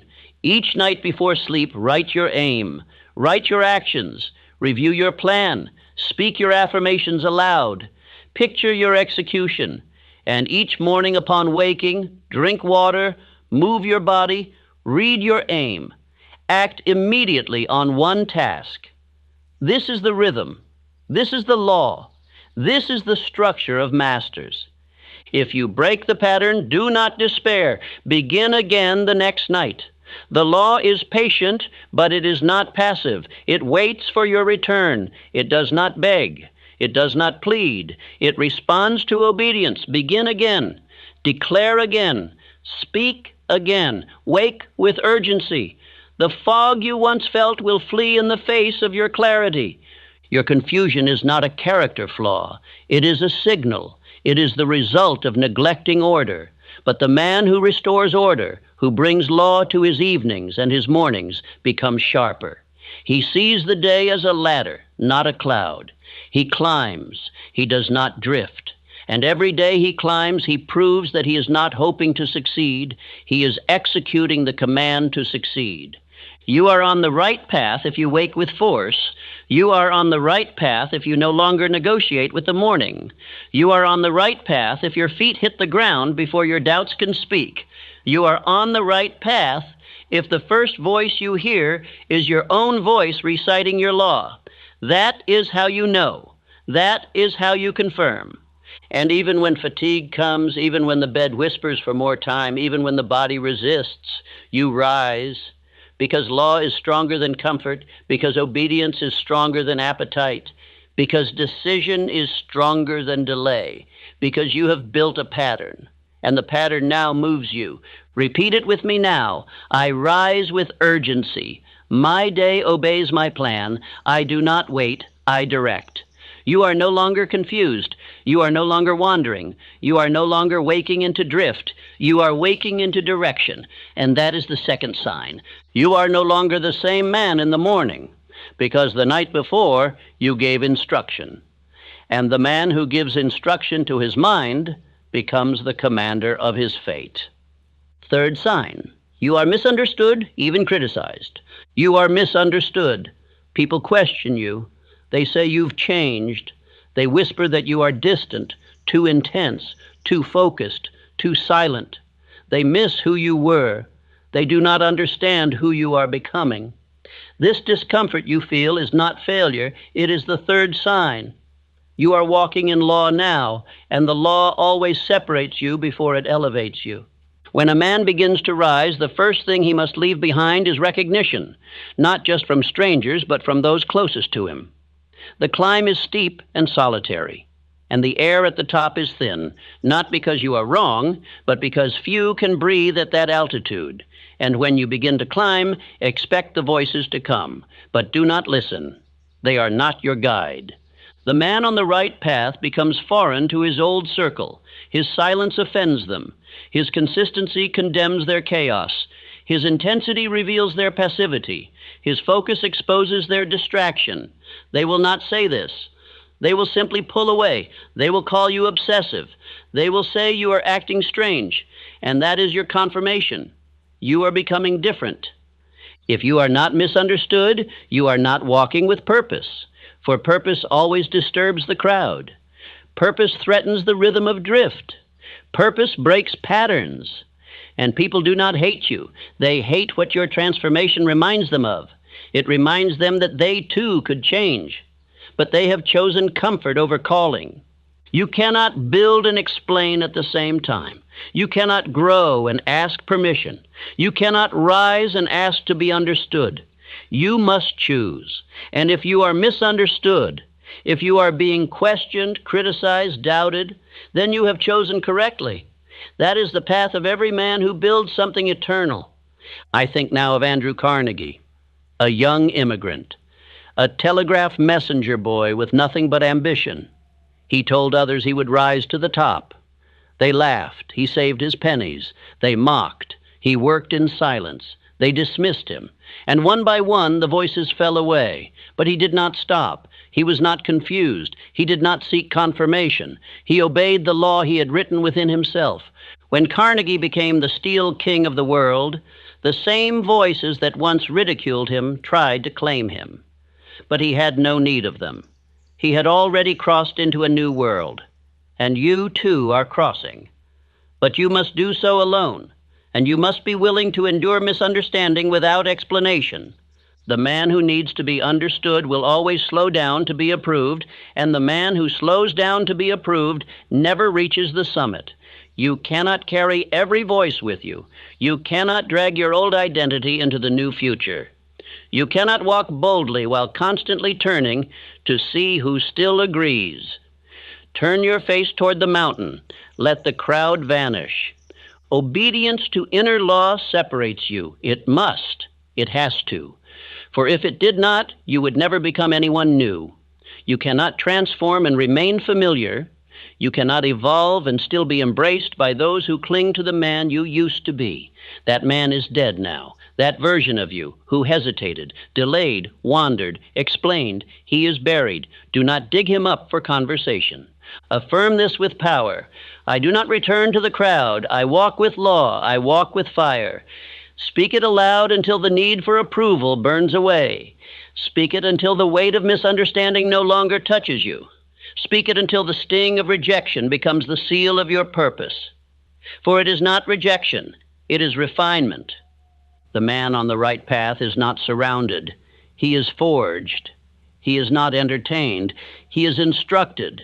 He does not chase applause. He follows law. He does not gather the masses. He becomes a beacon for the few who are ready. The higher you climb, the fewer will understand you. That is not loneliness. That is elevation. You must make peace with silence. You must grow stronger in criticism. You must become calm when falsely accused. You must continue working when no one believes in the plan. You must walk with power when they laugh. You must advance in total obedience to your vision, even as they fall away one by one. They do not see what you see. They do not feel what you feel. They are not being pulled by what pulls you. That is why they cannot understand. And that is why you must not stop. Do not wait for understanding. Do not explain your fire to those who worship smoke. Do not dim your light to avoid their discomfort. Burn, blaze, building. Every man I studied, every builder, every king of his craft, walked through fire without applause. They were ridiculed before they were revered. They were doubted before they were declared great. And they were often hated while they were rising, because their clarity unsettled the drifting, and their discipline insulted the indulgent. Lincoln was misunderstood by nearly everyone around him. His own party doubted his strength. His opponents mocked his language. His generals ignored his orders. And yet, he stood like a pillar. He did not need the approval of men. He acted according to his conscience. And in time, history bent to his law. He did not change for the crowd. The world changed around him. You must understand this clearly. When you begin to change, those who are not changing will try to stop you. Not always with malice, sometimes with concern. but it is the same in the end. Their confusion cannot be your compass. Their discomfort cannot become your direction. Their voices cannot drown the law you wrote when the fire was clear. Repeat it again. I do not return to the crowd. I walk with law. I walk with fire. You are not here to be remembered as agreeable. You are here to become unshakable. You are not here to be liked. You are here to be built. And that building takes place not in the center of the crowd, but in the lonely, disciplined obedience to your own path. They may call you proud. You are not proud. You are focused. They may call you selfish. You are not selfish. You are devoted. They may call you distant. You are not distant. You are advancing. And you must not lower your head when they say these things. You must raise your standard. That is how you build. One day they will understand, or they won't. But by then it won't matter, because you will be living the life they thought was impossible, and you will not have to say a word, because your results will speak with thunder, and they will know, not that you were right, but that you were obedient to a higher call. You are misunderstood, you are criticized, you are doubted. That is not your failure, that is your signal, that is the third sign. Do not run from it, walk through it with fire in your bones, with silence in your soul, with clarity in your step. Do not explain, do not apologize, do not soften your voice. You are not who you were, and you are no longer turning back. Fourth sign, you are repeating, and repeating. Repetition is the hammer that builds kings. Repetition is the wheel that spins gold from dust. Repetition is the law that separates the dreamer from the finisher, the wishful from the builder, the curious from the committed. If you find yourself repeating, then rejoice. That is the fourth sign. You are no longer playing. You are obeying. The weak man resists repetition. He says, I've done this already. He says, this is boring. He says, I know that. But knowing is not becoming. Repetition is not for knowledge. It is for identity. It is for mastery. It is for installing the law so deeply into your spirit that action no longer depends on emotion. Action becomes your very nature. The path to greatness is not paved with new ideas every morning. It is paved with loyal execution of the same principle day after day, until the muscle of your mind no longer trembles, until the law becomes second nature. And when you repeat the same acts long enough, you do not merely do them, you become them. Henry Ford did not build an empire by chasing novelty. He perfected the Model T over and over. Refinement, precision, rhythm, not chaos, not constant reinvention. The undisciplined man wants something new. The disciplined man makes the old perfect. The disciplined man does not ask for stimulation. He asks for structure, and he obeys it. You must understand this. Repetition is not punishment. It is the blueprint of mastery. You cannot install a new identity without repeating the law that shapes it. You cannot become someone new while performing new actions every day. You must build patterns, and patterns are forged only through obedient repetition, day after day, through all weather and feeling. The man who trains his body once is not strong. The man who recites his aim once is not directed. The man who writes his goals once is not committed. But the man who does these things every day until they etch grooves into his consciousness, he becomes a new creature. He no longer forces himself to act. He is now compelled by law. Say this now: I repeat my law until I become it. I repeat because I obey. I obey because I decide. Let those words take root. You are not repeating because you are behind. You are repeating because you are rising. The world may not see the difference, but your subconscious does. Infinite intelligence does. And in time, the results will. When I began to transform, I realized something terrifying. My old identity was built by repetition. Repetition of weakness, repetition of excuses, repetition of delay. I had trained myself to lose, So I had to break that pattern, not with willpower alone, but with new repetition. I had to install law where chaos once reigned. That took obedience. That took rhythm. I woke and read my aim. I wrote my tasks the night before. I repeated my affirmations aloud. I did this not for entertainment, but for transformation. And day by day, I began to feel different. Not because the world changed, but because I changed. And when I changed, the world could no longer ignore me. I became inevitable. You must do the same. Repetition must be your new religion. Not emotional bursts, not temporary motivation, but quiet, steady, invisible faithfulness to the pattern. The pattern is your savior. It is your ladder. It is your tool. It is your weapon. Most men reject it. But the few who submit to it, those men change everything. There will come a day when someone asks you, "What is your secret?" And you will have no glamorous answer. You will say, "I do the same things every day." And they will not understand. They will look disappointed because the masses want spectacle, but the builders want results, and results only come through repetition. If you are bored, it is because you are undisciplined. The disciplined man is not bored, he is building. He does not need new feelings, he needs the same structure. He does not ask for excitement, he asks for obedience, and when obedience becomes a habit, boredom dies, purpose replaces it, power replaces it, command replaces it. Repeat your definite chief aim every morning and every night. Do not whisper it, speak it aloud, feel it, engage the emotional faculty. Let the subconscious hear and obey. Write it again. Post it on your wall. Post it on your mirror. See it, say it, become it. Do not ask if it's working. That is the question of a doubter. You are not here to analyze. You are here to obey. You must also repeat your physical movement. Train the body daily. Walk, lift, stretch, move. Not for vanity, but for alignment. The body must obey the same law as the mind. And when both obey, you will move through life with force. You will become precise. You will become efficient. You will become magnetic. And do not forget to repeat your planning. Every night, write your goals. Not endless to-do lists, but clear, focused, non-negotiable tasks.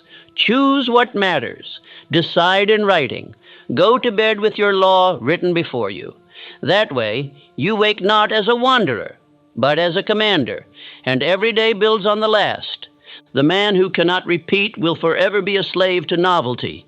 He will chase programs. He will chase books. He will chase mentors. But he will never stay long enough to build anything. He will always start over. He will always say, "I'm figuring it out," but he never does, because he refuses the pattern. He rejects the law of rhythm. You are not that man. You are repeating now. You are not trying, you are doing. You are not testing, you are transforming. You do not need new instruction. You need deep obedience to what you already know. Say it again. I repeat my law until I become it. I repeat because I obey. I obey because I decide. You are no longer scattered. You are no longer wondering. You are no longer half-hearted. You are focused. You are grounded. You are climbing. And the man who climbs with repetition cannot be stopped. His spirit becomes immune to mood. His energy becomes automatic. His success becomes mechanical. That is the goal. You are on the right path if you are doing the same things daily. You are on the right path if your life now feels repetitive to the outside world. You are on the right path if you are no longer chasing novelty, but refining your structure. That is the fourth sign. And I tell you, most will not follow, but you will, because you have decided. You repeat not to impress.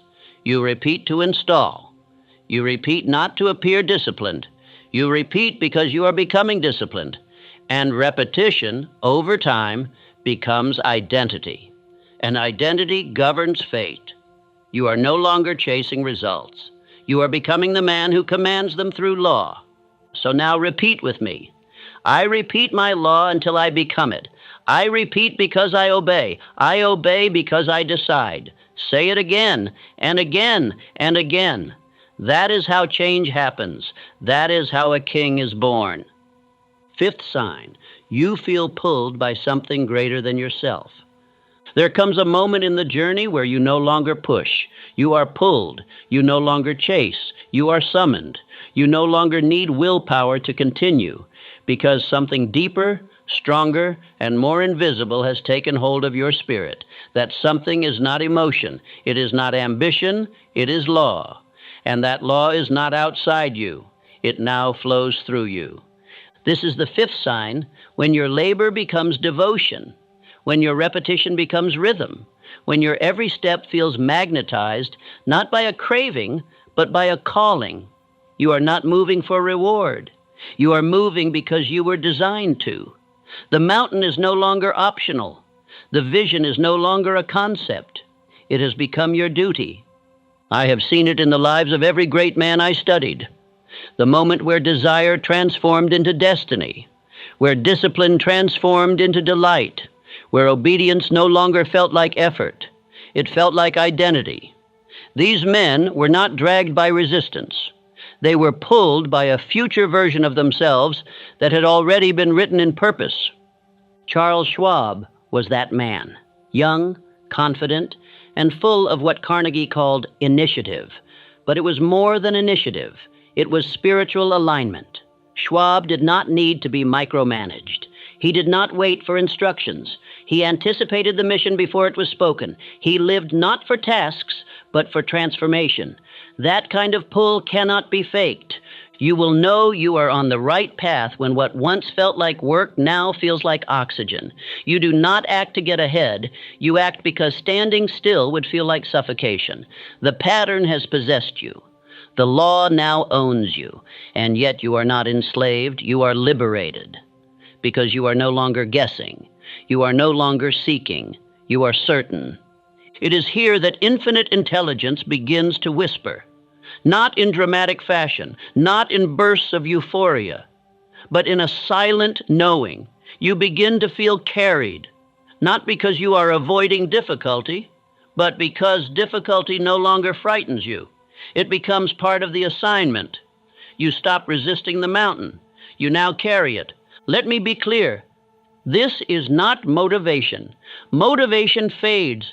This is not emotion. Emotion changes. This is calling. It burns even when you are tired. It moves you even when the path is steep. It commands you when all others stop. And if you feel this pull, if you are now being moved by something greater than hunger, then I tell you, do not resist it. Follow. You may not be able to explain it. That's how you know it is real. It does not come from words. It comes from the depth. You will lose taste for triviality. You will feel agitated when you wander.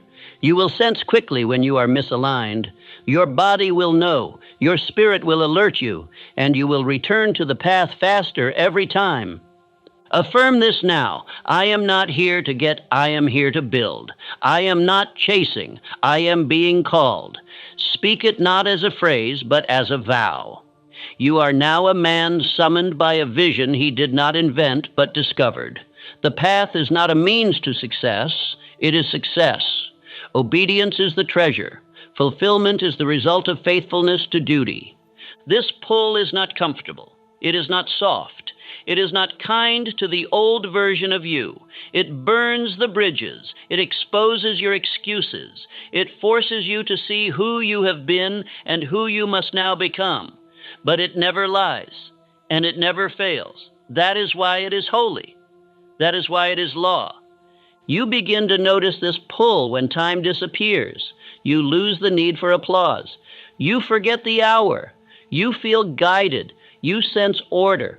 You stop overthinking. You simply act. And when you finish, you are not drained. You are sharpened. That is the reward of being aligned with something greater than your ego. I remember when this happened to me. I was no longer writing to be read. I was writing because I could not breathe without it. The words were no longer my own. The mission was not a career. It was consecration. I did not need encouragement. I did not need results. I was carried by law, and the more I obeyed it, the more it opened to me. Some will mock this language. Let them. They live only by what they can see. But the man on the right path knows. The invisible world is more real than the visible. The forces that guide your inner man are more powerful than the winds of circumstance. And once you taste the pull, once you are summoned, you will never again settle for being pushed. Say it again. I am not here to get. I am here to build. I am not chasing. I am being called.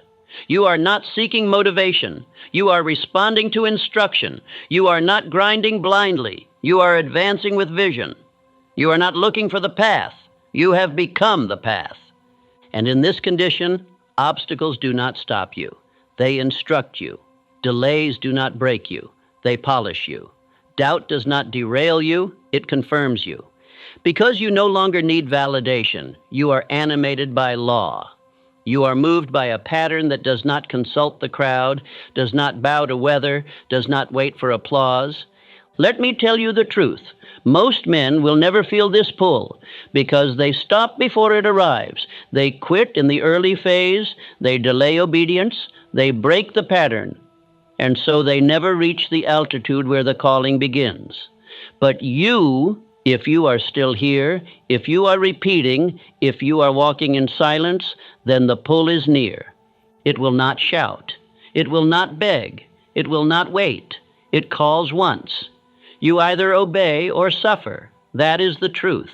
And if you obey, the path will not become easier, but you will become stronger. You will begin to sense the next step before it appears. You will know what to cut, what to build, what to speak, what to do. That is alignment. You are on the right path if you are no longer dependent on outer fuel. You are on the right path if you feel internal instruction. You are on the right path if you are not chasing approval, but obeying the design whispered into your mind by infinite intelligence. That is the fifth sign. You are not chasing. You are being led. Say it one more time. I am not here to get. I am here to build. I am not chasing. I am being called. The builder does not beg. The builder does not guess. The builder obeys. That is how kingdoms are built. That is how purpose is fulfilled. That is how fate is decided. You feel it now. It is not random. It is not emotion. It is the divine law pulling you. Trust it. Obey it. Follow it. Sixth sign, you have cut off the old identity. You do not explain who you were. You do not apologize for who you are becoming. You do not seek to be recognized by your old reflection. That man is gone. His voice has been silenced. His habits have been buried. His weakness has been starved. And in his place stands someone reborn by decision, by law, by pattern. This is not evolution. It is detachment. It is death. You no longer wear his clothes. You no longer speak in his rhythm. You no longer think in his fears. The things that once thrilled you now bore you. The people who once understood you now seem foreign. The habits that once pulled you now disgust you. You have begun to cut away the old identity. That is the sixth sign. It is not surface, it is surgical. This is the most painful part of the path, because the old identity is not just habits, it is relationships. It is names, it is attachments, it is labels you once wore like armor, and now you must burn them. Not with bitterness, but with finality. Because if you do not cut them, they will call you back, and you will go, not because you want to, but because you are still familiar. Let me tell you this. The most dangerous thing on the right path is nostalgia.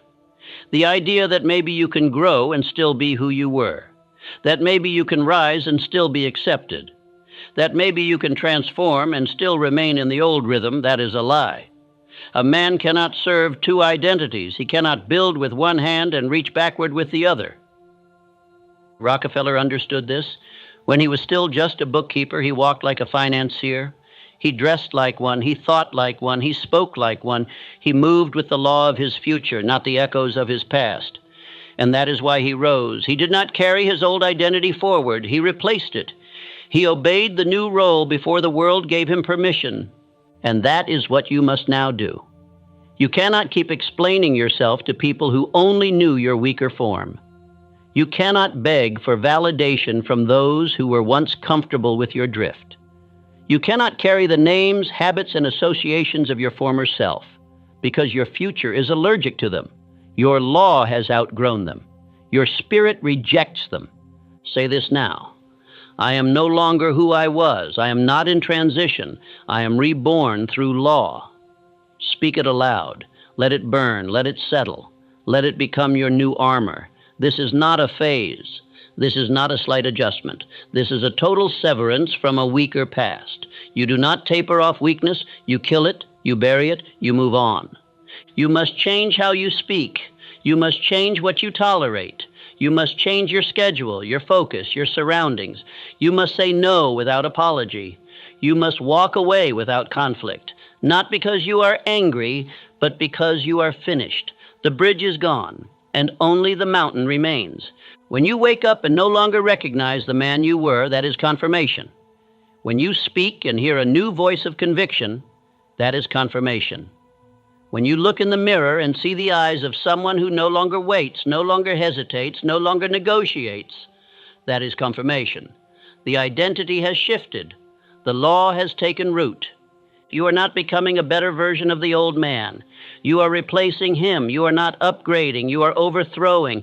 The former you is not your ally. He is your enemy. He is the reason you delayed. He is the one who feared. He is the one who apologized. You do not need to improve him. You need to forget him. Do not say, I'm trying.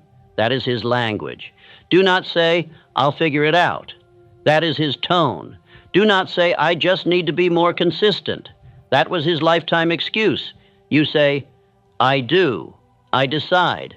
I execute. I obey. I command you speak with the rhythm of law now. You walk with the posture of a builder. That is how identity is installed. You must begin to move as the man you have written in your aim, not the man the world expects, not the man your friends remember, not the man your family still calls by the old name, but the man you declared in silence when you made your vow, the man you saw in fire, the man who walks with rhythm, law, structure, fire, and silence.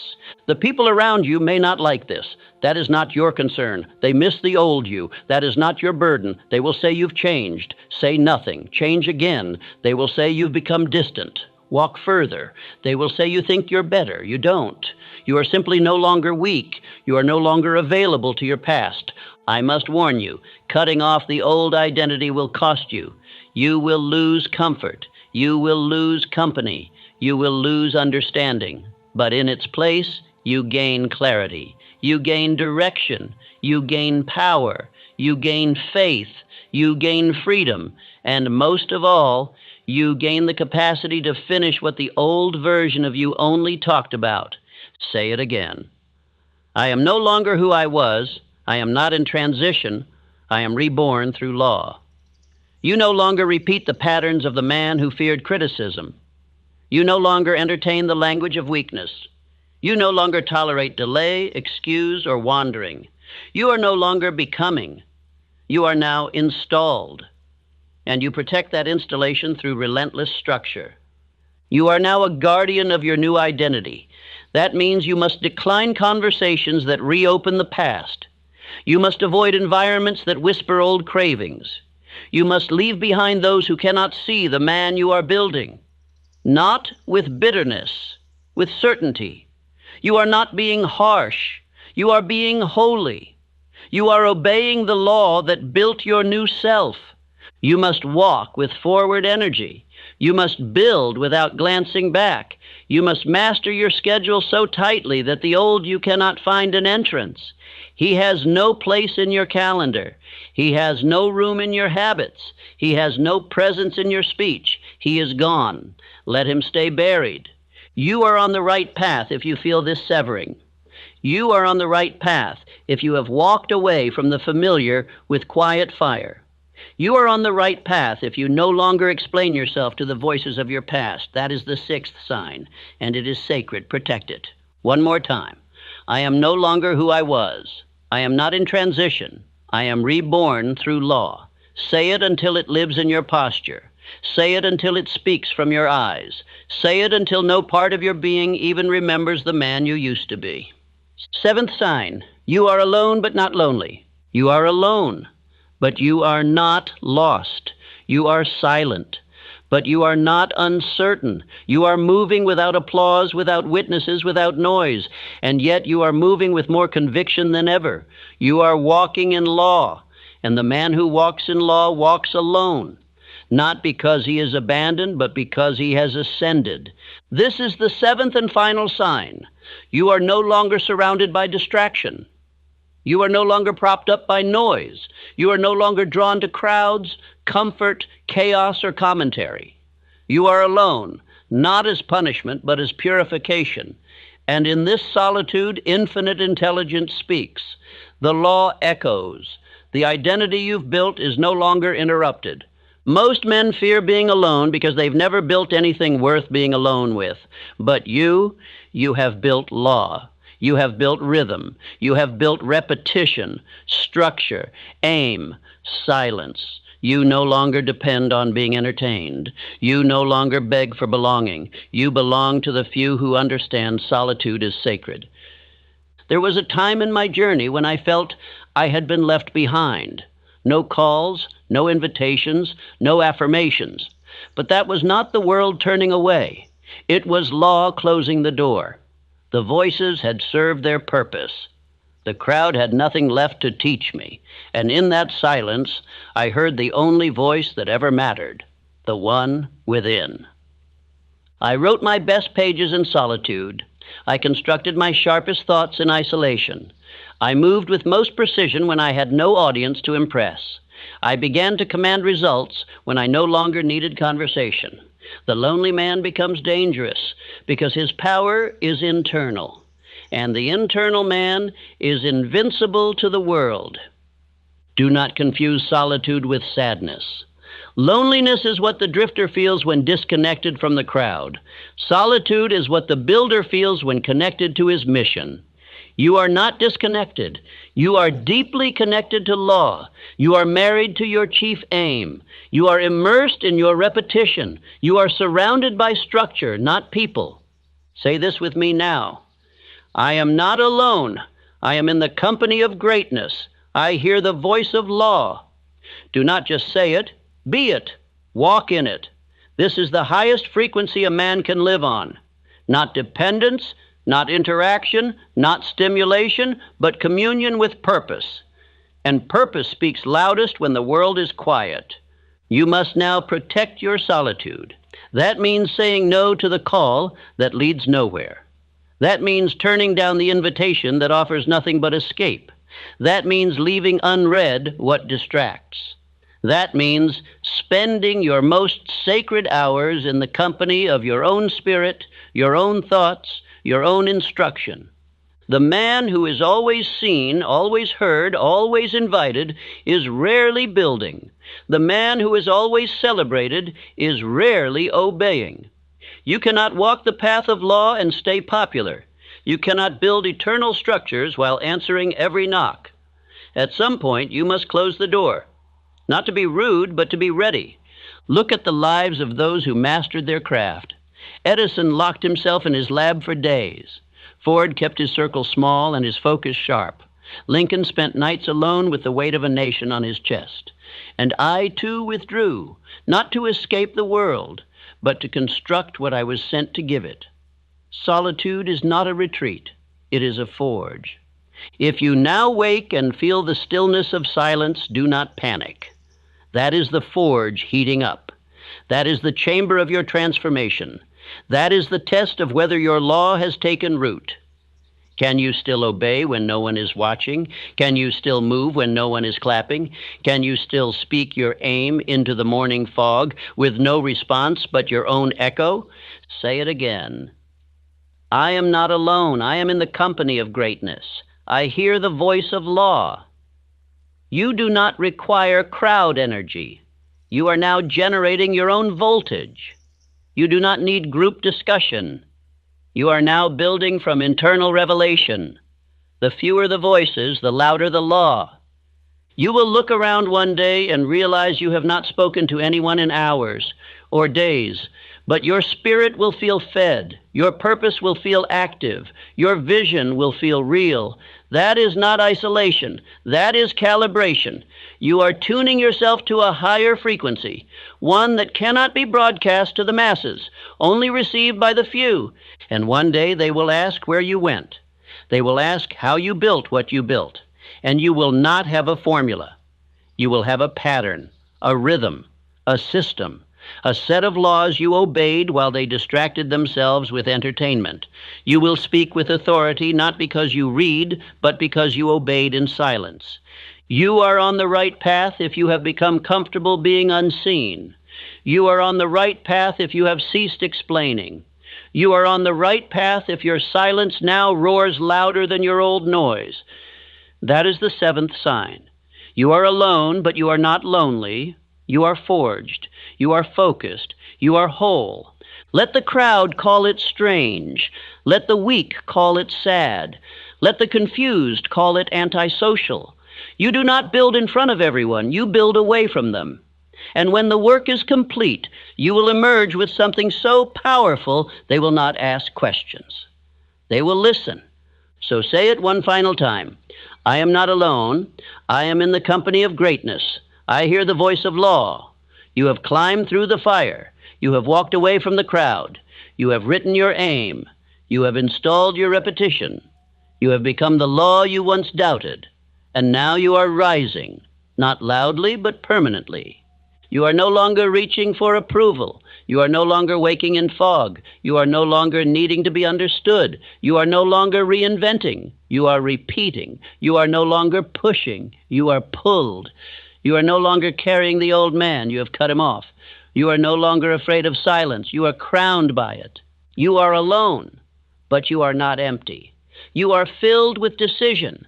You are filled with law. You are filled with purpose. You are filled with rhythm. You are filled with the unmistakable signature of a man who cannot be stopped, not by weather, not by fear, not by doubt, not by man. You are not drifting. You are not lost. You are not falling behind. You are not broken. You are on the right path. And the proof is your silence. The proof is your fire. The proof is your rhythm. The proof is the man you are now, the man who no longer negotiates with weakness, no longer delays in confusion, no longer speaks to be heard, the man who walks alone but never without purpose. That is the final sign.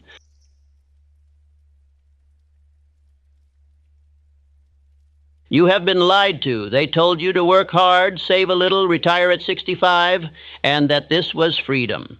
But if 40 years of labor ends in a pension too small to live on, what do you call that? You were not born to serve until death.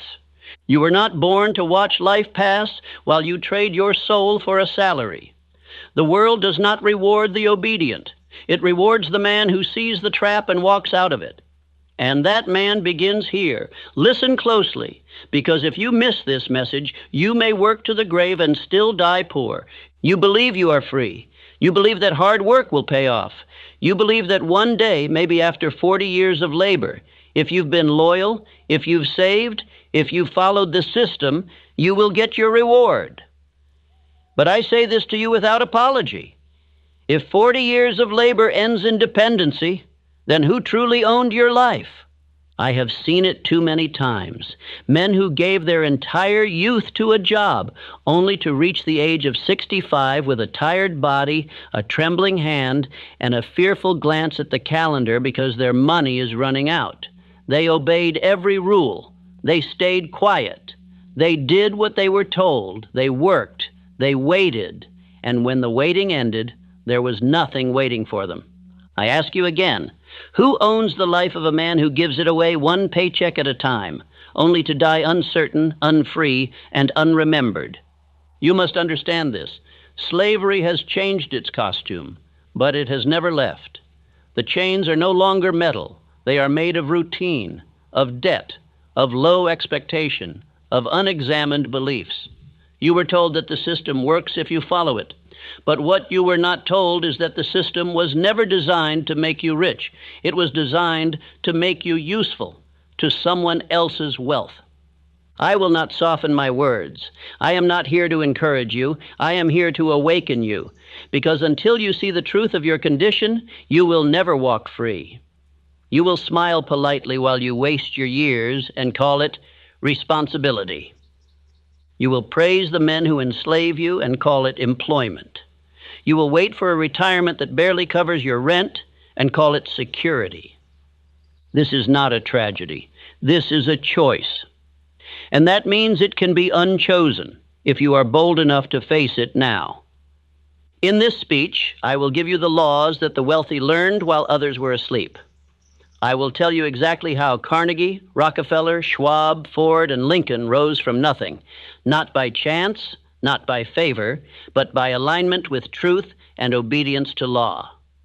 You will learn why work alone will never make you free, why retirement is the reward of the obedient, not the free, how schools are designed to shape employees, not owners, why your job is not a plan, it is a placeholder, how the rich obey invisible spiritual laws that poor men ignore, how your daily habits form the prison you call life, why waiting is the enemy and movement is the cure, and how the man who refuses to serve eventually becomes the one who commands.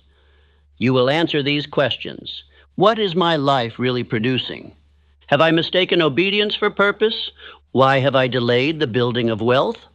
What must I stop doing immediately? What must I repeat every day until my freedom is real? If you are honest, truly honest, you will realize that you are not free. Not yet.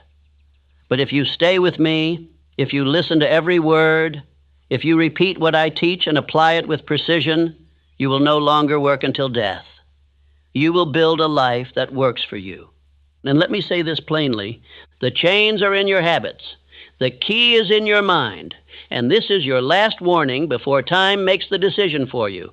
Affirm this aloud now. I refuse to work my life away and die poor.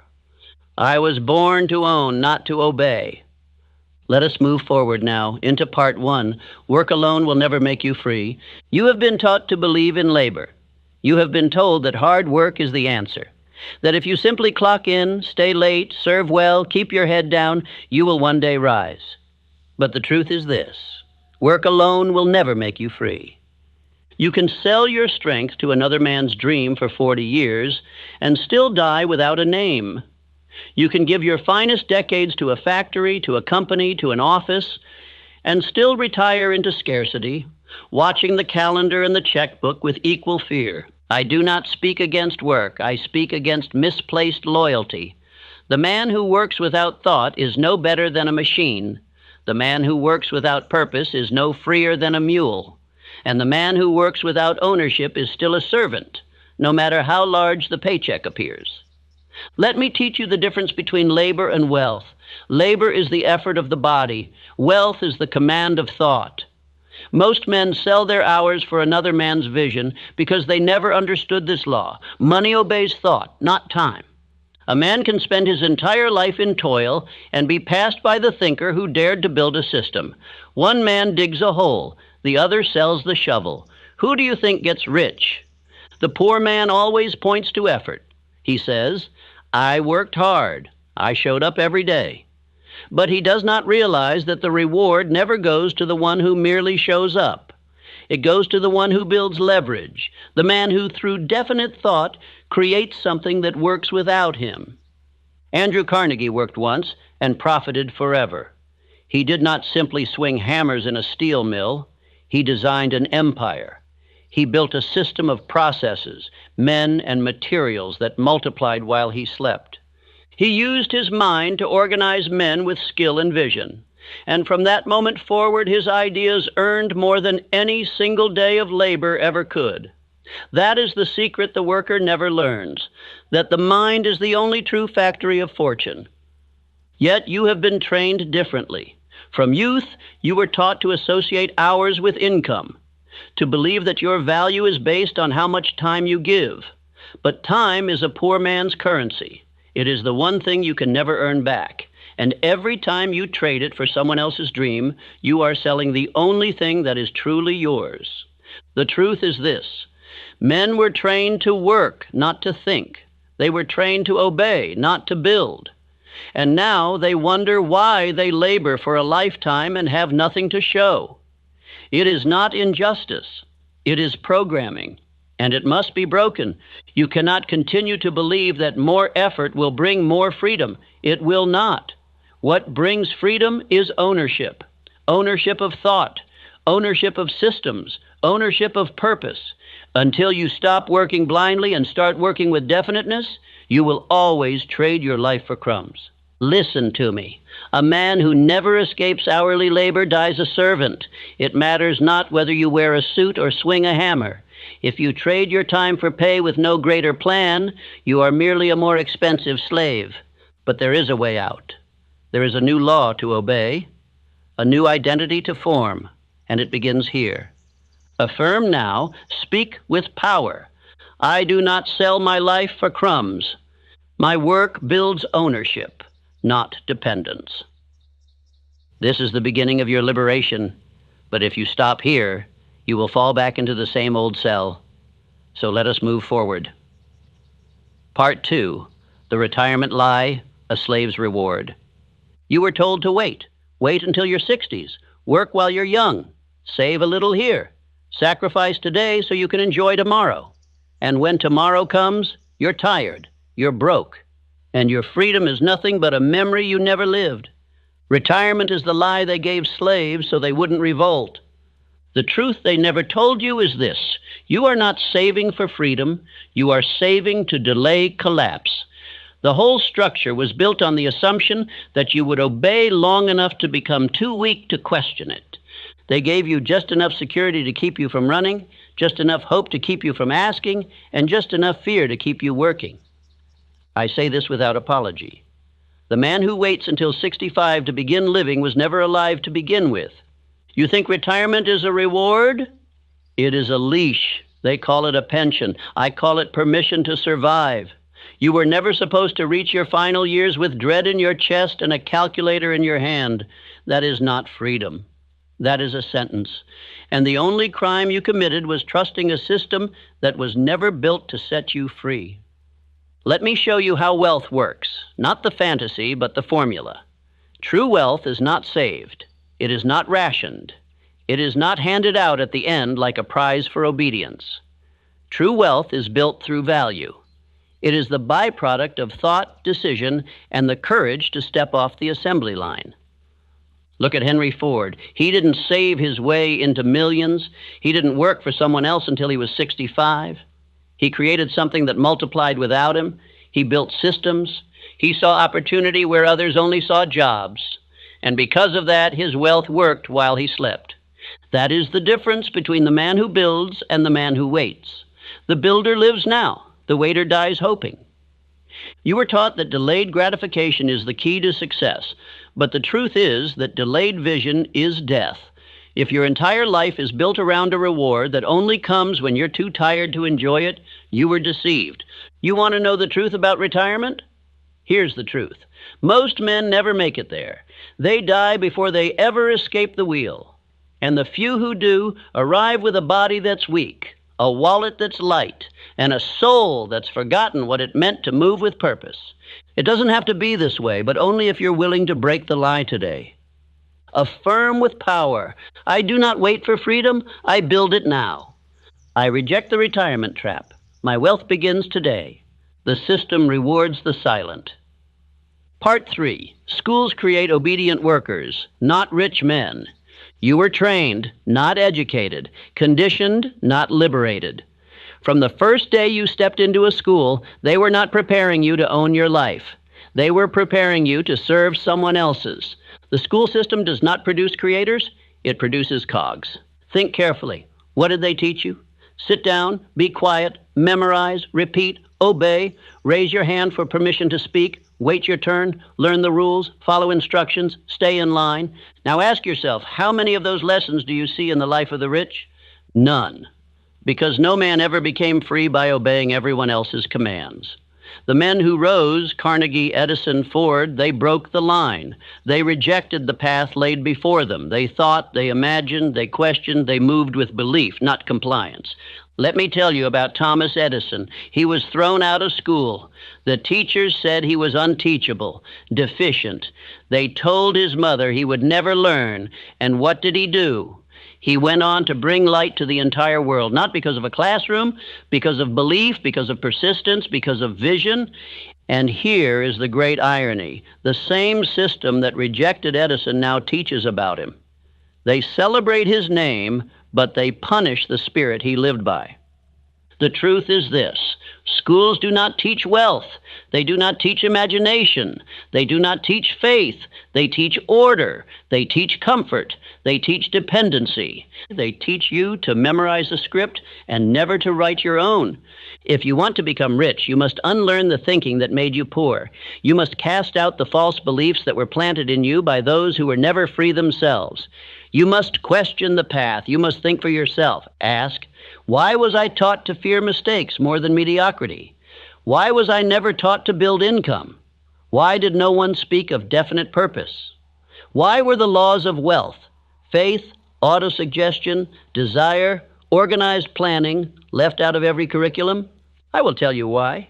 Because obedient workers do not need wealth. They only need enough to survive and to keep showing up. This is not an attack on learning. This is a war against indoctrination. Education is power when it liberates the mind. But when it only trains the hand, it becomes a prison. If you want to rise, you must retrain your thinking. You must study what the free men study. You must speak like the man you intend to become, not like the one you were trained to be. You must ask questions they never let you ask. Who benefits from my obedience? Who profits from my delay? Who taught me that my value is measured in grades, hours, or approval? The moment you start questioning, you start building your exit. You were not born to follow instructions. You were born to give them. You were not made for desks and bells.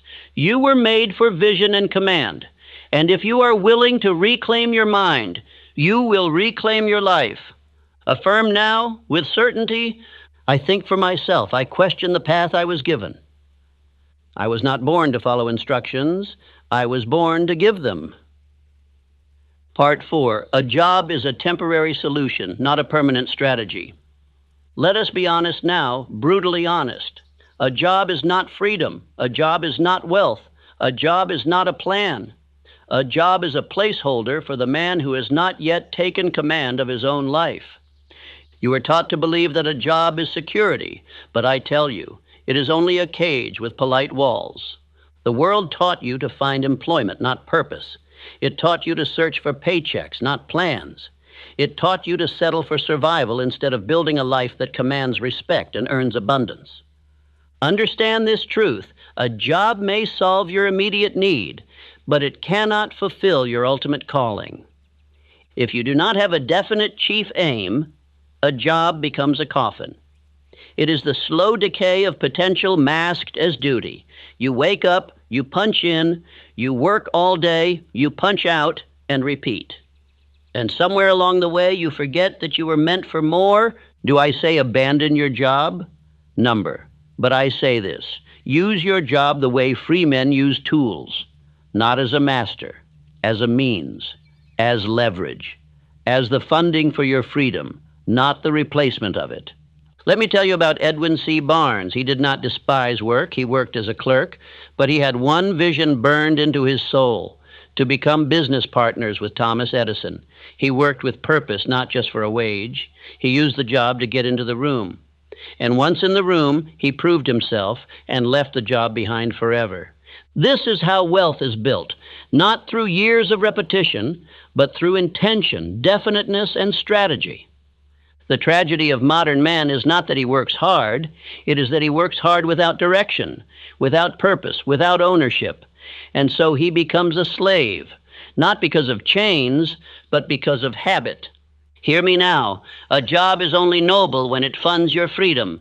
If you are still working to stay alive, you are not yet free. If you are still hoping for a raise instead of building income streams, you are not yet free. if your days are consumed with tasks that build someone else's dream and leave yours dormant, you are not yet free, but you can be. The door is open, but you must stop kneeling before the illusion of security and start standing for the reality of ownership. Do not live your entire life renting your time. Own your days. Command your income. Use your job. Don't let it use you.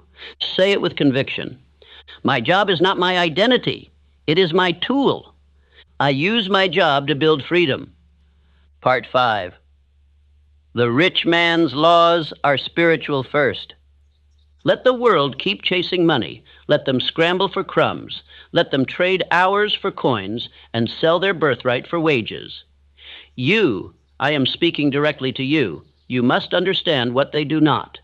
The laws that create wealth are spiritual before they are material. You cannot rise until you rise in mind. You cannot earn until you believe you are worthy. You cannot command until you obey the laws that govern riches. Not the laws written by men, but the ones written into the very structure of the universe. There is a divine law behind every fortune. And if you break that law, the money will break you.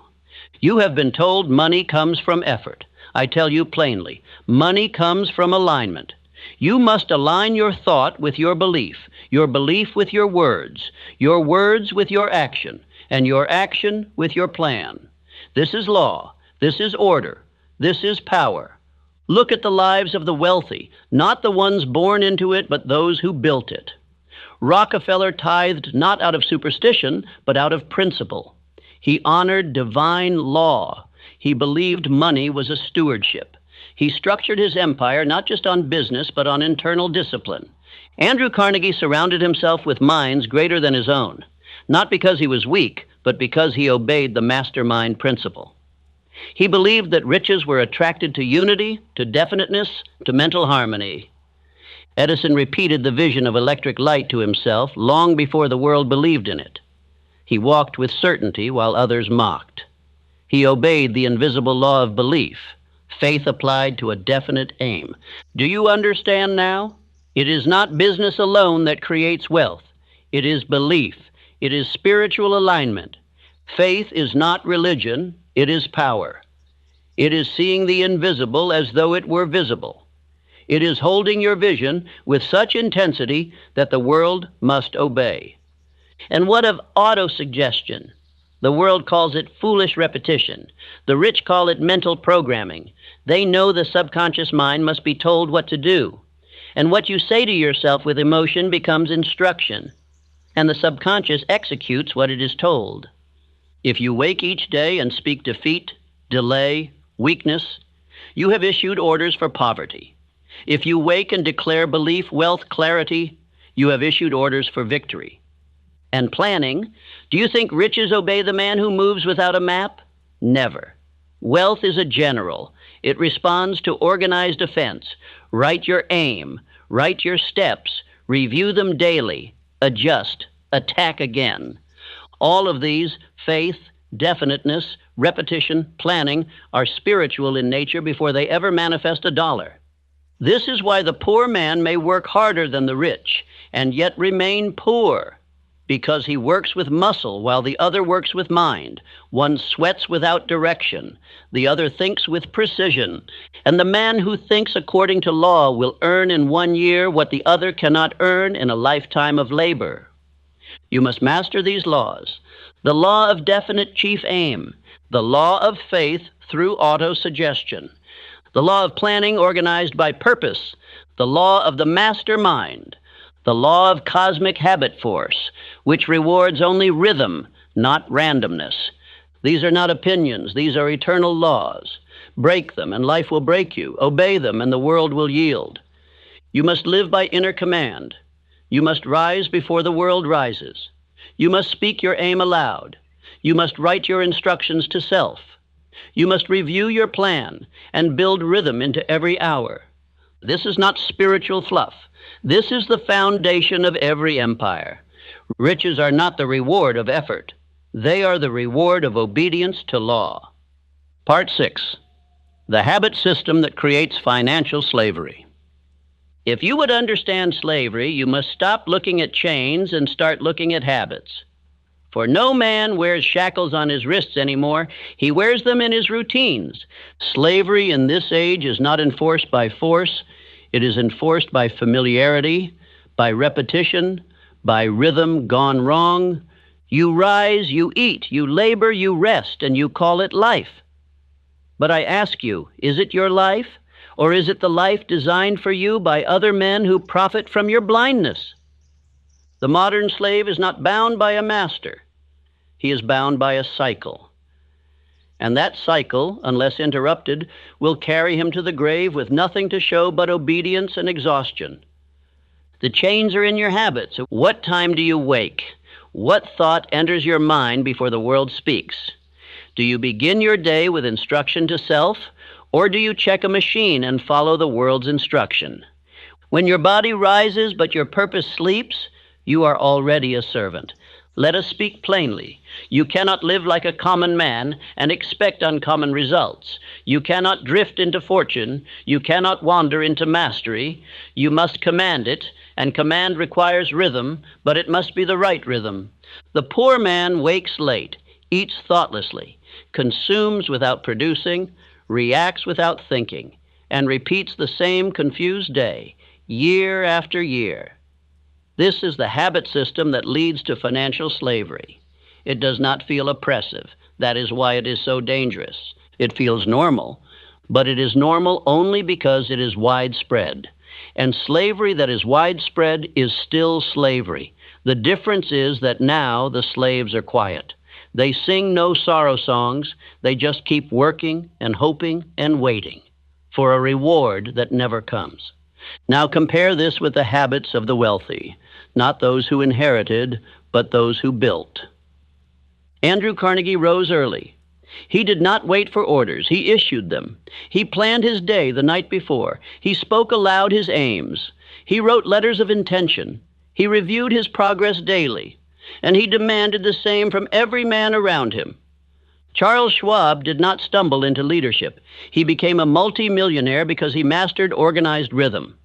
Every hour had a purpose. Every morning was planned. Every night was measured. He knew the law. If you cannot measure it, you cannot multiply it.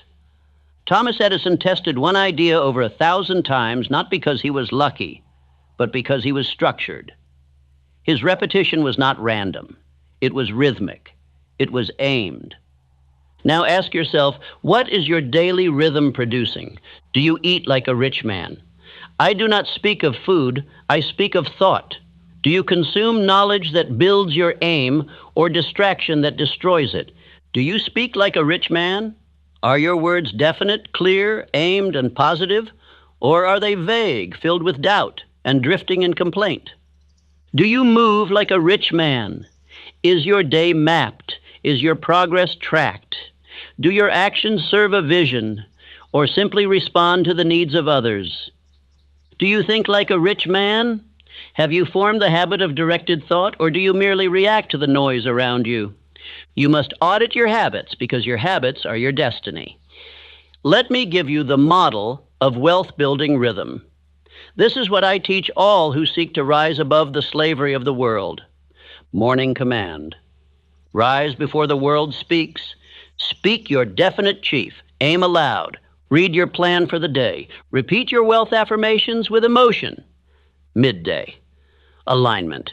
Review progress against plan. Speak aloud. I am still on target. My aim is fixed. My pace is strong. Correct drift with immediate focused action. Evening review. Measure what was completed. Journal new lessons. Repeat your aim aloud before sleep. Visualize success as already yours. Repeat daily, without fail, without excuse. This structure alone will begin to reprogram your subconscious mind, and your subconscious is the builder of all results. Do not underestimate this. Most men fail not because they lack intelligence, but because they lack rhythm. The law of cosmic habit force is not poetic. It is practical. It means that every thought repeated becomes a command. Every action repeated becomes a pattern. Every pattern reinforced becomes identity. and every identity manifests results that match it. If you want wealth, you must form the habits of wealth. If you want power, you must form the rhythm of power. And if you want freedom, you must form the disciplines of a free man. And do not say you are too old. Do not say it is too late. The moment you command your rhythm, your life begins again. Repeat these affirmations daily. My habits build freedom or chains. Each day I command myself into power. Now write your daily rhythm. Practice it tomorrow, and the next, and the next. Do not skip. Do not drift. Do not delay. You are either forming the habits of freedom, or you are wearing the chains of slavery. Part 7. If you wait, you will serve those who did not. There is a law few men are willing to confront, a law more sobering than failure and more costly than ignorance. He who waits serves the man who does not. The world has never rewarded hesitation. It has never crowned the cautious. It has never surrendered its riches to the man who delayed. Look around you at every industry, every street, every corner of society, and you will find the same truth. The men who rule are not the ones who waited for permission. They are the ones who moved when others paused, decided when others doubted, and acted when others were still seeking clarity. Wealth does not come to the brilliant. It does not come to the good. It does not come to the hopeful. It comes to the man who moves. It finds its way into the hands of the one who stepped into the storm, made a decision under pressure, and claimed his portion while others still counted the cost. You think life will give you time? You think opportunity will wait? Number life waits for no one, and the man who waits becomes the laborer for the one who didn't. Abraham Lincoln, a man of great principle but greater movement, understood this law. In the darkest hours of his leadership, he did not sit in endless counsel. He moved. When the nation fractured, he acted. When the outcome was uncertain, he still advanced. He issued the Emancipation Proclamation not when it was safe, but when it was necessary. He did not wait for clarity. He created it through decision. That is what leaders do. That is what free men do. They act, and the world adjusts. Most men do not fail because they made the wrong move. They fail because they made no move. They wait for the economy to shift, for the perfect plan to emerge, for fear to disappear, for someone else to show them the way. But understand this: waiting is not neutral. Waiting is movement, backward. Every day you delay, another man acts. Another man builds. Another man claims the ground you forfeited. And then, when your years have passed and your energy is gone, you will find yourself in service to him, not because he was better, not because he was chosen, but because he moved. I must say it plain. Your delays will become your chains. And I know the voice that tries to excuse this. I'm still researching. I'm just not ready. I'm being patient. Let me tell you something that the rich understand and the poor ignore. Patience is only a virtue when it is paired with action. Patience without movement is paralysis. And paralysis is death in disguise. Look at the wealthy. Not one of them waited. Carnegie started in poverty, but he acted. He moved to organize steel when others feared risk. Ford dared to mass produce when others mocked the idea. Edison declared his inventions before they worked because he understood the law. Movement precedes manifestation. So, what are you waiting for? Are you waiting for the economy to improve? While you wait, someone is creating their own economy. Are you waiting for more knowledge? While you wait, someone with less intelligence is building more wealth. Are you waiting for courage? Courage is not something you feel. It is something you decide. The tragedy is not that men fail. The tragedy is that they delay and delay and delay until the very life they wanted is now owned by someone else. And so I warn you, as a man who has studied failure and fortune alike, if you wait, you will work for the man who didn't. If you hesitate, your children will serve the children of the man who didn't. If you pause, your dream will be built by the man who didn't, and your name will not be on it. You may think you are being cautious, but the law of the world is movement. Those who do not move are trampled, and no excuse will spare you. I do not speak this to frighten you. I speak this to awaken you. The time is now. The door is open, but it will not remain open forever. Say these words with me. Let them burn into your being. I act while others wait. My speed creates my freedom. Do not let your habits be slow. Do not let your voice be hesitant. Do not let your life be a monument to what could have been. Move, decide. Building now. Part 8. The man who refuses to serve becomes the one who commands. Let us now bring every law, every truth, and every warning to its final conclusion, identity. For until you transform who you are, no change in your habits, no change in your income, no change in your environment will last. This world does not obey the man who performs. It obeys the man who commands, and no man can command until he first refuses to serve. I do not speak of service to others, for there is honor in building, in giving, in contributing. I speak of servitude to fear, to routine, to wage, to mental chains. The man who wakes each morning only to serve the vision of another, who never writes his own aim, who waits for orders, who drowns in tasks without purpose. That man is not free. That man is not fulfilled. That man is not the master.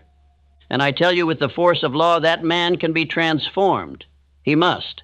Or else he will become what this system designed him to be, a worker until death, a consumer until empty, a servant until forgotten.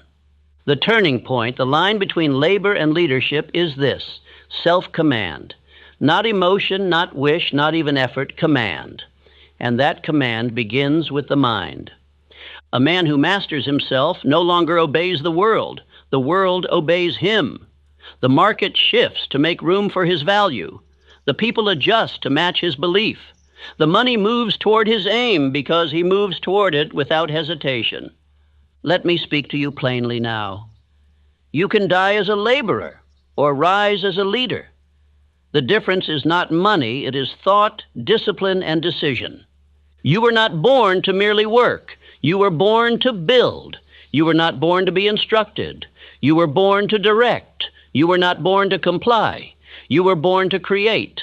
And if you are still breathing, still hearing these words, it means it is not too late. But understand, this is the final gate. You must cross it, or forever live beneath it. What must you do? First, write your definite chief aim. Not tomorrow. Now decide who you are, what you demand from life, how you will serve others through your purpose, and make it clear, bold, and written. Second, build daily command. Do not trust motivation, trust repetition.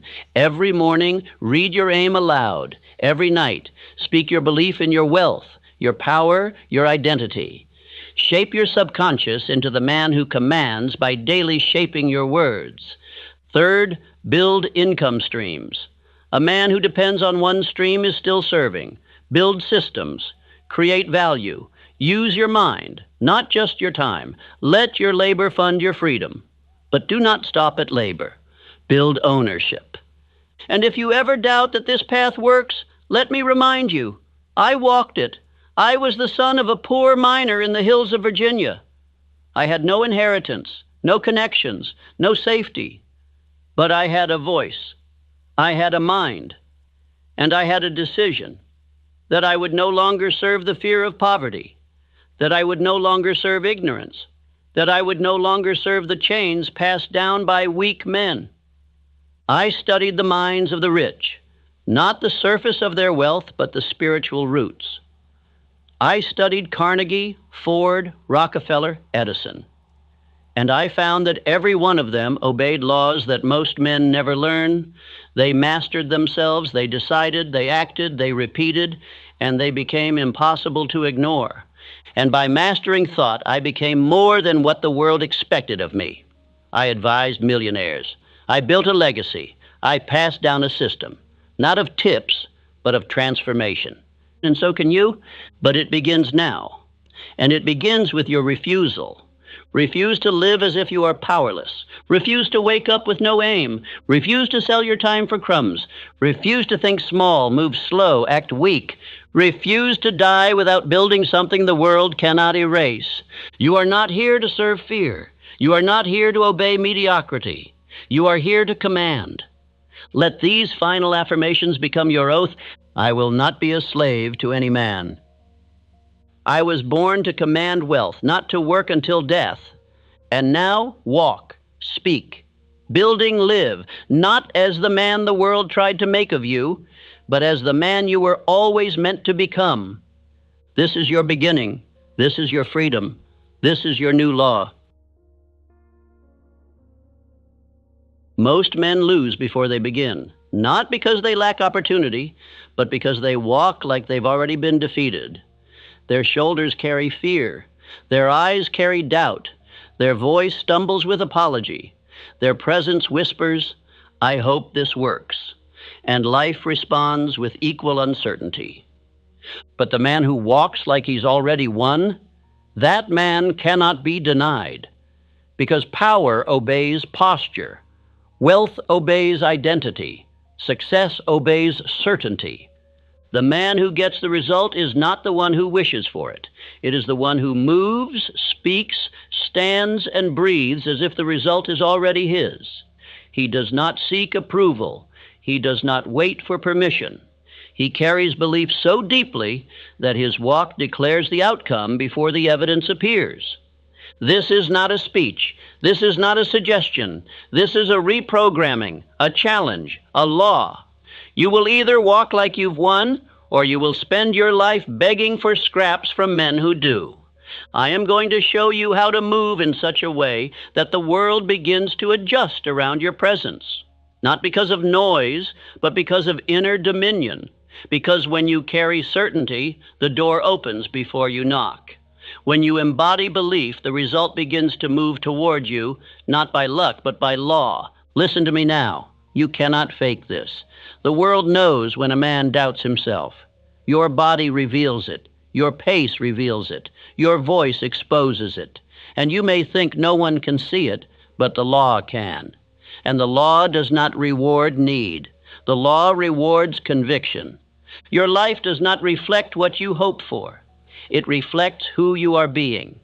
And who you are being is revealed not in your declarations, but in your walk, your tone, your repetition, your discipline, your presence.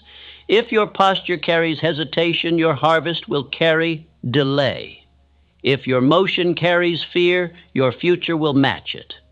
But the man who walks like he's already won, he walks with law on his side. He carries no anxiety. He carries no panic.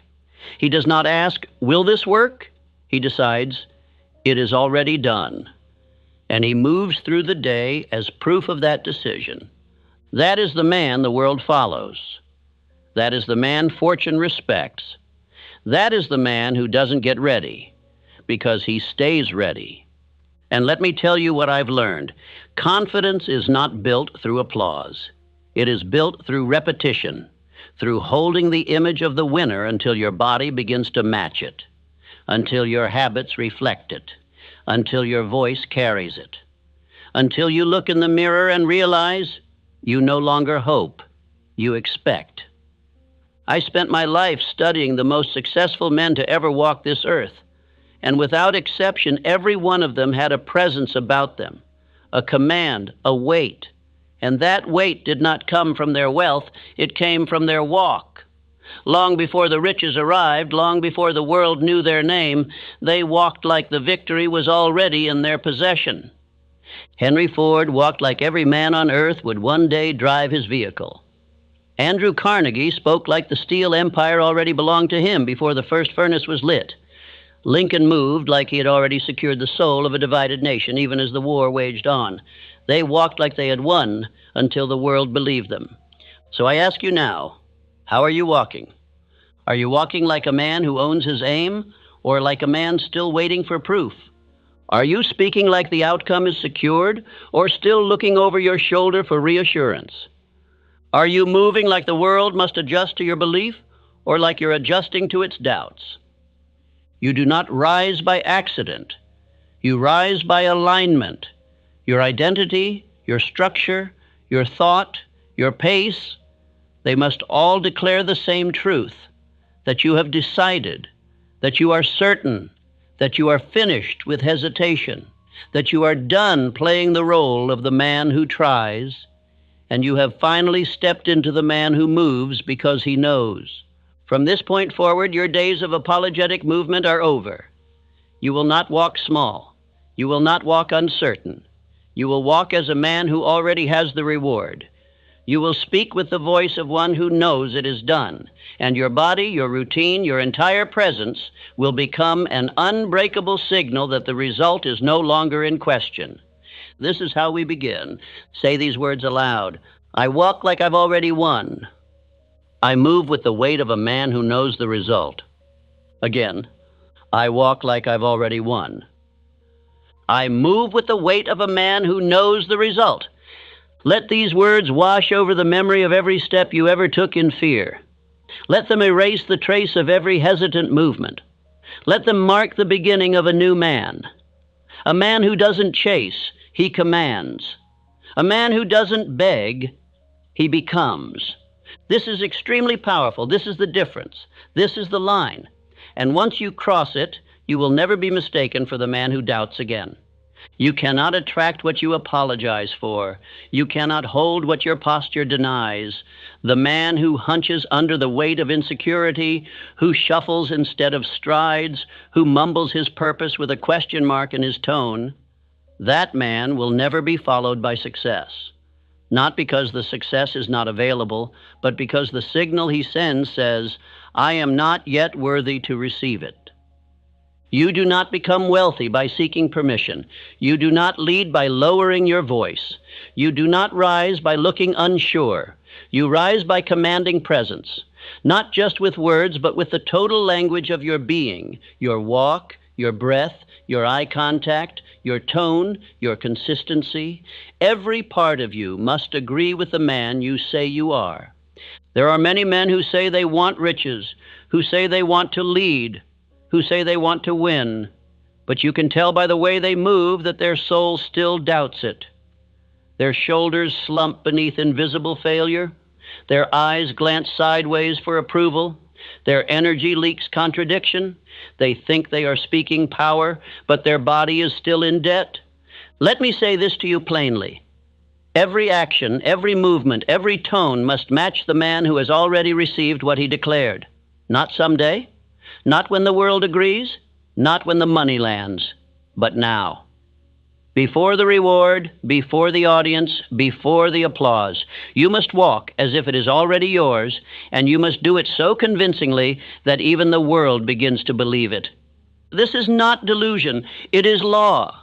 The subconscious does not give birth to reality until the man walks in full agreement with his belief.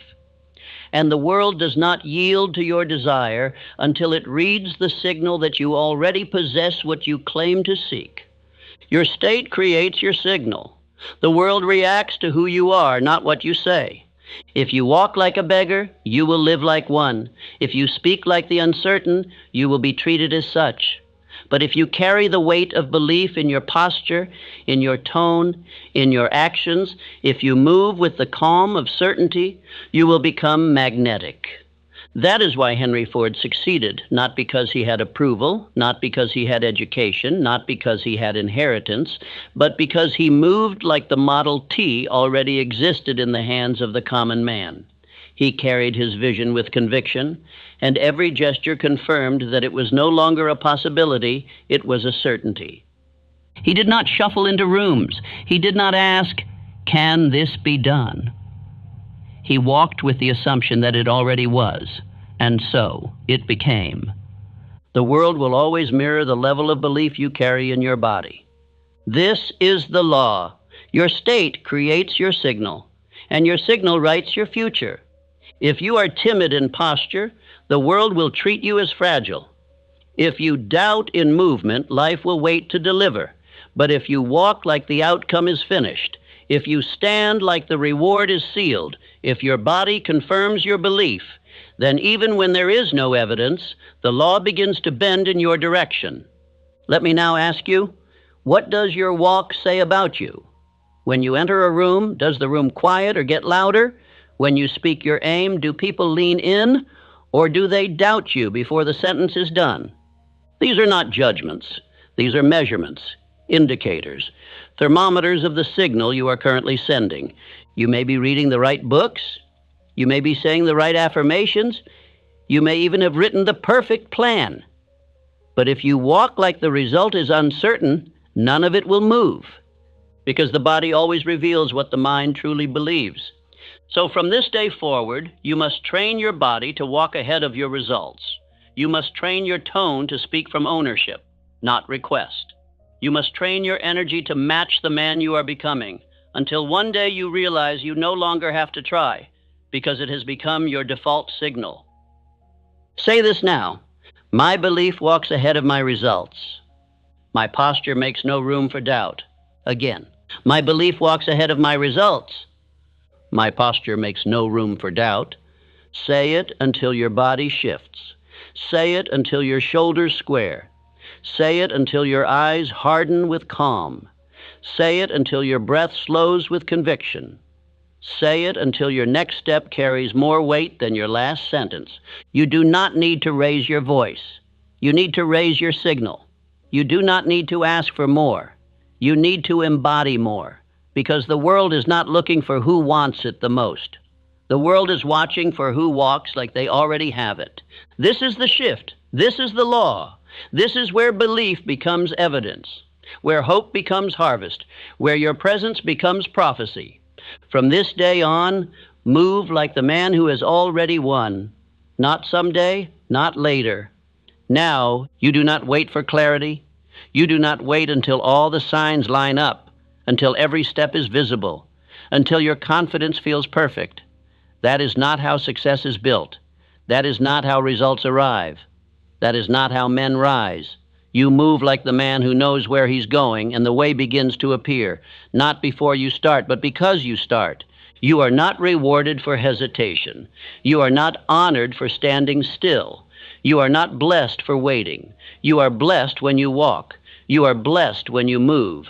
You are blessed when you act in faith, before the proof, before the applause, before the evidence, because that is when the law begins to obey you. Most men say, when I see it, I will believe it. But the man who wins says, because I believe it, I will see it. That is the difference. That is the law. That is what separates those who drift from those who dominate. Certainty is not the result of success. It is the cause.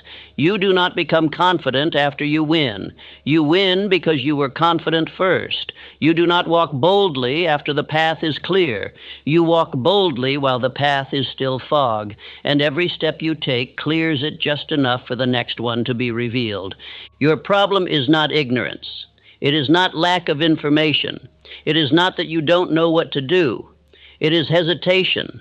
It is the habit of pausing when you should be moving. It is the addiction to second guessing.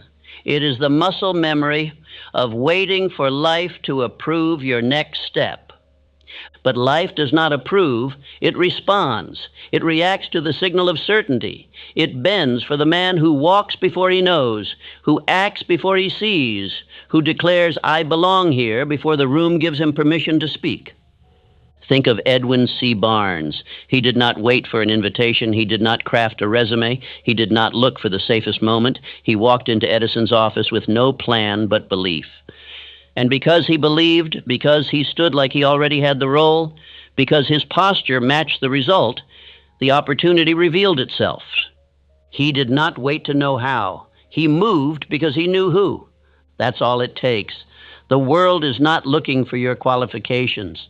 The world is waiting for your movement, for your presence, for your certainty, for your decision to act as if you already carry the thing that everyone else is still trying to find. Let me tell you a truth that most men never accept. Life becomes clear only after you walk. You cannot think your way into clarity. You cannot sit still long enough to be ready. You cannot plan your way into belief. You must walk. And here is the real question. If you knew the future was guaranteed, how would you walk today? Would you move slowly? Would you apologize? Would you wait? No, you would stride. You would command. You would act with peace, with finality, with fire. So do that. Walk as if it is already done, not because it is seen, but because you have chosen to believe before the world confirms it. That is the man who receives. That is the man the law follows. That is the man the door opens for, not because he knocked the loudest, but because he walked as if it had already opened. You don't need to figure out every step. You only need to take the next one in full conviction. You don't need to answer every doubt. You only need to drown it in movement. You don't need to wait for peace. You must walk like the man who already has it, and peace will meet you in motion. Say this now: I don't wait for certainty. I walk as if I own it. My movement creates direction. Again, I don't wait for certainty. I walk as if I own it. My movement creates direction. Let these words end your habit of hesitation. Let them break the loop of delay. Let them replace the question, what if I'm not ready, with the declaration, I have already begun. Because the truth is, your future does not belong to the man who prepares forever. It belongs to the man who moves in faith. Stop rehearsing your doubts. Stop pacing in circles of indecision. Take the step. Make the call. Start the sentence. Build the thing. Begin the journey, not when the path is revealed, but because you've decided the destination belongs to you. You are not here to wait. You are here to walk. And when you walk long enough, far enough, steady enough, the way will rise to meet you. Not because it was always visible, but because the law responds to motion backed by belief. Most men speak because they lack conviction. They think that by explaining themselves, they will be believed. They think that by dressing their weakness in many words, they will hide the truth that they have not yet decided. But the man who knows does not over-explain. He does not dress his belief in decoration. He does not shout to be heard. He does not argue to be understood. He speaks little, but every word lands with weight, because it is backed by certainty. The language of the winner is few words and firm steps. The man who speaks too much is often a man who moves too little. He speaks promises that his body cannot fulfill. He makes declarations that his habits do not support. His words are loud, but his walk is hesitant. And so the world listens, but does not trust him. But the man who carries belief in his bones, that man does not need to convince. His presence is proof. His tone is grounded. His silence is louder than another man's speech. He says, I will, and then he moves. No delay, no discussion, no second invitation. The way you speak must match the way you move. Your words must be in agreement with your walk. If your mouth says confidence, but your tone says hesitation, you will not be trusted. If you say you will rise, but your posture says apology, you will be overlooked. This is why I tell you, speak less, but when you speak, speak with finality. And then let your steps do the rest. Words are weightless when posture contradicts them. But when your body and your tone match your declaration, even a few words become unshakable. Think of Abraham Lincoln. He did not shout to command. He did not decorate his thoughts with endless rhetoric. But when he spoke, the room turned. The nation listened. The world remembered. Why? Because his belief was unshakable, and his words reflected that. They were not loud. They were final. Lincoln didn't need to say much because his presence carried truth. His speech carried law. His decisions were made long before he delivered them. That is why he was trusted. That is why he was followed. He embodied certainty. And so every word felt like it was already done. You must now begin to live the same way. Do not talk for attention. Do not over-explain your goals. Speak only what you intend to prove through action. Do not declare outcomes you are not willing to walk toward daily. Do not say soon when you mean someday. Do not say I'll try when you mean I'm scared. Your words must no longer betray your belief. Speak once because you believe always. Declare your aim. Then repeat it silently in action. Let your schedule speak for you. Let your habits preach your vision. Let your walk silence the questions. Because the man who moves does not need to keep explaining. His steps become his message. His posture becomes his language. His results become his biography. And the world follows, not because he persuaded them, but because he became undeniable. Say this now. My steps prove my beliefs. I speak once because I believe always. Again, my steps prove my beliefs. I speak once because I believe always. Let these words become the gatekeepers of your tongue. Let them govern your speech. Let them remind you that talk is cheap when action is absent. But talk becomes sacred when backed by consistency. From now on, let your words be few, but final. Let them be sharp, not scattered. Let them declare what will be done, not what might be considered. Speak like a man who already holds the outcome, not like a man still negotiating with doubt. And when you speak, move. Move before they ask for proof. Move before they doubt your aim. Move before the crowd forms. Move because it was already done in your mind, and now your steps are simply delivering what was promised. That is the language of the winner. It is not volume, it is velocity.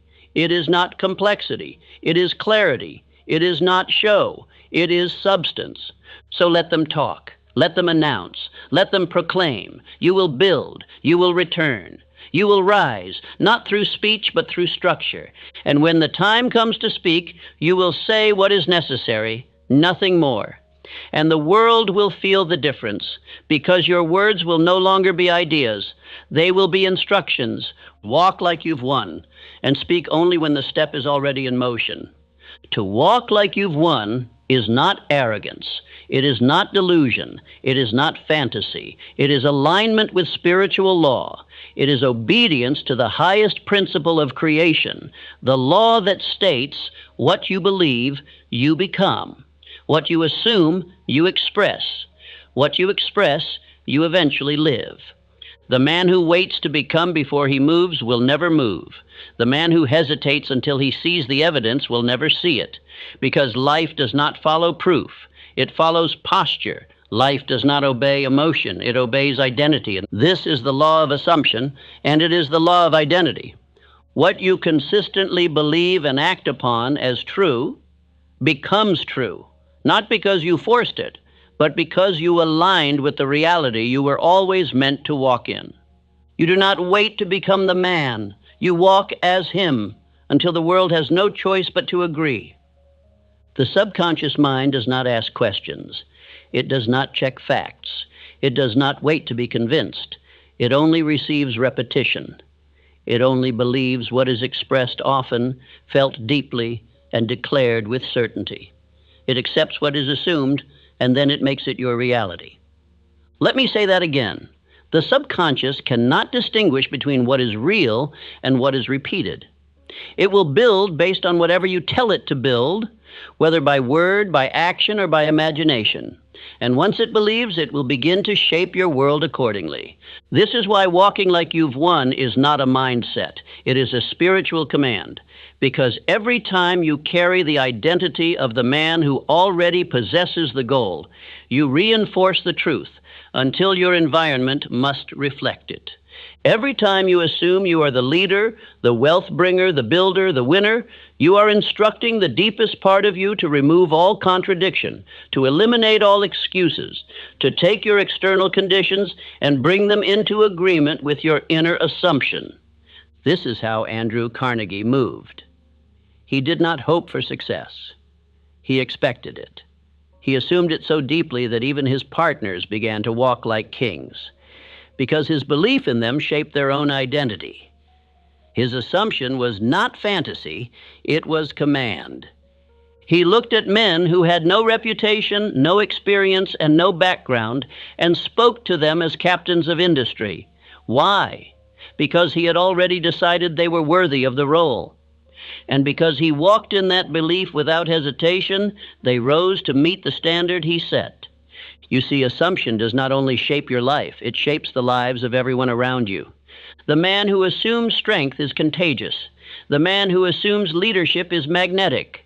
The man who assumes abundance without apology creates an atmosphere of faith so strong that lack cannot breathe in his presence. And this is the man you must become. You must no longer ask, "When will I arrive?" You must declare, "I have already arrived in spirit, and the world will soon catch up to what I already know." You must no longer say, "I'm trying to become him." You must say, "I am him. I walk as him. I breathe as him. I speak as him. I act as him. And the results are on their way because I am ready to hold them." This is not self-deception. This is self-construction. This is not fantasy. This is foundation. Because no man becomes what he doubts. No man maintains what he apologizes for. And no man attracts what he refuses to embody. Say this now. I walk in the identity I have decided. Assumption is my advantage. Again, I walk in the identity I have decided. Assumption is my advantage. Let these affirmations overwrite the old belief that told you to wait for permission. Let them eliminate the last traces of hesitation. Let them build a rhythm inside you that speaks louder than results. Because the man who walks like he's won will not wait long before life rewards his posture. If you wake each morning and act like the man who already has the results, the world begins to organize itself in your favor. Not instantly, not always visibly, but inevitably. Because identity is not what you are given, it is what you claim. And the law respects what is claimed with conviction. If you speak power long enough, power will enter your tone. If you move with belief long enough, confidence will become your default state. If you assume leadership daily, soon others will look to you. Not because you asked, but because your assumption made it obvious. But if you continue waiting, waiting to be ready, waiting to feel perfect, waiting for someone else to validate your value, you will stand still while others pass you by.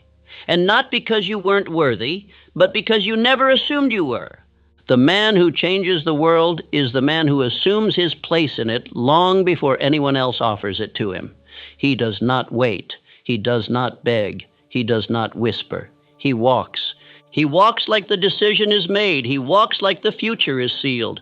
He walks like the outcome is not in question, and eventually it isn't. That is the power of assumption. That is the law of identity. That is the man you are now becoming. Let us walk forward with it. The man who hesitates kills momentum. He doesn't just stall results, he fractures his power. He leaks doubt into every room he walks into, every sentence he speaks, every action he delays. And the world sees it. Even if his lips say confidence, his timing betrays him. His energy whispers hesitation. His movement exposes uncertainty. And because the world responds not to what you say, but to what you are, he does not hold power. Indecision breaks your signal. It weakens your command. It teaches your subconscious to mistrust your own voice. It sends mixed messages into your environment, and life cannot reward contradiction. The man who cannot choose trains the world to withhold its reward, because no one knows what to follow when the man himself hasn't decided where he stands. Understand this law. Inconsistency in movement creates contradiction in energy, and contradiction delays reward. You do not need to be perfect. You need to be decisive. You do not need every answer. You need a direction, declared and walked in with full presence. Most men stall not because they lack options, but because they fear ownership. They delay because they don't want to be wrong. But let me tell you the truth. Wrong action carried out with full conviction holds more power than the correct idea delayed into nothing. John D. Rockefeller understood this law. He did not hesitate. He made decisions quickly and rarely changed them. And because of this, people followed him, not because he was always right, but because he was always definite. His decision-making created atmosphere. It gave people clarity. It created confidence, not just in himself, but in those around him. Even when his decision brought resistance, it carried the authority of finality, and that weight bends environments. You must move like that. You must speak like that. You must act like a man who has already decided and who no longer needs to ask for permission to walk in the direction he has chosen. Because indecision is not neutral. It is not harmless. It is not the absence of choice. It is the presence of fear. It is the posture of a man who does not trust his own vision. It is the mark of one who cannot command belief, neither from himself nor from anyone else. But when a man chooses and moves as if the outcome is already his, the world aligns itself to that level of authority. Your aim may evolve, your path may adjust, but if you move with conviction, you will carry a signal that cannot be ignored. That is what the world respects. Not noise, not delay, but direction. And make no mistake, your direction is your decision. If you are unsure, the world will wait. If you are hesitant, the world will hesitate. If you waver, so will your reward. But if you move clearly, daily, powerfully, results begin to pursue you.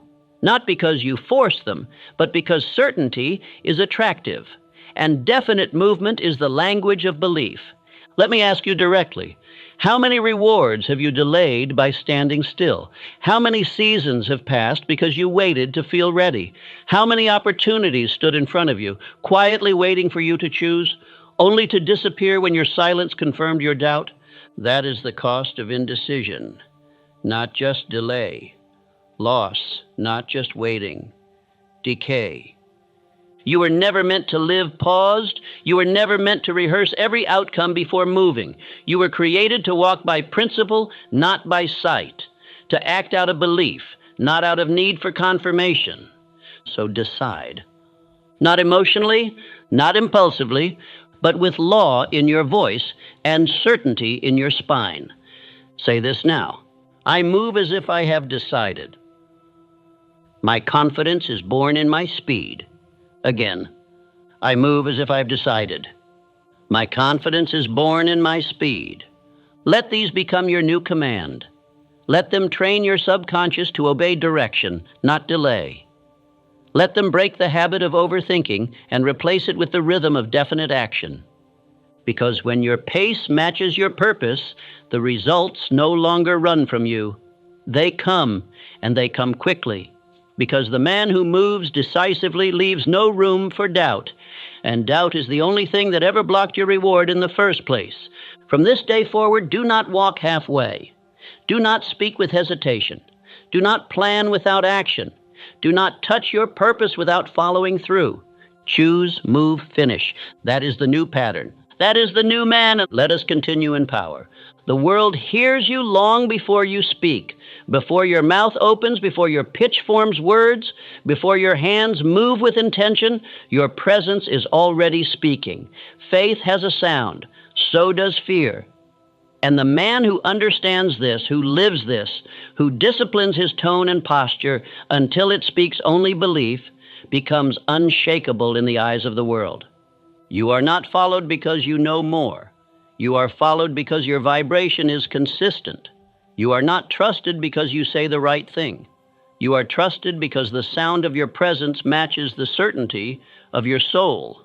You can say, I believe, but if your breath is shallow, your shoulders slumped, your tone shaky, the world will listen to your fear, not your words. Faith is not silence. Faith is sound. And faith does not ask permission. Faith does not stutter. Faith does not apologize. Faith carries a tone of completion. It speaks as if the result is already possessed. It walks as if the victory is behind every next step. It breathes with ease because it already knows the answer is on the way.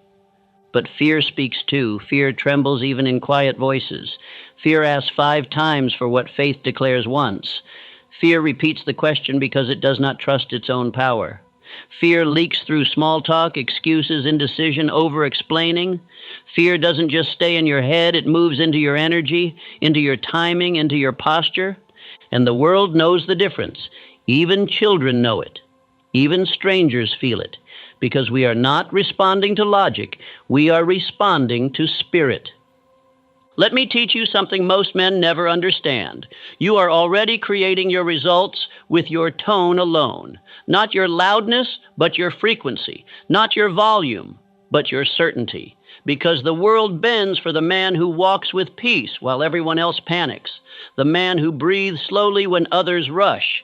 The man whose very being says, "It is done," before the evidence shows up. You must walk, speak, and breathe like a man who carries peace. Not anxiety, clarity, not chaos. That is the man the law of success obeys. Not the loudest, not the busiest, not the most emotional, but the most rooted. Look at Thomas Edison. He did not invent the electric light by accident. He did not wait for approval. He did not speak like a man still guessing. He declared the outcome before the result. He spoke about his invention as if it already existed. And because he moved with that conviction, others began to believe him.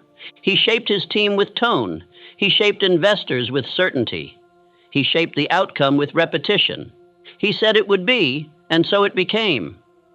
Not because it was guaranteed, but because he sounded like it was. That is the man you must now become. You must practice carrying faith in the way you speak, not with performance, but with peace. You must speak your aim not like a wish, but like a written decree. When you enter a room, your presence should not shout. It should settle. It should bring order. It should carry silence, not because you are uncertain, but because you are already secure. This is what you must now do.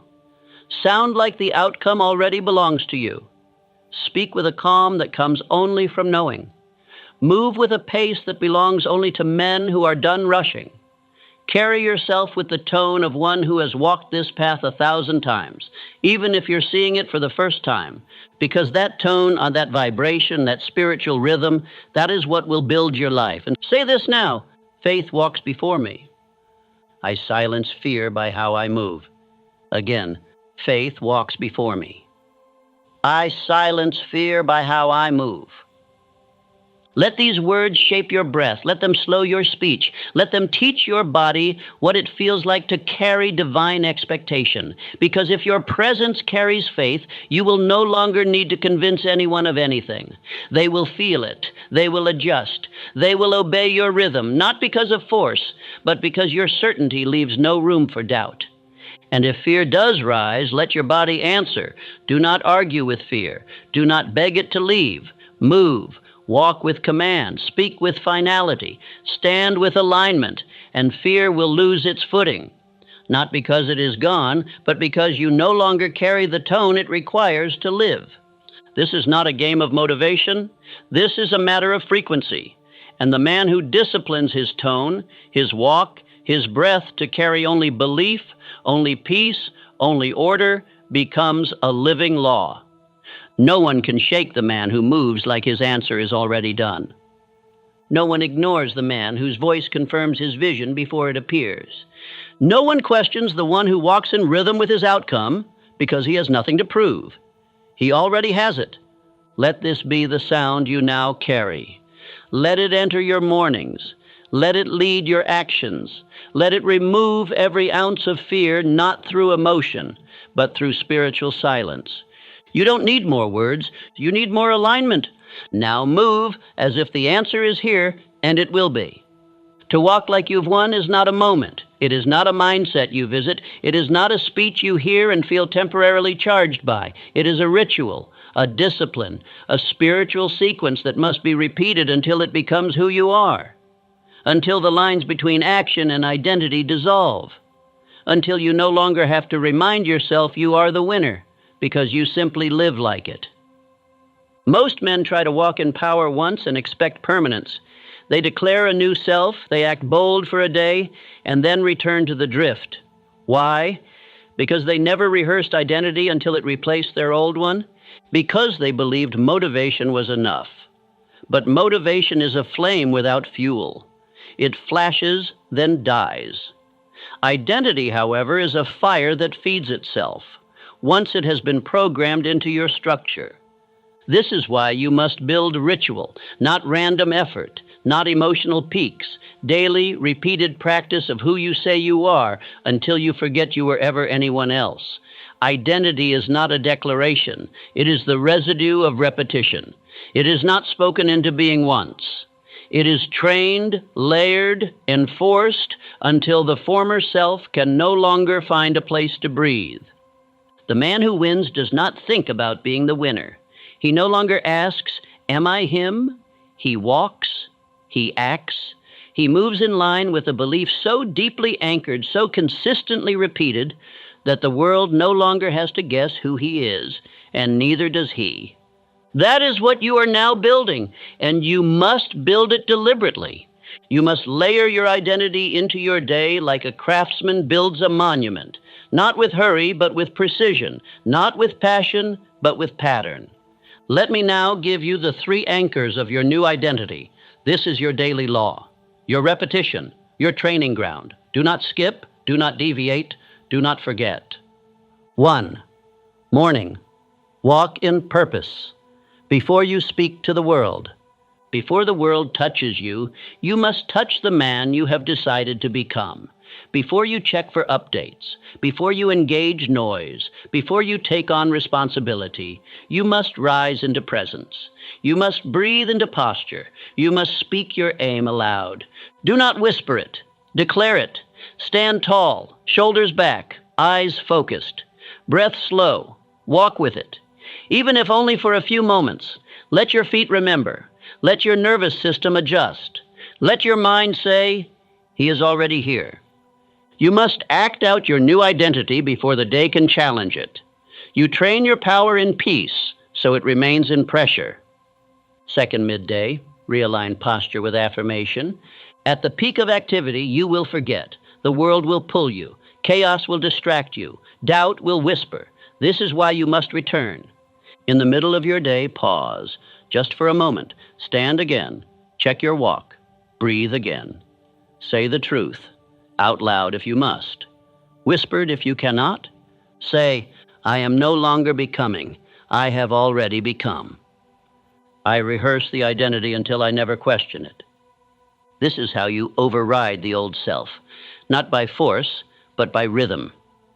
You return to the identity as often as it tries to leave you, and each time you do, it stays longer, until it never leaves at all.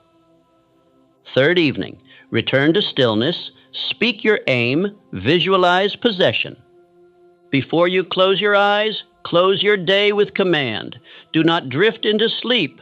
Reclaim your image. Rehearse it once more, not as if it's coming, but as if it's already done. Speak your aim with authority. Picture it. See the outcome. Feel it. Not like a dream, but like a memory you are stepping into. Let your subconscious hold that image while your conscious mind rests, because the subconscious will begin building what you consistently submit to it. Identity is built in sleep if it is planted in repetition. This is the law. Morning frames the man. Midday corrects the man. Evening engraves the man. Follow it. Do not rush it. Do not neglect it. You are not waiting to become. You are already becoming. And the faster you move in repetition, the faster you forget that you were ever anything else. Say it again. I am no longer becoming. I have already become. I rehearse the identity until I never question it. These are not declarations. These are installations. You are writing the software of your future. You are erasing the programming of the man who hesitated, the man who begged, the man who doubted. Every time you speak as the new man, move as the new man, and return to his walk, you make it harder for the old man to rise again. Eventually, the winner becomes the only voice you hear, the only image you carry, the only presence that remains. And when that happens, when you are no longer practicing the role but living in it without thought, then you have crossed the line. then identity has taken over. Then your habits are no longer maintained by willpower, but by nature. The winner no longer tells himself he is winning. He simply walks like it. Let this be your aim. Let this be your rhythm. Let this be the structure you obey until it obeys you in return. Now walk into the next day, not with effort, but with rhythm. Let us move forward. The man who walks like he's won cannot be denied. It is not because he demands. It is not because he argues. It is not because he pleads or proves.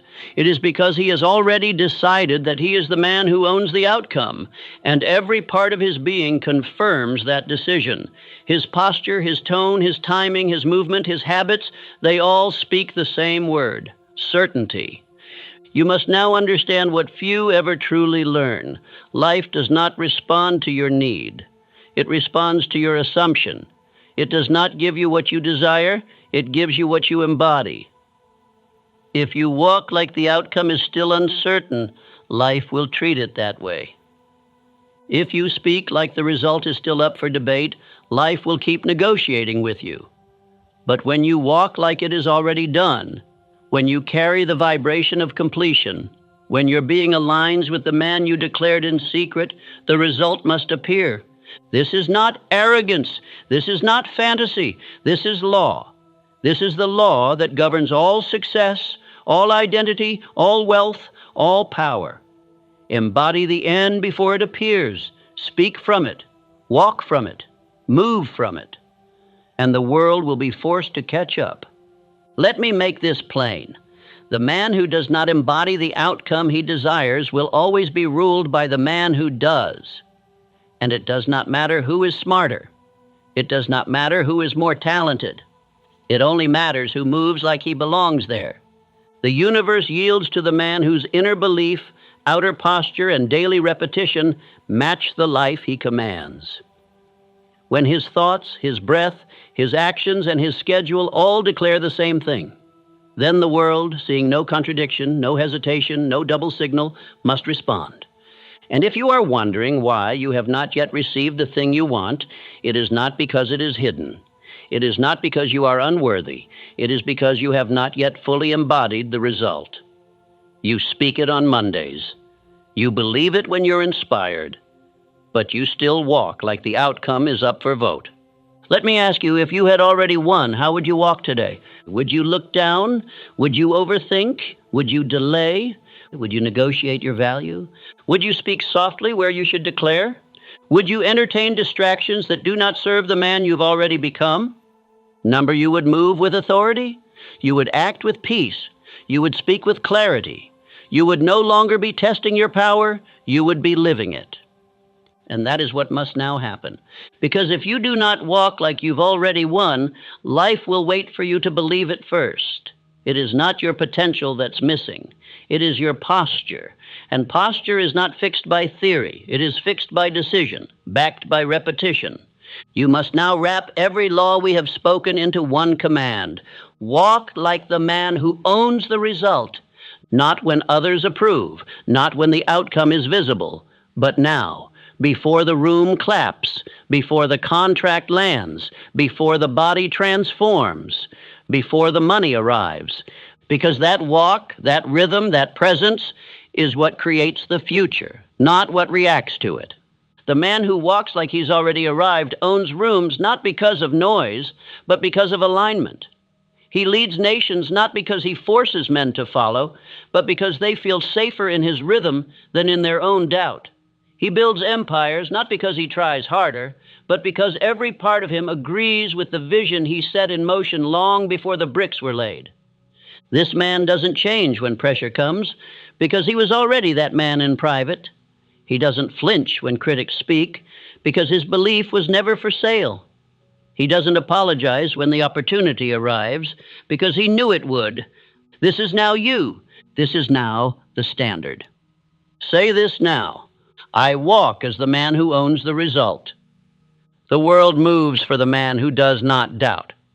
Again, I walk as the man who owns the result. The world moves for the man who does not doubt. Let these be your final instructions. Let them walk with you. Let them breathe through you. Let them correct you when your spine softens, when your voice trembles, when your rhythm falters. Let them remind you that you are not building to become. You are walking because you already are. You are no longer the man who wishes. You are no longer the man who waits. You are no longer the man who practices his power only in private. You are the man who owns the result. And the more you walk in that, the faster the world will yield, not because you pushed it, but because you left it no other choice. Step forward now and let every step carry your name before you speak it. You will never get rich until you face this. You will never build wealth until you confront the thing you've spent years running from. You can read every book. You can write every plan. You can study every principle. But as long as there is something within you that you refuse to confront, something you hope will disappear on its own, you will stay poor. Poverty is not just a financial condition. It is a symptom of spiritual avoidance. It is the outer reflection of the man who hides, the man who avoids responsibility, the man who lies to himself, the man who builds 1,000 goals but never confronts the one enemy that lives in his own mirror. I have studied the richest men of our time, Carnegie, Ford, Rockefeller, Edison. Not one of them began with great wealth. Not one of them started with approval or applause. But what they all did, what separated them from the millions who stayed small, was this: they were willing to face what other men avoided. They looked at their own fear, their own indiscipline, their own hesitation, and they declared war on it. You cannot rise until you face. You cannot build until you confront. You will never get rich until you deal with the weakness you pretend is not there. Most men are not defeated by the world. They are defeated by denial. The denial of how they spend their time, the denial of their inconsistency, the denial of their emotional weakness. They dress it in distraction. They justify it with intellect. They drown it in endless learning. But deep inside they know there is something they are still running from. This message is not designed to make you feel good. It is not for entertainment. It is a confrontation. And the moment you feel defensive is the moment you should lean in. Because I am not speaking to the man you pretend to be. I am speaking to the part of you that knows you've been hiding. There is a version of you that is ready to rise, but he cannot live until the old version dies. And the only way that happens is when you face what you've avoided for too long. Let me tell you what I've learned. Riches do not obey the clever. They do not obey the talented. They do not obey the man who wishes, hopes, or dreams. They obey the man who looks at himself without flinching, who tears out every lie, every excuse, every delay, and replaces it with discipline, decision, and truth. And here is the truth. Your current condition is not random. It is the result of what you've tolerated, what you've justified, what you've failed to face. You are not tired. You are undisciplined. You are not stuck. You are indecisive. You are not confused. You are avoiding clarity because clarity demands action. But that ends now. This is the line. This is where you either retreat and stay the same, or you face what must be faced and become the man you were meant to be. Do not tell me you want to be wealthy while you still avoid your mirror. Do not speak of success while you still postpone your standards.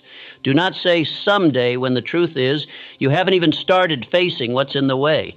I will show you the law. I will walk you through every layer of what's been holding you down. I will give you the steps, the principles, the structure, but none of it will work unless you first look inward and say, I will no longer run. I will no longer hide. I will no longer excuse. Say this now. I face what others flee. I cannot rise until I confront. Again, I face what others flee. I cannot rise until I confront. These words are not declarations of ambition. They are spiritual keys. They unlock the door between the man who talks and the man who does, between the man who fantasizes and the man who finishes, between the man who blames and the man who builds. So if you are ready to rise, face this, because you will never get rich until you do. Now let us begin. Poverty does not chase men. Riches do not hide. Both obey thought. Both are attracted or repelled by the invisible state of your inner world. You may say you want success, but if your thoughts are filled with contradiction, if your beliefs are poisoned by fear, if your emotions are disordered, riches will not come to you. Not because they are scarce, but because you are not yet a fit place for them to stay. Riches do not flee from men. They are repelled by inner contradiction.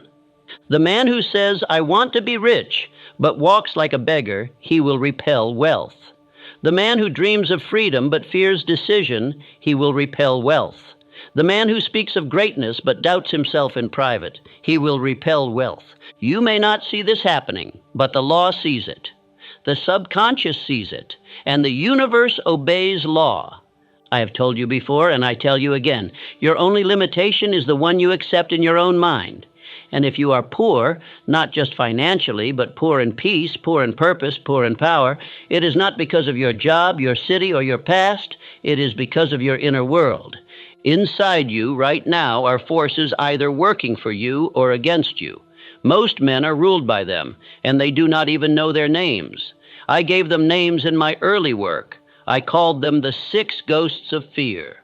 These 6 are not mere emotions. They are spiritual blockades. They are invisible prisons, and they are the true cause of almost every failed life. Let me name them again for you. The fear of poverty, the fear of criticism, the fear of ill health, the fear of loss of love, the fear of old age, the fear of death. But the first 3, poverty, criticism, and ill health, these are the most vicious when it comes to repelling wealth.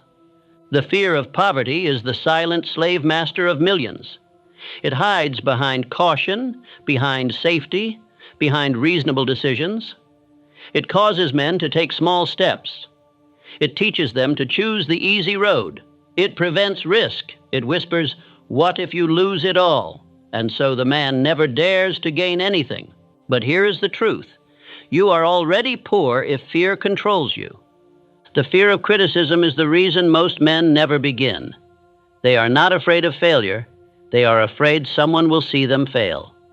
They are ruled by the opinions of those who are not building anything. They lower their voice. They hide their fire. They trade their destiny for comfort in a crowd that secretly envies their courage but will never admit it. You must stop caring what weak men think about strong moves. Let them laugh. Let them scoff. Let them pretend you've lost your mind. You are not here to be approved. You are here to become.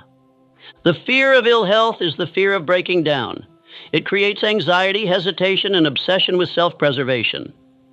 It causes men to waste years preparing to one day begin, only to find they have grown too old in delay. But what they missed is this: a man who moves with conviction is already healthier than the one who lives in fear. You must stop believing that avoiding pain is the path to power. It is not. Pain is the price. Risk is the gate. Discipline is the cure. Now listen closely, because this is the law. When fear is your master, wealth will never serve you. It cannot. You have not created the inner order to sustain it. You have not earned the clarity to direct it. You have not become the man who can be trusted with it. It is not money that is hard to earn. It is belief that is hard to maintain. And the man who is at war with himself, who fears one moment and hopes the next, who builds with one hand and destroys with the other, he will always be poor. Even if money lands in his hand, it will flee, because he has not resolved the contradiction in his soul. You must now look inward, not with emotion, not with guilt, with precision.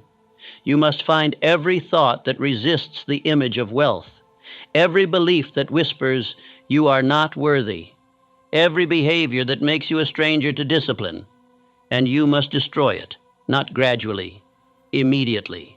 There is no victory without self-confrontation. You cannot become wealthy on the outside while remaining chaotic within. That is not how the law works. That is not how identity works.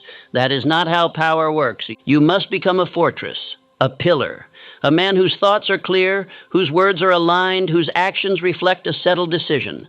A man who has faced every shadow and refused to let any one of them rule him. Say this now: I will not excuse the weakness within me. My thoughts attract or repel wealth.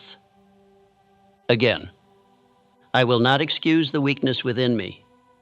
My thoughts attract or repel wealth. You must say this every morning until your mind is clear. You must say it every night until your subconscious obeys, because you are not poor by chance. You are poor by thought. You are poor by tolerated fear. You are poor by the contradiction that lives in your chest and speaks louder than your plans. But the moment you face it, all of it, you become dangerous. You become clear. You become magnetic. You become the kind of man that wealth no longer avoids, but chases. This is not theory. This is spiritual law.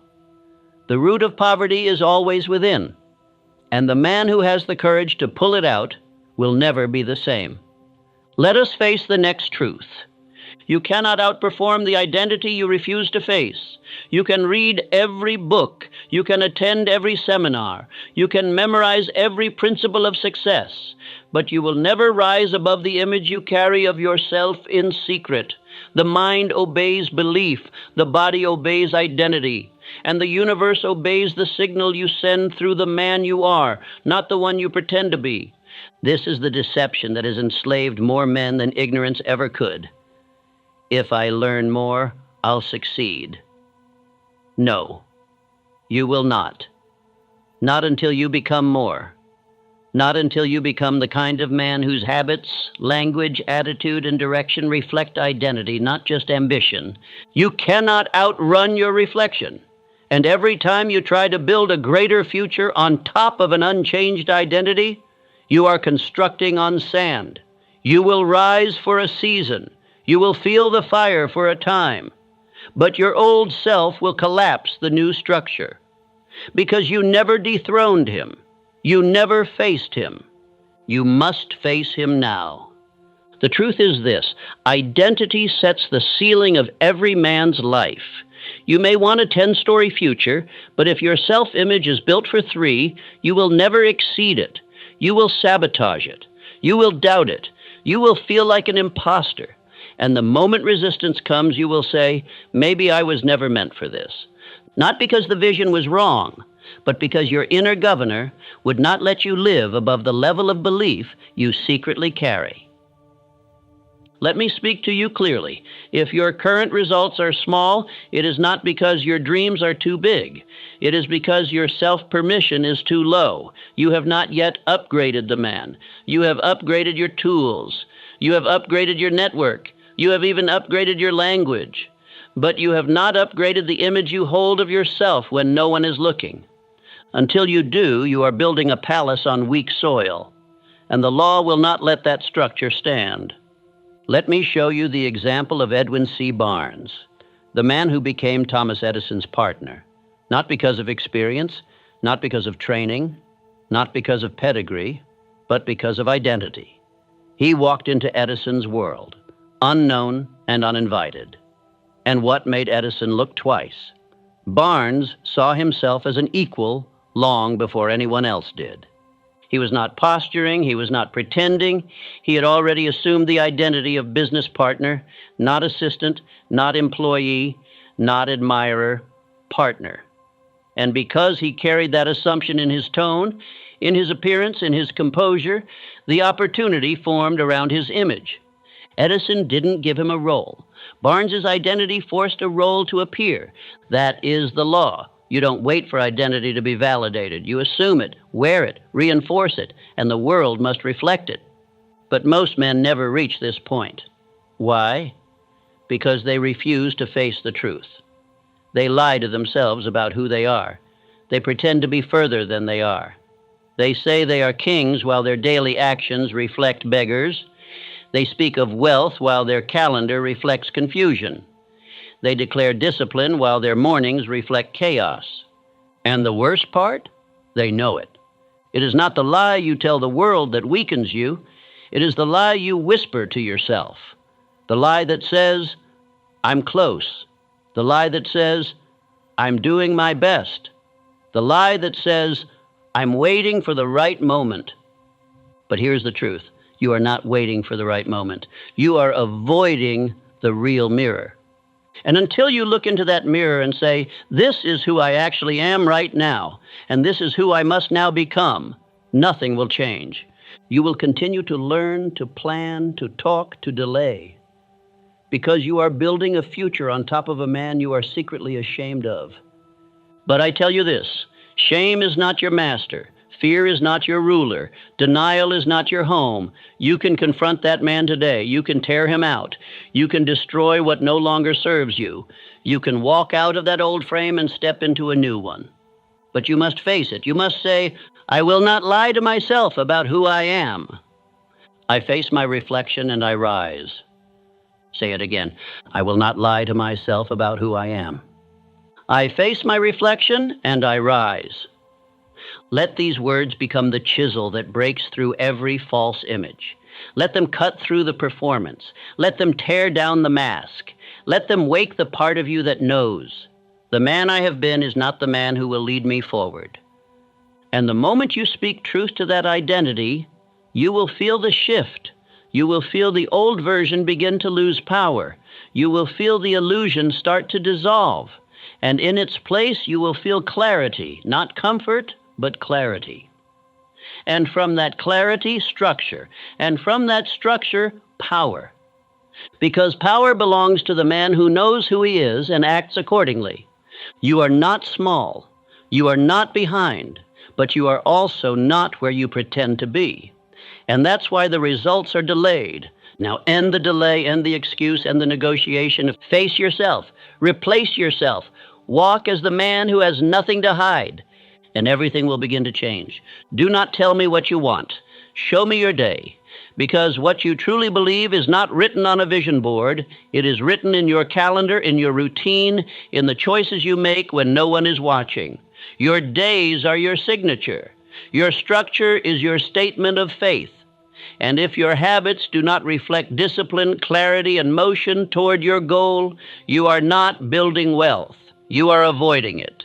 Every man has a plan until it costs him comfort. Every man has a dream until the work becomes daily. But the man who wins, the man who becomes wealthy, is the man whose belief is visible in how he spends his hours. His minutes are managed. His direction is deliberate. His discipline is not determined by emotion. He does not chase feelings. He obeys structure. Let me speak plainly. If I look at your day and I see no order, no rhythm, no intention, then I already know why you are poor. Wealth does not arrive by accident. It is not given to the man who wishes. It is not earned by the man who only works when inspired. Wealth is the reward for how a man thinks, speaks, decides, and acts consistently. Not when he feels like it. Not when things go well. Not when others are watching. But always. If you say you want riches but sleep through your mornings, you are lying. If you say you want freedom but fill your evenings with distraction, you are lying. If you say you want to lead but drift from one task to another without finish, you are lying. And worst of all, you are lying to yourself. The truth is this. Your life right now is the result of what you've allowed. The man you are is built not by intention, but by habit. And those habits are either pulling you toward wealth or guaranteeing your continued frustration. You must now face the way you've been living, not the highlights, not the plan, the pattern. You wake up without urgency. You scroll instead of prepare. You react instead of initiate. You speak of goals without the habits to match them. And every day you repeat these invisible betrayals. You tell the universe, I am not ready yet. Look at Henry Ford. The man was not the most educated. He was not the most connected. But what he had was focus. While others chased complexity, he pursued simplicity. While others tried to be impressive, he tried to be effective. While others spent their day reacting to noise, Ford spent his days refining motion, system, and delivery. He kept building when others got bored. He stayed in one lane while the rest scattered. And the result? A fortune. A legacy, a product that outlived the men who laughed at him. Now I ask you, what are you building that will outlive your excuses? What do your mornings produce? What do your evenings reinforce? What is the daily rhythm of your belief? Do not look for magic. Look for consistency. Do not search for breakthrough. Search for repetition, because your day is either your ladder or your leash. And if you are honest, you will admit most of your days are leaking energy, leaking time, leaking power. You drift from one task to another without declaring war on your distractions. You begin the morning without speaking your aim aloud. You go to bed without review, without correction, without reinforcement. And then you wonder why the money doesn't arrive. It's not because you're unlucky. It's because you're undisciplined. You cannot afford to drift another day. You cannot continue to pretend that your goals will somehow rise above your patterns. They will not. The law will not let them. Wealth is not for the clever. It is for the consistent. Say this now. My habits reveal my value. I cannot afford to drift another day. Again, my habits reveal my value. I cannot afford to drift another day. Let these words become a mirror. Let them follow you into the morning. Let them interrupt your drift. Let them whisper into your spine when you reach for something that pulls you off course. Because one more wasted hour is not just time, it is a crack in your future. From this point forward, your schedule becomes sacred. Your time becomes governed. Your identity becomes evident, not in what you say, but in how you live. You will rise with aim. You will speak with clarity. You will act with order. You will close the day with proof. And if you fail, you will correct quickly. Not tomorrow, not later. Now, because every moment matters to the man who knows his time is limited and his calling is real.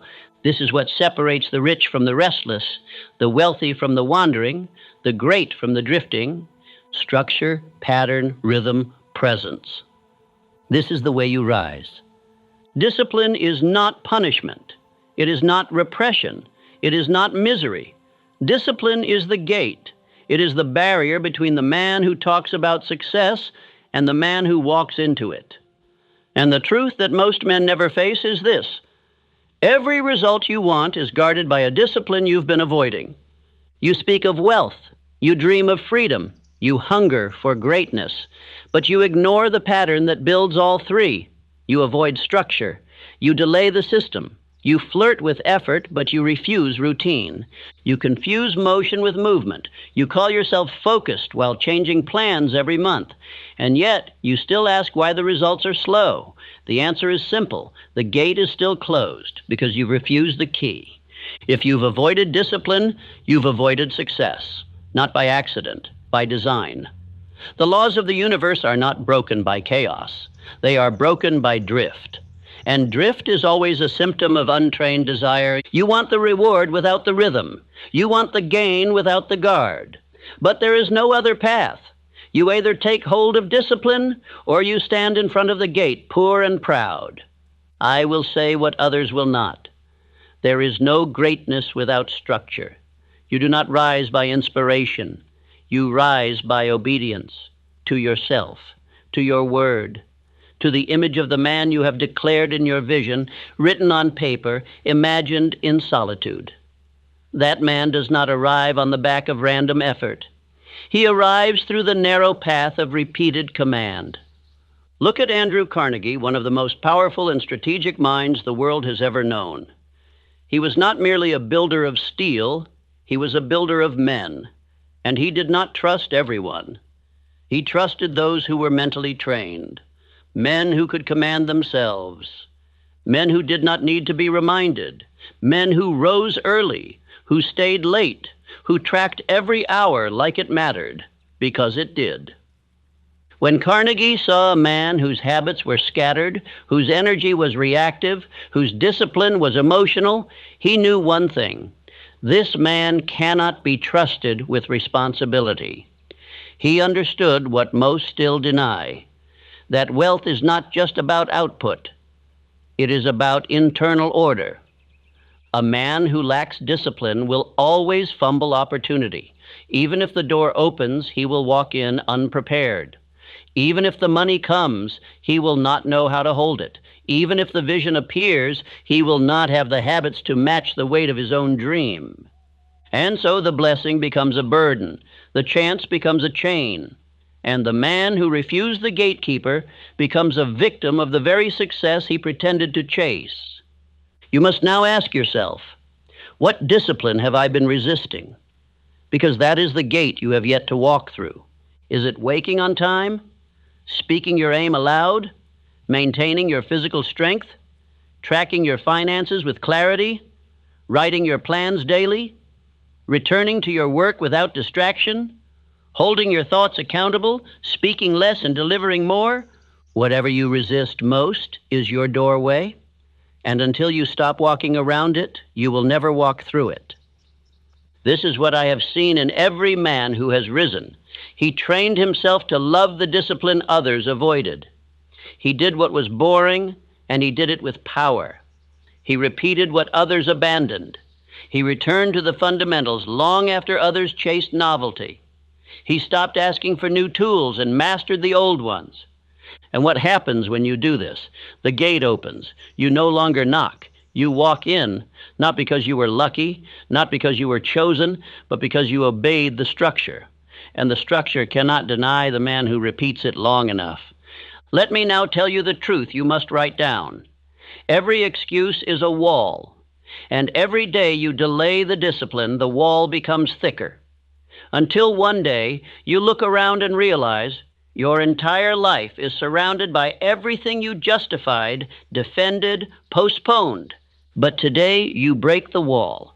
Today you find the gate. And today you walk through it. Not with noise, not with fanfare, but with decision, with structure, with law. Say this now. I do what I resist first. Discipline is the gate to riches. Again, I do what I resist first. Discipline is the gate to riches. These words are not motivation. They are correction. They are the reprogramming of the man who used to follow emotion, the man who only acted when it felt good, the man who built inconsistently and wondered why nothing stayed. That man is done. He has no future, and he has no power. But the man you are now becoming, the man who chooses what must be done, regardless of mood, regardless of outcome, that man is unstoppable. You want wealth? Obey structure. You want peace? Honor repetition. You want freedom? Master rhythm. Discipline is not the enemy. It is your inheritance. It is the system by which you become worthy of the thing you desire. And when you embrace it, everything begins to align. The fog lifts. The future clears. The energy returns. Because for the first time in your life, your actions are not betraying your vision. They are building it.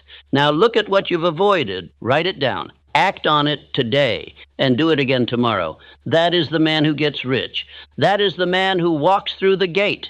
You were not born to be ruled by your feelings. You were not built to follow emotion. You were made to command your life through law, not mood, decision, not reaction, principle, not preference. But if you are still waiting to feel ready, to feel strong, to feel inspired, I will tell you now, you will remain poor. Not because you lack talent, not because the opportunity isn't real, but because you gave emotion the authority that belongs to obedience. Emotion is not an excuse. And if it is still governing your action, your pace, your routine, then you are not leading your life. You are being led by weakness. You are being guided by noise. And so your days change depending on your mood. Your productivity rises and falls with your spirit. Your success comes in waves of effort, followed by droughts of indifference. And wealth will not reward that kind of man. The truth most men cannot bear is this. You do not have to feel like it to do it. The task does not require your mood. The standard does not ask for your approval. The aim you declared when you were on fire does not need your permission now that you are tired. In fact, that is the very moment that defines you. When the inspiration is gone, but the man remains. When the crowd disappears, but the work continues. When the feeling fades, but you do not. There is a great lie in modern thinking, that how you feel is who you are. that emotions are sacred, and to act against them is to be inauthentic. But I will tell you the truth as I have lived it, studied it, taught it to thousands across the world. Your emotions are not your identity. They are indicators. They are noise. They are dust in the wind of your purpose.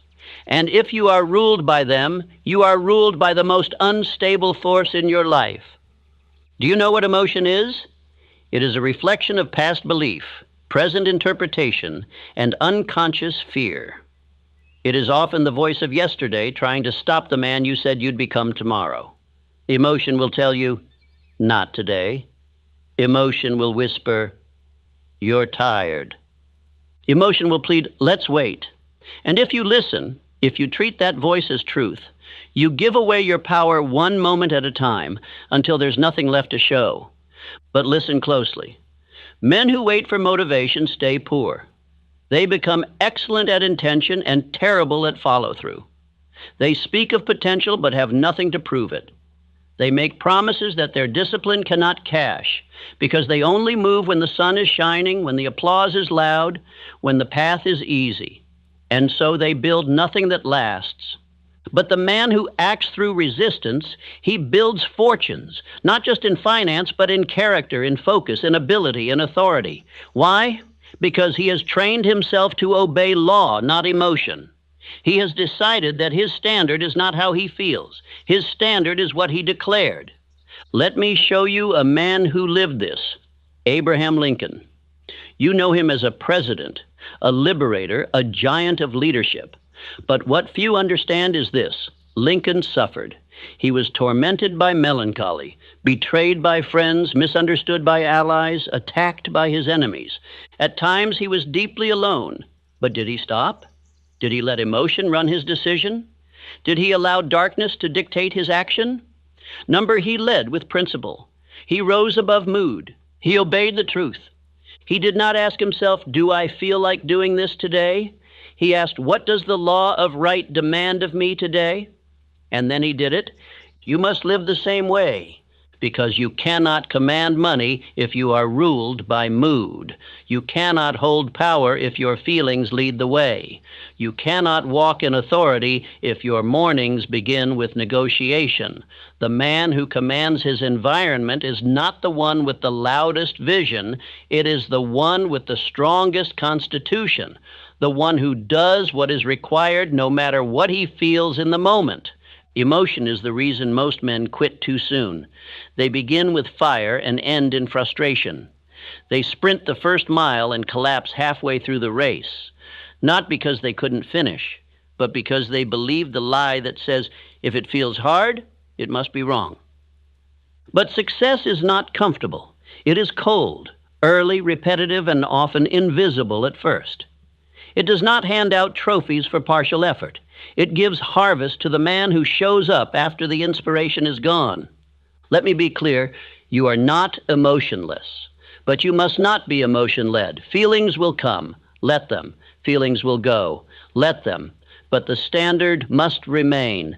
The action must remain. The schedule must remain. Because that is who you really are, not what you feel, but what you repeat. Say this now. My standard is not how I feel. My standard is what I declared. I rise by law, not by emotion. Again, my standard is not how I feel. My standard is what I declared. I rise by law, not by emotion. Say it until your nervous system obeys. Say it until your subconscious believes you. Say it until the next time you feel tired and your body moves anyway. Because that is the man who wins, not the one who is always on fire, but the one who burns anyway. If your structure crumbles when you're anxious, it was never structure. It was a wish. If your discipline dies when you're uninspired, it was never discipline. It was performance. If your goal only matters when you're in the mood, you are not committed. You are pretending. But that ends now. From this point forward, your day begins with rhythm. Your action follows law. Your words match your schedule. Your vision is no longer conditional. It is final. No more waiting to feel like it. No more checking in with doubt before you act. No more building when inspired and retreating when the feeling fades. You are no longer that man. You are the man who acts because he said so. You are the man who keeps walking while others sleep. You are the man who closes the door on his feelings and opens the door to his future. You are the man who rises by law. You may think riches begin with money, with connections, with skill, but that is the illusion. That is the excuse men use to avoid the real work. Wealth begins and ends with self-mastery. You may attract a few dollars without it. You may fool some people, find a temporary win, catch a moment of luck. But no fortune will stay, no vision will last, no kingdom will rise that is not first built on the command of self. It is not enough to want more. You must become more, not externally, internally, because money is not held by the most excited man or the most talented man or the most educated man. It is held by the man who governs his thoughts like a general governs his army, by the man whose emotions are trained, whose time is protected, whose habits are ordered, the man who is not ruled by impulse, distraction, or weakness, but by law, by rhythm, and by inner force. And if that is not yet you, then that is why your wealth has not arrived.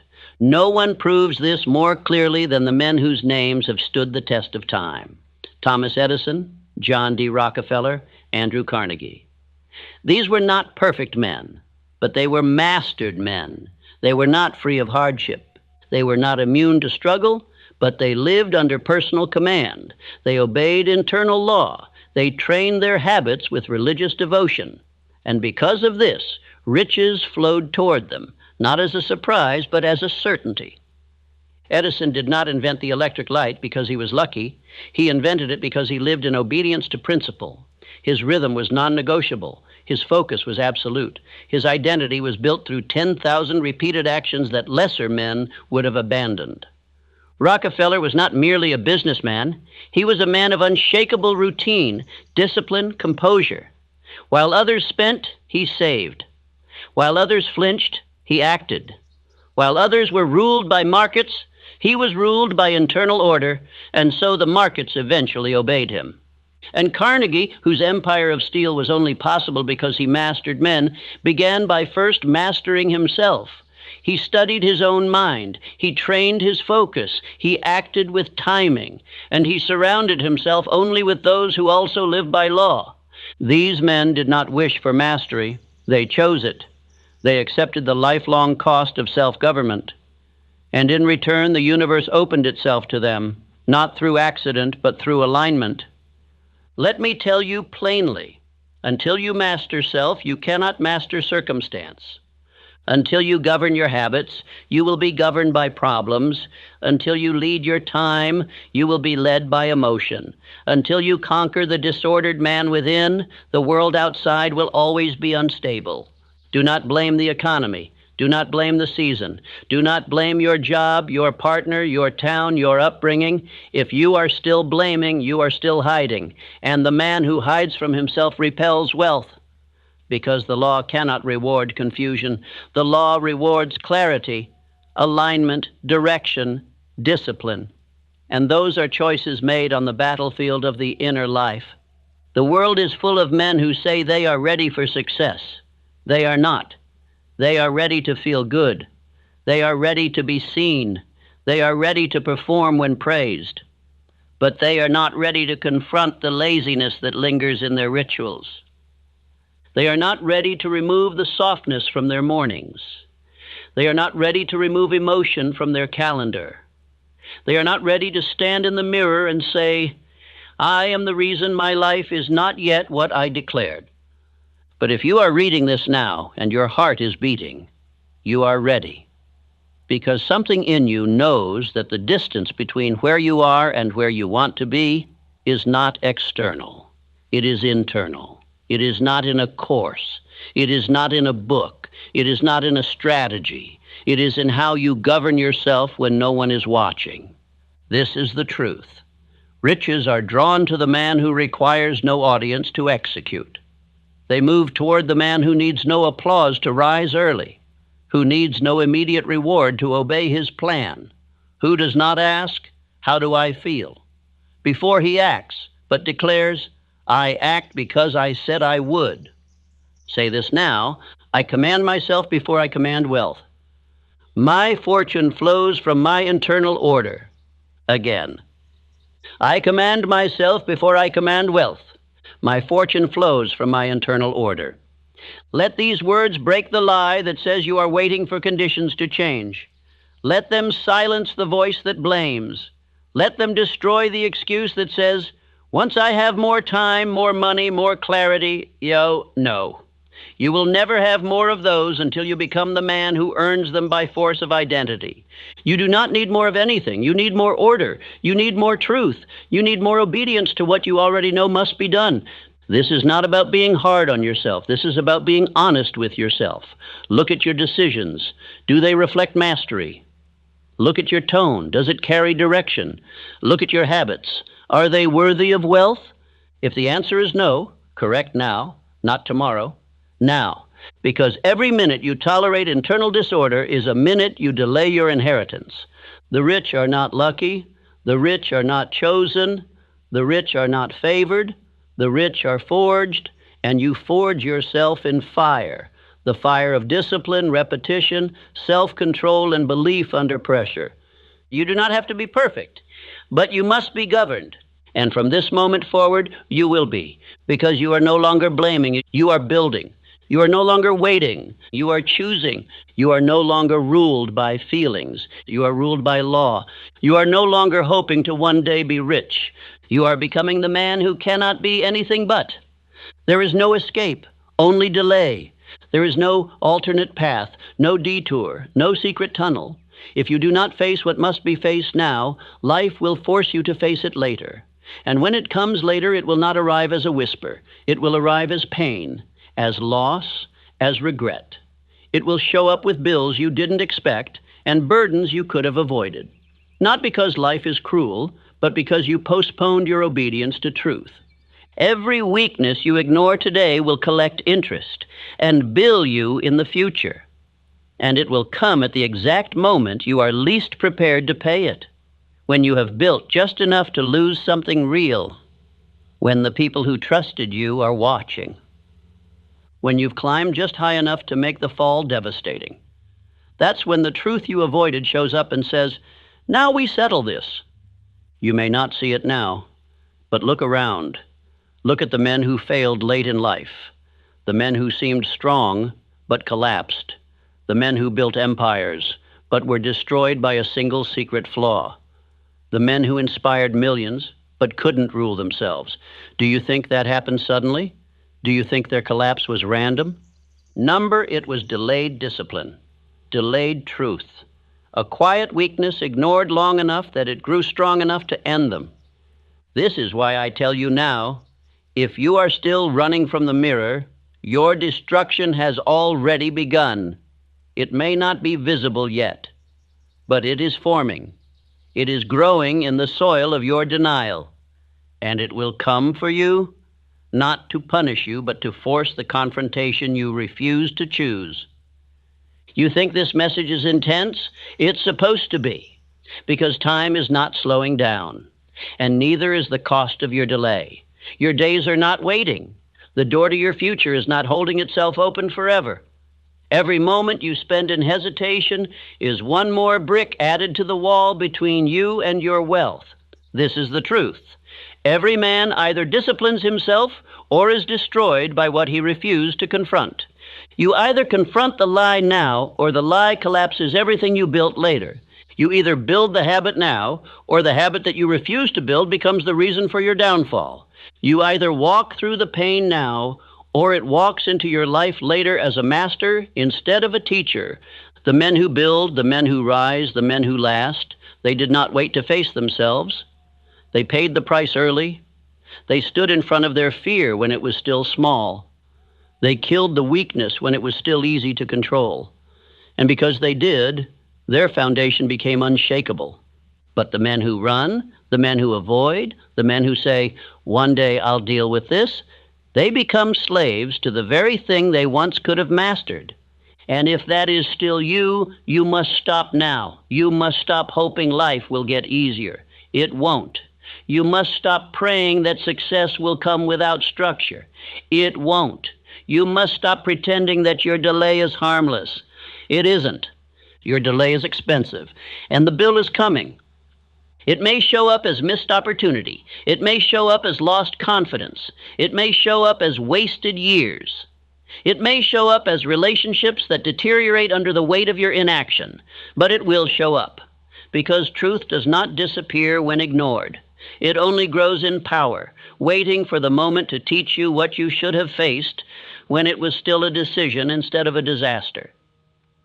Let me ask you now, what are you still avoiding? The early mornings you said you would start? The plan you promised yourself you would follow? The emotion you use as an excuse to skip the work? The distraction you still pretend is a reward? The habit you know is killing your consistency? Face it. Now, there is no more time for avoidance. Not if you want to be wealthy. Not if you want peace. Not if you want to look at your reflection and say, that is a man who can be trusted with power. Because power will not trust the man who hides. And wealth will not stay in the hands of the man who lives in denial. You must now declare, I pay the price now or I pay it forever. Say it again. I pay the price now or I pay it forever. There is no wealth without truth. Let those words strip away the mask. Let them interrupt the delay. Let them burn away the illusion that you are getting away with anything. You are not. No man ever does. He may appear to win for a time, but if the foundation is rotting, the collapse is inevitable.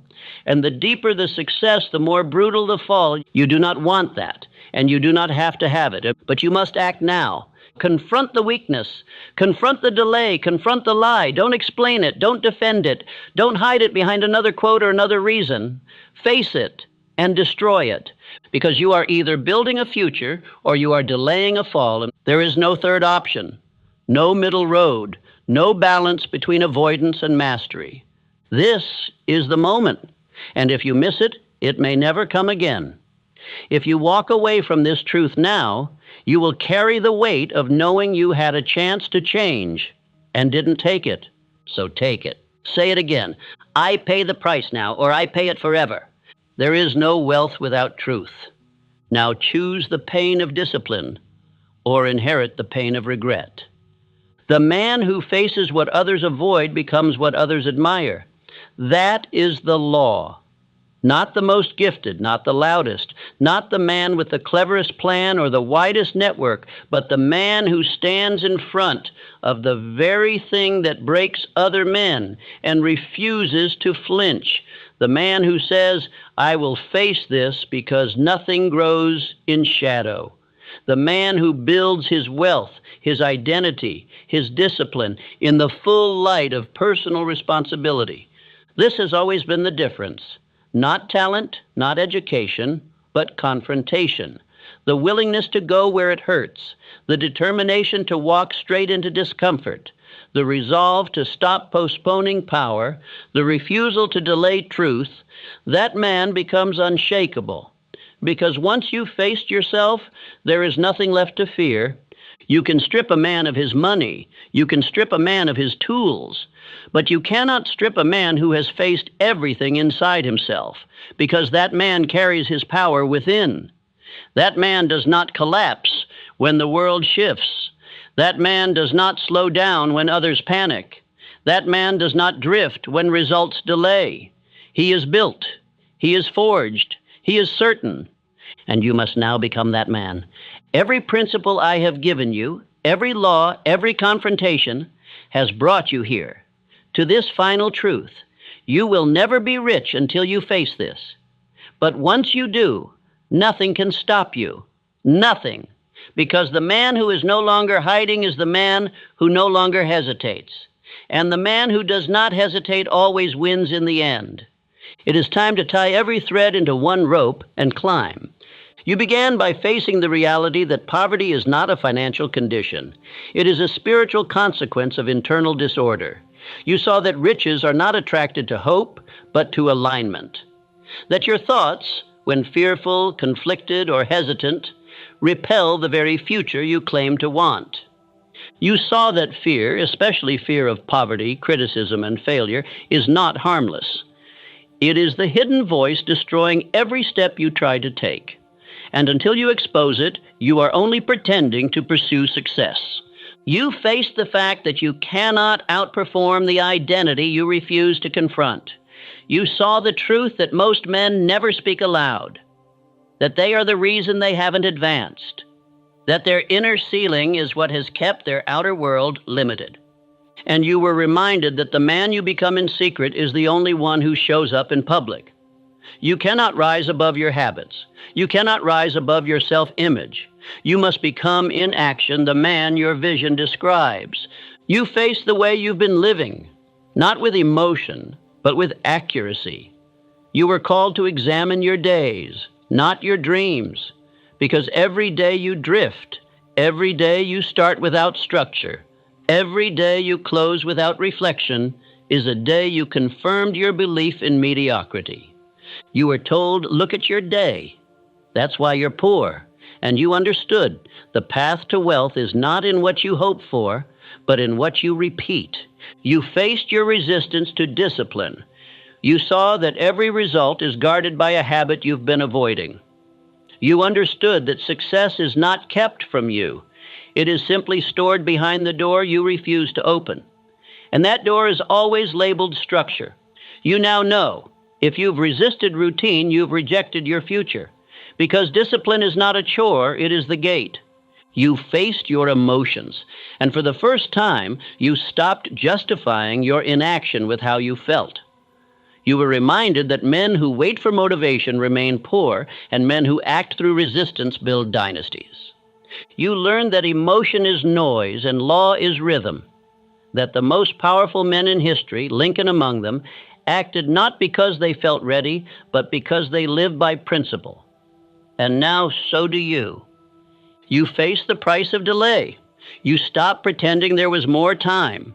You stop believing in a someday that never comes. And you accepted the truth. Every weakness you avoid today will collect interest and bill you in the future.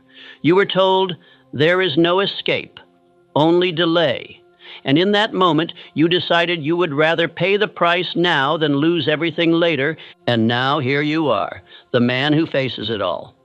And because you face it all, you cannot be denied. Because you are no longer guessing, you are deciding. Because you are no longer hiding, you are building. Because you are no longer reacting, you are leading. Because you are no longer ruled by noise, you are ruled by rhythm. This is the man you have now become, not through inspiration, but through confrontation. Look again at the giants whose names have echoed across generations. Carnegie, Ford, Schwab. Do you think they were simply more intelligent? Do you think the world gave them their wealth by accident? Number. They faced the man in the mirror before they faced the boardroom. They removed the chaos from their routine before they were trusted with empire. They ruled their own spirit before they ruled industries. Carnegie selected only those who could discipline themselves. Ford executed through structure so precise that hesitation could not exist. Schwab inspired armies of men because his belief was not fragile, it was trained. They each became magnetic, not by chance, but by choice. They became unavoidable, and now it is your turn. Not to quote them, not to admire them, but to walk in their likeness, because you are not far, you are not lacking, you are not broken, you were simply distracted, you were delayed by unchallenged weakness. But now you have faced it, and what you have faced, you can now conquer. Say this now, I face everything, I build anyway. I am no longer avoiding, I am becoming. Again. I face everything, I build anyway. I am no longer avoiding, I am becoming. Let these words seal every law. Let them bury the old man. Let them install the identity of the builder, the doer, the ruler of his own mind and master of his own path. Because the man who faces himself cannot be defeated, not by rejection, not by delay, not by fear, not by failure. He does not ask, will it happen? He says, it has already begun. He does not look around to see who is watching. He watches himself. He does not chase applause. He obeys rhythm. He does not fear resistance. He welcomes it. He does not negotiate with comfort. He lives by law. He does not ask the world to give him anything. He builds what the world cannot deny. And now you are that man. You do not rise through talk. You rise through decision. You do not rise through theory. You rise through obedience. You do not rise through escape. You rise because you face everything. Let us now close this chapter not with applause, but with action. The next move is yours. And the world will not stop it, because the man who faces it all cannot be denied.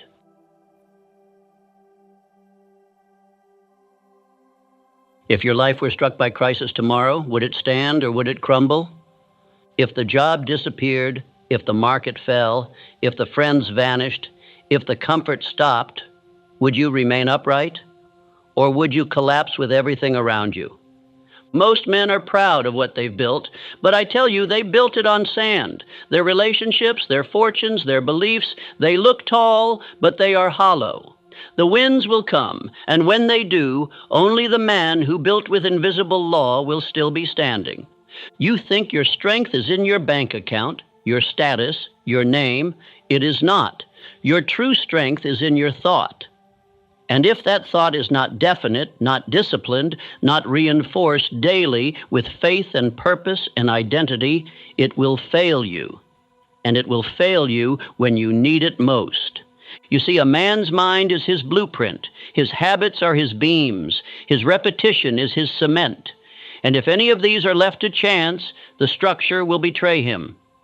But if they are built deliberately by spiritual law, then no storm, no loss, no pressure can undo what has been built in obedience to truth. This speech is not motivation. It is instruction for indestructibility. It is a manual for those who are tired of collapsing at the first sign of resistance. It is for the man who wants to be the last one standing when everything else has fallen. But beware. To build this kind of life, you must first tear down everything false. You must destroy the laziness, the softness, the mental drift that made you weak. You must cast out every thought that makes your life fragile. You must build from stone, not from straw. I will show you how. But only if you're ready to hear what most men will never hear and do what most men are too afraid to do. If you are ready, then let us begin. Most men live in beautiful homes built on mental sand. Their possessions look grand. Their titles sound noble. Their calendars are full. But the moment pressure strikes, the moment something doesn't go as planned, their lives collapse. And they do not fall from lack of luck. They fall because their thinking was never secured in law. A man may own a castle, yet be ruled by fear. He may speak a vision, but his inner voice repeats confusion. He may dress in success, but if his thoughts are unstable, his success will not last. Everything collapses at the level of thought. No structure, no relationship, no business, no dream will stand unless it rests upon disciplined, definite, focused thought. You may ask why you fall apart when difficulty arises, why your confidence shatters, why your motivation disappears. The answer is simple. You did not build your life on granite. You built it on sand. And when the winds came, your internal architecture crumbled because nothing was rooted in certainty. Let this truth be cemented in your heart. A man's life is only as strong as the thoughts he repeats, not what he reads, not what he hopes, what he repeats. For repetition is construction. Repetition forms the beams, the nails, the foundation. What is repeated becomes permanent, and most men repeat doubt. The mind, like a structure, can only bear the weight it was designed for, and most men never reinforce their mind. They install no steel beams of definiteness, no cement of faith, no blueprint of purpose. And so when life leans on them, they fold, not because of life, but because of what they failed to build. You cannot expect strength where no strength was installed. You cannot expect discipline in times of trial if you never practiced it in peace. You cannot expect your structure to stand firm when all you've done is decorate it, but never reinforce it from within. Let us now expose the silent destroyer, drift. Drift is the great termite in the beams of human life. Drift is the absence of structure, the slow decay of will, the subtle surrender of purpose. And drift never arrives screaming. It whispers, it creeps, it seduces you with comfort, with delay, with ease, and then it steals the ground from under you. Hear me clearly. The drifter prays for peace, but plants fear. He dreams of strength while repeating weakness. He wishes for greatness, but rehearses mediocrity. He wants to stand, but never lays the bricks.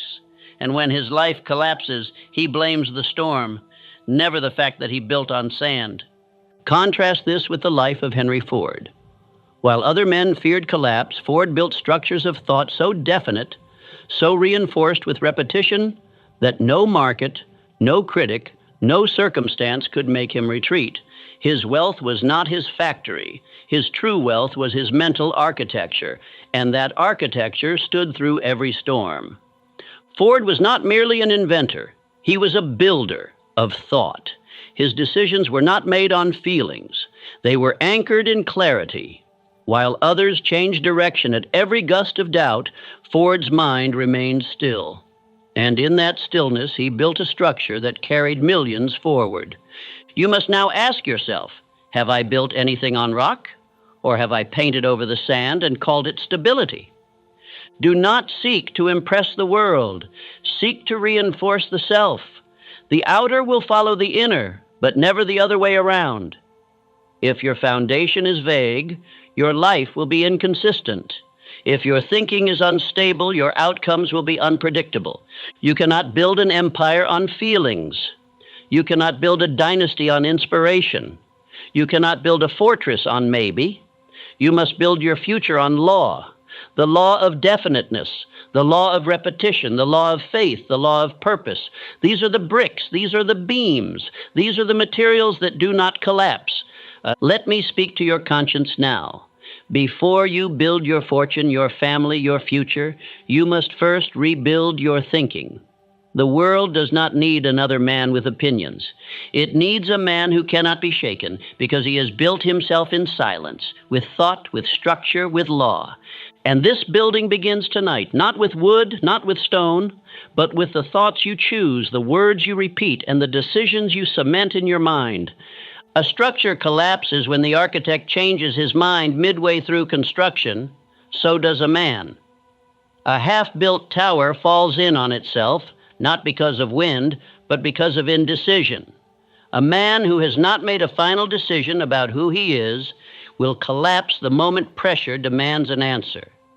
You cannot build anything worth keeping if you keep changing the blueprint. A strong life is impossible without a strong identity. Most men wander because they never decide.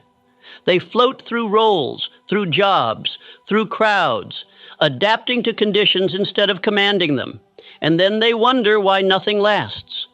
Let me make it plain. No success can last unless identity is fixed, not assumed, not hoped for, declared, and repeated until it becomes bone and blood and breath. A man must choose what he stands for, not once, but forever. And then he must make every thought, every word, every step align with that declaration. Repeat this truth. Until you decide who you are, the world will keep deciding for you. It will give you titles, labels, expectations, fears. It will seduce you into temporary success built on borrowed identity. But only the man who declares himself and stays that man will ever build something that does not collapse. Do not waste your life trying to discover who you are. That is the path of the drifter. You must declare who you are. And then train your mind to obey the declaration until doubt becomes silent. Say aloud now, I am the architect of my thought. I lay my own stone.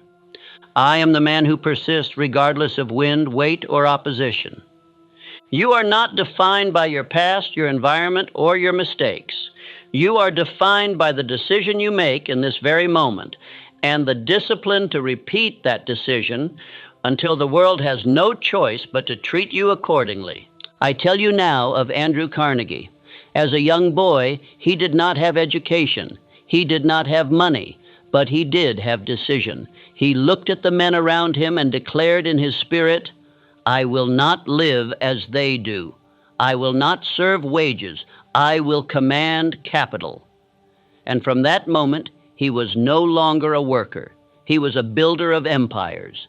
His decision shaped his vocabulary. It changed his posture. It rewrote his associations. He was no longer available to small thinking. He was no longer accessible to fear. And because he decided once and for all, he became the steel king of a generation. That is the secret. Decision is the steel beam that keeps the life from bending.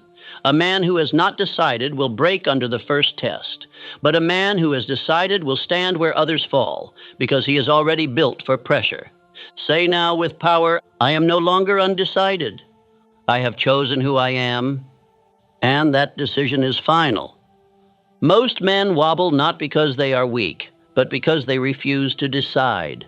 They think life will offer them an identity, but life offers nothing to the man who does not first declare and demand it. Do not live with a spine of suggestion. Live with a spine of conviction. When a man walks into a room with decision in his posture, the world adjusts. His tone does not waver. His eyes do not dart.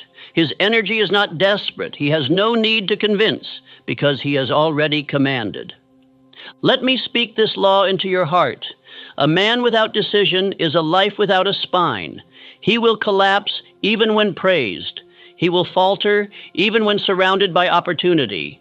But the man of decision cannot be moved, not by applause, not by rejection, not by temporary loss, because his roots are not in results, they are in resolve. The world cannot shake what it did not build. When your identity is built on public approval, it crumbles under criticism. But when your identity is built on a private covenant with yourself, you become invincible, not because of pride, but because of permanence. This is the vow: from this day forward, I will not change my shape to fit others. I will not shrink to be accepted. I will not abandon my path to be understood.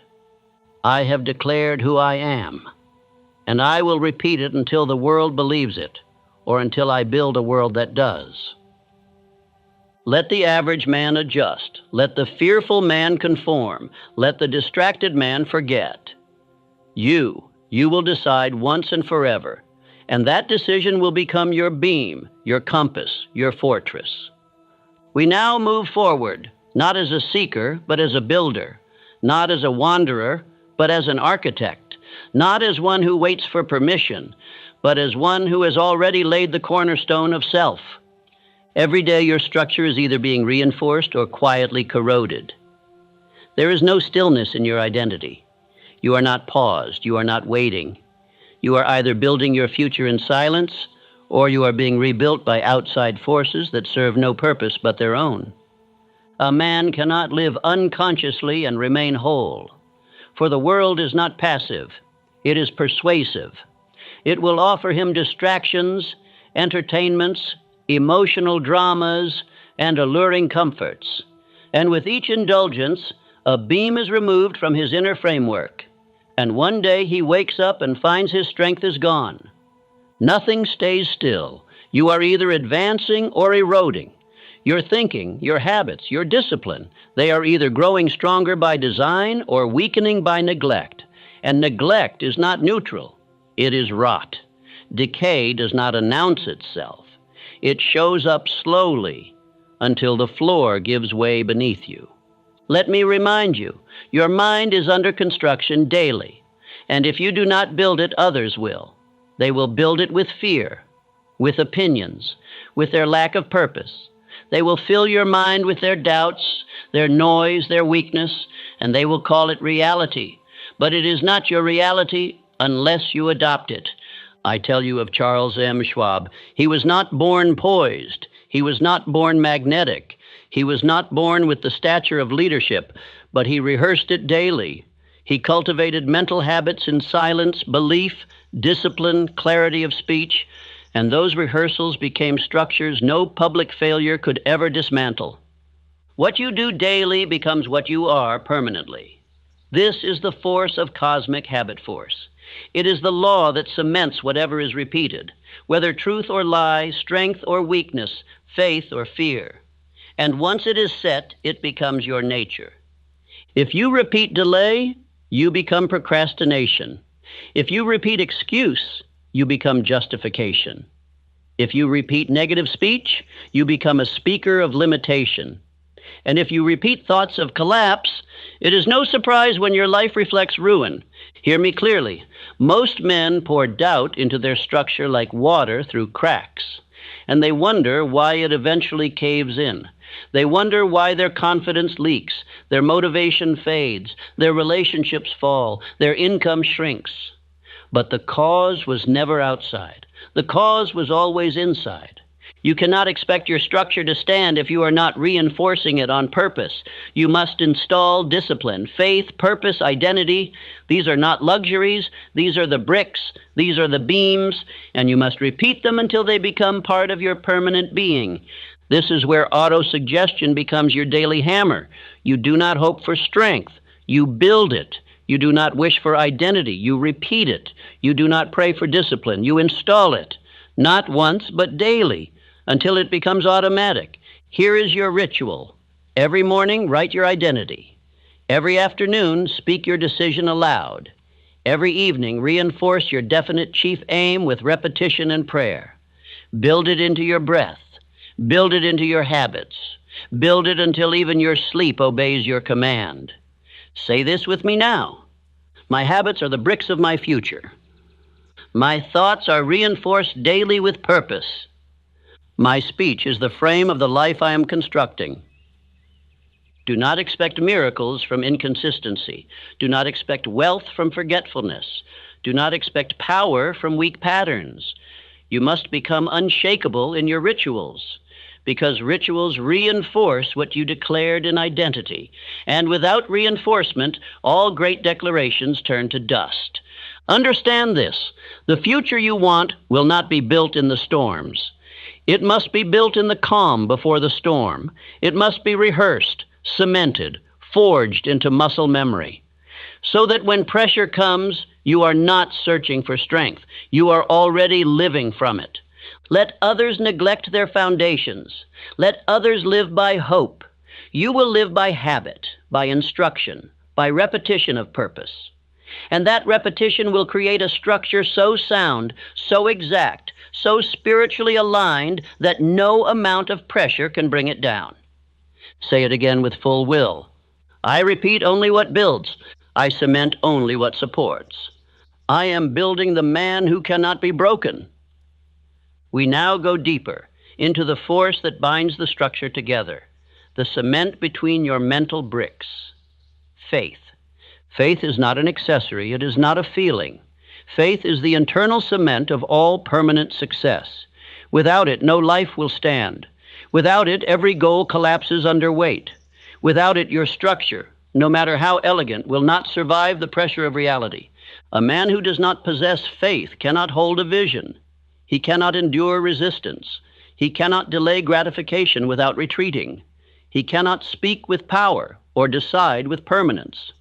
He collapses, not because he is evil, not because he lacks desire, but because he lacks the internal cement that holds all power together.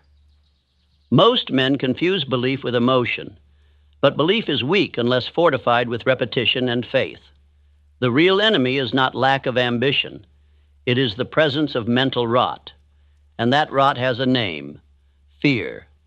Fear is not an emotion, it is corrosion. It is a parasite that eats through every beam of confidence you've ever built.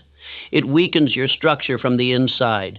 It hollows your resolve. It replaces your strength with hesitation and your clarity with confusion. Fear does not knock. It whispers. It sneaks in through habits. It arrives disguised as logic, dressed as concern, draped in passivity. And before you know it, Your life is leaning because your structure has been softened by invisible decay. You cannot think both faith and fear. You cannot build with both courage and caution. One builds, the other destroys. And whichever you repeat will take over your structure, either reinforcing it with conviction or collapsing it under anxiety. Let me tell you a story that proves this law. Thomas Edison. When others failed 100 times, they declared defeat. Edison, failing 1,000 times, declared refinement. His structure did not collapse because it was cemented by an idea that would not die. Edison did not simply believe he would succeed. He refused to entertain any other thought. That is the cement I speak of. That is faith, not as suggestion, but as mental law. And that law carried him through when others gave up. You may decorate your mind with ambition, but if you do not pour cement between your principles, you will crumble. It is not enough to have goals. You must have faith that carries those goals on your back when strength is low and doubt is high. Fear is not passive. It is active erosion. It whispers stories of failure. It installs pictures of defeat. It rehearses your collapse before it even happens. It is the termite in the wood, the rust in the steel, the crack beneath the paint. But faith is fire. It hardens your vision. It burns out weakness. It welds your thoughts together in unity. It fuses every beam of your structure, so no wind, no criticism, no loss, no delay can shake you. Here are your reinforcements. Speak them with power. I walk by inner sight, not outer weather. Faith is the fire that fuses every beam of my purpose. My belief is louder than every external storm. Do not expect the winds to die down. Expect to become stronger than the winds.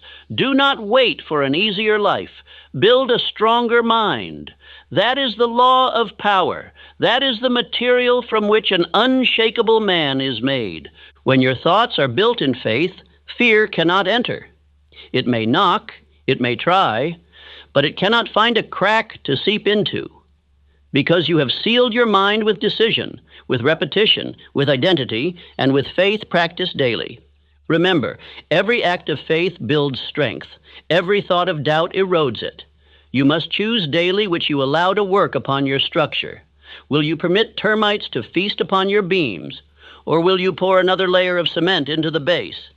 Say aloud now, I do not collapse, I reinforce. I do not shrink, I seal my thought with belief. I am built from inner law, not external weather.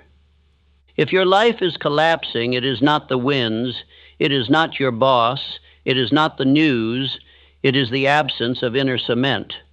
And that cement is faith, not borrowed faith, not weekend faith, not whispered faith, but declared, repeated, daily tested faith. The man who lives by this principle becomes the pillar in the storm. While others flee, he leads. While others hesitate, he builds. While others collapse, he becomes the tower others lean on. And now you shall become that man.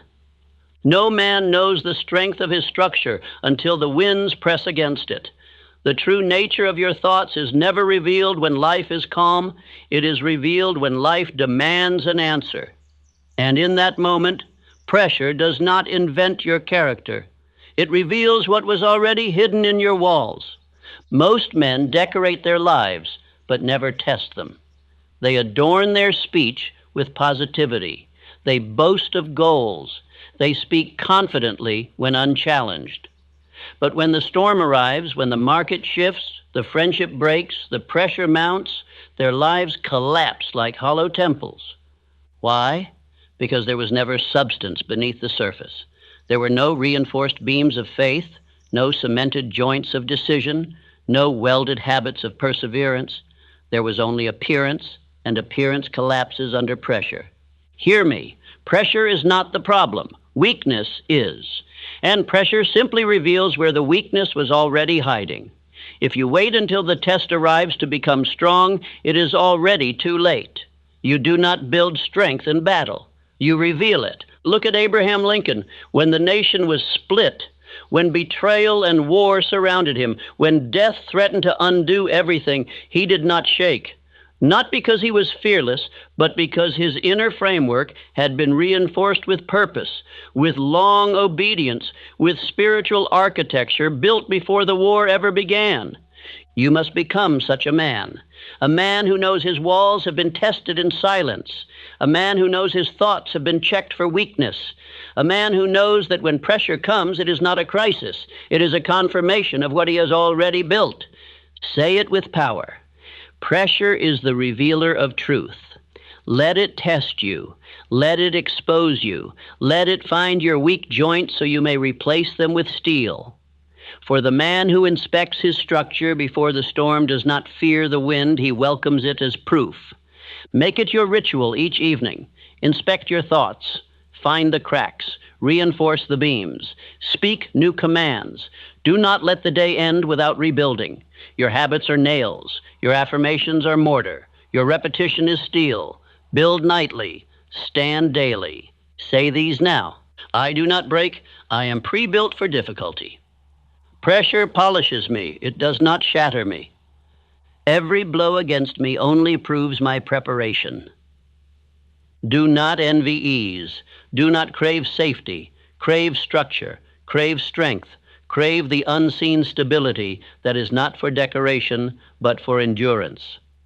Men who collapse in crisis were never ready to begin with. Their outer success was built on sand. Their identity was borrowed. Their discipline was circumstantial. Their structure was designed for applause, not resistance. You will not be that man. You will not hope for ease. You will prepare for impact. You will not pray to avoid difficulty. You will thank pressure for revealing the unfinished work and reinforcing the unfinished wall. The world will try to shake you. Let it. If your structure has been built correctly, pressure cannot undo what was forged by principle, law, and purpose. So I ask you, will you wait for the winds to arrive before you inspect your framework? Or will you prepare now and stand when others fall? One poor conversation can remove a beam from your inner structure. Do not think for a moment that men are neutral. They are not. The voices around you are either reinforcing your frame or weakening your base. And every word that enters your ears enters your thoughts. Every opinion you tolerate becomes a suggestion to your subconscious. Most men collapse not from their own doubt, but from the echo of borrowed disbelief. They allow the fears of their families, the hesitations of their friends, the indecision of their co-workers to drip into their minds like acid, corroding steel beams they worked years to build. Let this be known. People are either allies to your foundation or termites to your purpose. You cannot allow the undisciplined to advise your structure. You cannot allow drifters to decorate your identity. You cannot permit the small-minded to design your architecture. The law of the mastermind is sacred. When two or more minds harmonize in a spirit of faith, purpose, and belief, a new mind is born, greater than either alone. But the opposite is also true. When disharmony, doubt, and complaint enter, your structure begins to erode. You must choose your builders carefully. I speak now of Henry Ford. He did not merely protect his ideas, he protected his meetings. He refused to let doubters speak into his plans. He surrounded himself with men who repeated his belief, not who challenged it with fear. His inner circle was a fortress. And because of that, so was his legacy. Say this now with unshakable authority. Do not let those who fear storms advise your blueprints. I do not consult the weak when building the strong. Every time you speak with the wrong man, every time you give ear to opinions without definiteness, you weaken your resolve, not all at once, but slowly, subtly, like a hairline crack expanding under pressure until one day it breaks. You must become ruthless with your inner circle. This is not arrogance, it is architecture, it is spiritual engineering. A single whisper of sarcasm can devalue your vision. A single doubt spoken with charm can lower your intensity. And when your intensity lowers, so does the structure it holds. Here are your affirmations. Engrave them into your speech. I surround myself only with minds that add support to mine. I do not argue with termites. I build with architects. My purpose is not a committee. It is a command. Do not mistake kindness for compatibility. Just because a man smiles does not mean he belongs in your scaffolding. Just because he means well does not mean he thinks well. Your foundation is not a playground. It is sacred ground. And only those who understand your blueprint may help you lay stone. The strongest structures in the world do not survive because of chance. They survive because of integrity of material and purity of design. Likewise, your mind must not be polluted with small talk, petty drama, or irrelevant minds who lack purpose. Let me be even clearer. The structure of your life requires guardianship, not social acceptance. Your inner walls must be protected like a vault. Your routines must be guarded like treasure. Your vision must be defended like a kingdom, because it is one. Do not confuse popularity with power. The world applauds what is loud, not what is lasting. You do not need crowds. You need clarity. You do not need cheerleaders. You need engineers, those who build belief with you in silence and walk with you in conviction. Say again with will, even one unqualified voice can corrupt the foundation. Be ruthless. Choose builders only. I do not explain my calling to those not called to build it with me. This is the test. If a man does not reinforce your faith, your focus, your discipline, he does not belong near your structure.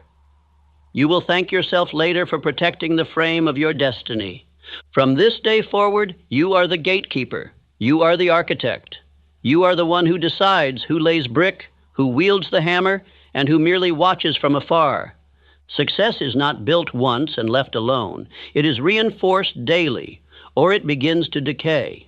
A man does not maintain a powerful life by emotion, inspiration, or the memory of a good decision. He maintains it with ritual. He reinforces his foundation like a master craftsman who inspects every beam, every bolt, every nail, every single day. What most men call motivation, the wise man calls maintenance. A bridge that carries thousands of tons is not trusted merely because it was well built once. It is trusted because it is inspected, tested, maintained day after day after day. You must treat your mind the same way. Let me make this plain. Even the strongest foundation begins to crack under neglect. Your identity, your belief, your decisions, no matter how pure they once were, will begin to erode if you stop reinforcing them. Not all at once, but slowly. The voice of certainty will become the whisper of maybe. The clear path will blur. The man who once walked with decision will now wait for permission. The enemy is not failure. The enemy is forgetting. Forgetting your aim, forgetting your identity, forgetting your purpose, forgetting what you said you would build. And forgetting happens not because you do not care, but because you do not repeat. Repetition is the guardian of belief. Ritual is the protector of power. Every day you delay, the old man begins to return. He does not knock loudly. He whispers. He creeps. He offers one missed day, one exception, one compromise. And that is the first crack in the wall. You must treat your mental architecture like a fortress, and you must walk it daily like a guard on post. If you do not check the walls, someone else will. And they will not repair them. They will sneak through them. This is your law. Repetition installs. Ritual reinforces. Identity is kept alive by daily attention. I now give you a structure, a ritual of reinforcement that, if followed, will make your inner world unshakable. Each morning, read your definite chief aim aloud, with energy, with clarity, with belief, not as a task, but as a command to the subconscious. Let your voice carve the shape of your future into the walls of your mind. Then speak your affirmations with intensity, not passively, with authority. I am the man who builds. I am the man who speaks truth. I am the man who finishes what he starts. This is not motivation. This is programming. You are installing a blueprint into the most obedient part of your being, the subconscious. And what is repeated with emotion becomes reality. In the middle of the day, pause. Check your speech. Review your posture. Ask yourself, have I acted today like the man I declared myself to be? If not, correct it. If yes, reinforce it again. And in the evening before sleep, repeat your chief aim again. Read it once more. Let your mind drift off to the sound of definiteness. Replace all idle thought with declared instruction. This is when your mind is most vulnerable. Do not leave it unguarded. Repeat as you drift. I was born for purpose. I am building my life by law, not by chance. I reinforce the man I have decided to be, daily, nightly, without compromise. Now listen carefully. Discipline is not hard when it becomes identity. It is hard when you forget. It is hard when you drift. It is hard when you negotiate. But when repetition turns into rhythm, and rhythm becomes nature, discipline becomes as effortless as breathing. That is the goal, to make your strength unconscious, to make your decisions instinctive, to make your posture, your thought, your word unbreakable, not by force, but by design. You do not rise to your goals. You fall to the level of your reinforcement. I speak now of John D. Rockefeller. The public knew him as a force of wealth, but his real strength was found in the structure of his days. He followed a strict rhythm, morning silence, deep review of decisions, written declarations, spiritual recentering. His discipline was not occasional, it was habitual, and it built one of the strongest financial empires the world has ever seen. Understand this clearly. Men do not fall because of failure. They fall because of neglect of habit, neglect of belief, neglect of ritual. Their collapse is not sudden. It is accumulated absence. You cannot expect to stand tall when you haven't checked your foundation in weeks. Say this now. My life is not left to memory. It is written into my bones through ritual. Discipline is the hammer that drives my decisions into permanence. I am not reacting to the world. I am reinforcing my world before it speaks. Every day you reinforce, you make collapse less possible. Every ritual you repeat with definiteness is another beam sealed. Every word spoken in alignment with your aim is another wall tightened, another crack closed. This is why you must speak only what you wish to become permanent. You must repeat only what builds. You must allow into your eyes and ears only that which strengthens. The world will not do this for you. You must take ownership, full, final, daily ownership. You are not maintaining a feeling. You are maintaining a fortress, and that fortress must be inspected every day. Walk its perimeter, speak to its walls, reinforce its core, declare its future. Let no decay settle. Let no excuse slip in. Let no influence plant weakness. Let this be your vow. From this day forward, I reinforce before I react. I build before I begin. I repeat before I collapse, and I will not fall, because I maintain what I build. There is a day coming when the winds will howl, the ground will shake, and the plans of many will fall, not because they were evil men, not because they lacked ambition, but because they never built with law. They built with emotion. They built with trend. They built with popularity and opinion and public noise. And when the shaking comes, so will their ruin. But the man who has built by principle, who has obeyed the laws of definiteness, of faith, of repetition, of purpose, of silence, he will still be standing. While the dust flies and voices panic, he is still. He is upright. He is unmoved. He is known in heaven and feared by circumstances because he built himself before the need to stand arose. I do not promise you a life without storms. I promise you a structure that survives them. I do not guarantee you approval or comfort. I guarantee that if you build daily by law, you will not fall with the weak. You will remain when others forget who they are. The world rewards emotional men temporarily, but it rewards spiritually structured men permanently, because time cannot erode what was built on truth. No scandal, no loss, No shift in circumstance can undo what you have welded together in silence with decision. Let me say this again. You do not need the storm to stop. You need your structure to stand. And that structure must be you. Not your job, not your location, not your savings, not your followers, you. There was a time when everything seemed to collapse. The market broke, the noise rose, panic swept the land. But in every era of collapse, there were men who remained calm, poised, deliberate.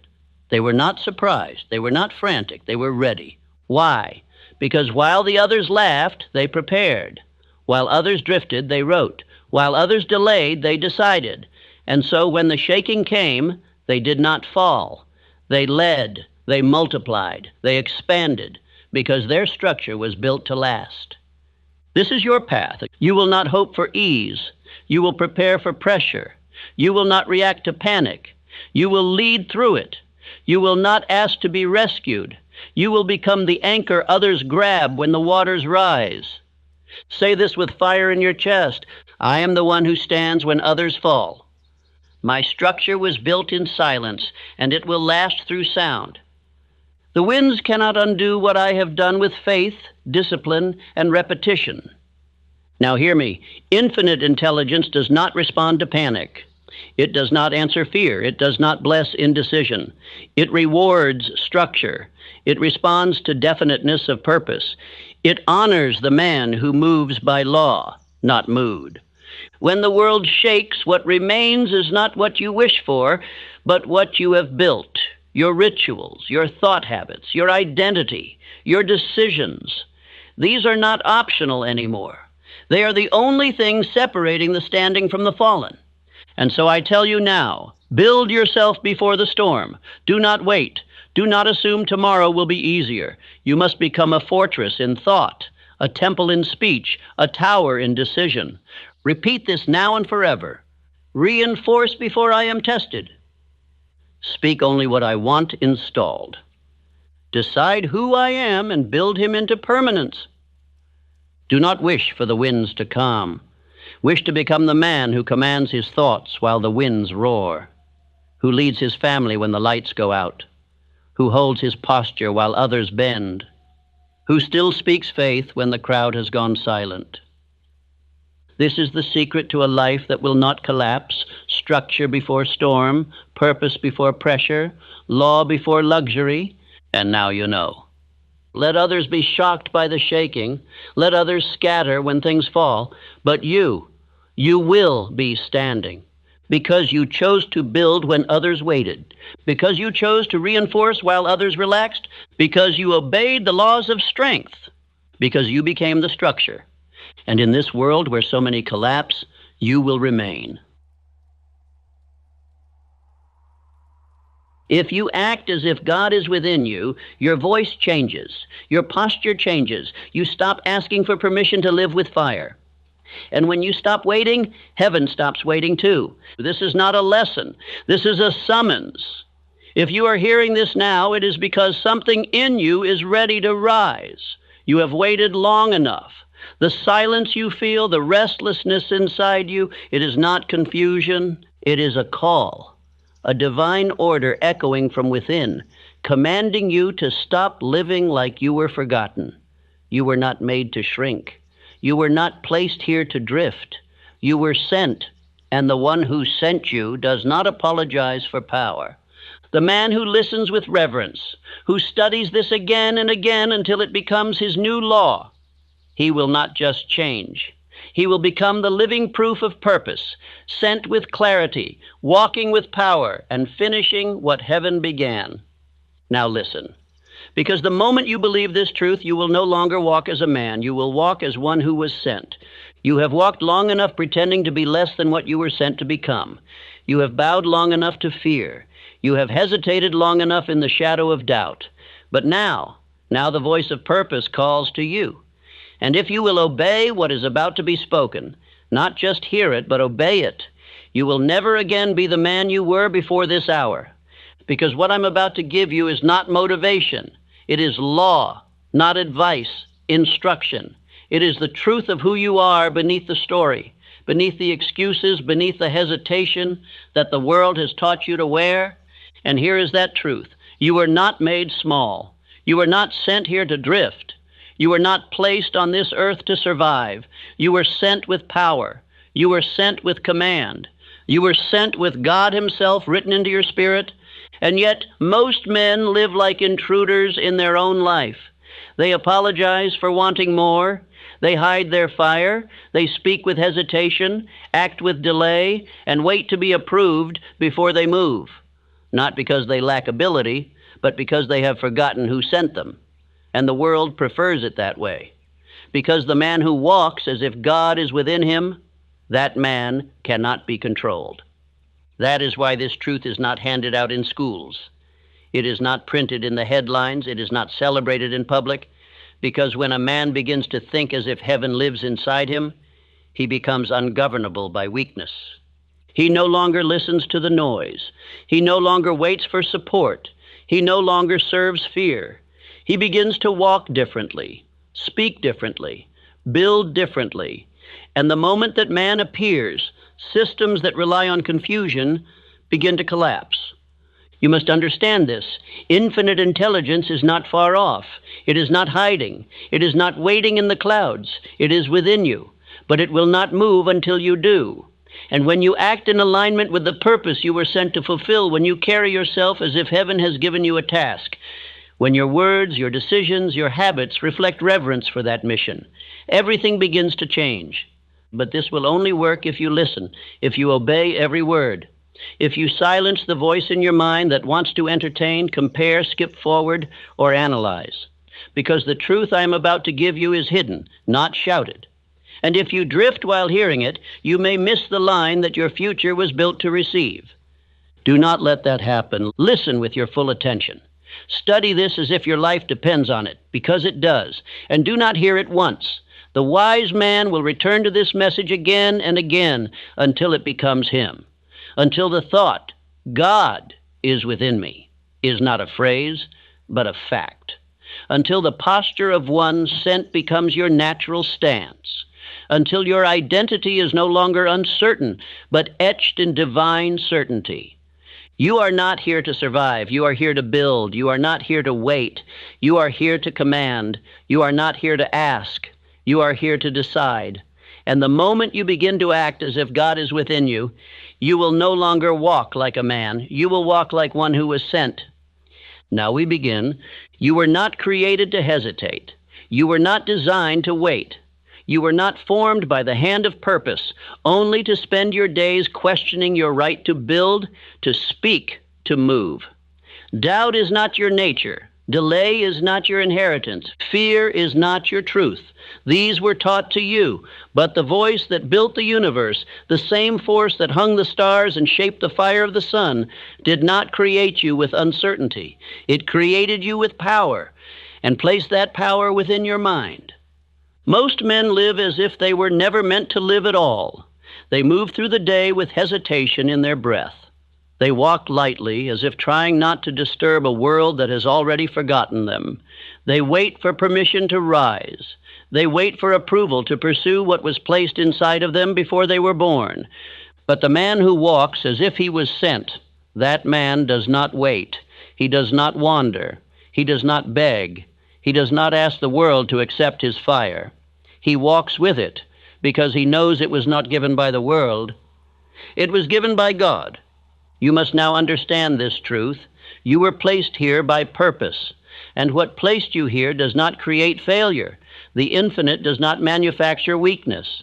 The source of power does not send emptiness. You were not born a mistake. You were not placed on this earth by randomness. You were sent. And if you were sent, then there is within you something greater than personality, greater than education, greater than environment, something eternal, something divine, something demanding expression through you. The reason so many men feel lost is because they have not obeyed that inner instruction. It is not because they lack opportunity. It is not because the world is against them.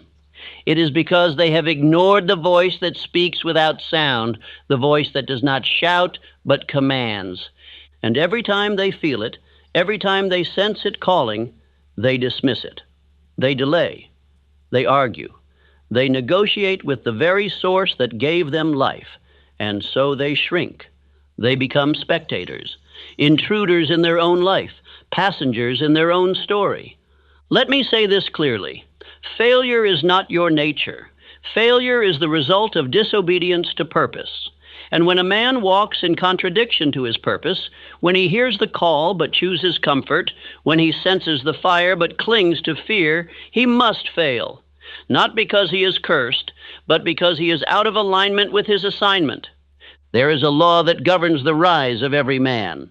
You must walk as if heaven sent you, not with arrogance, but with divine authority.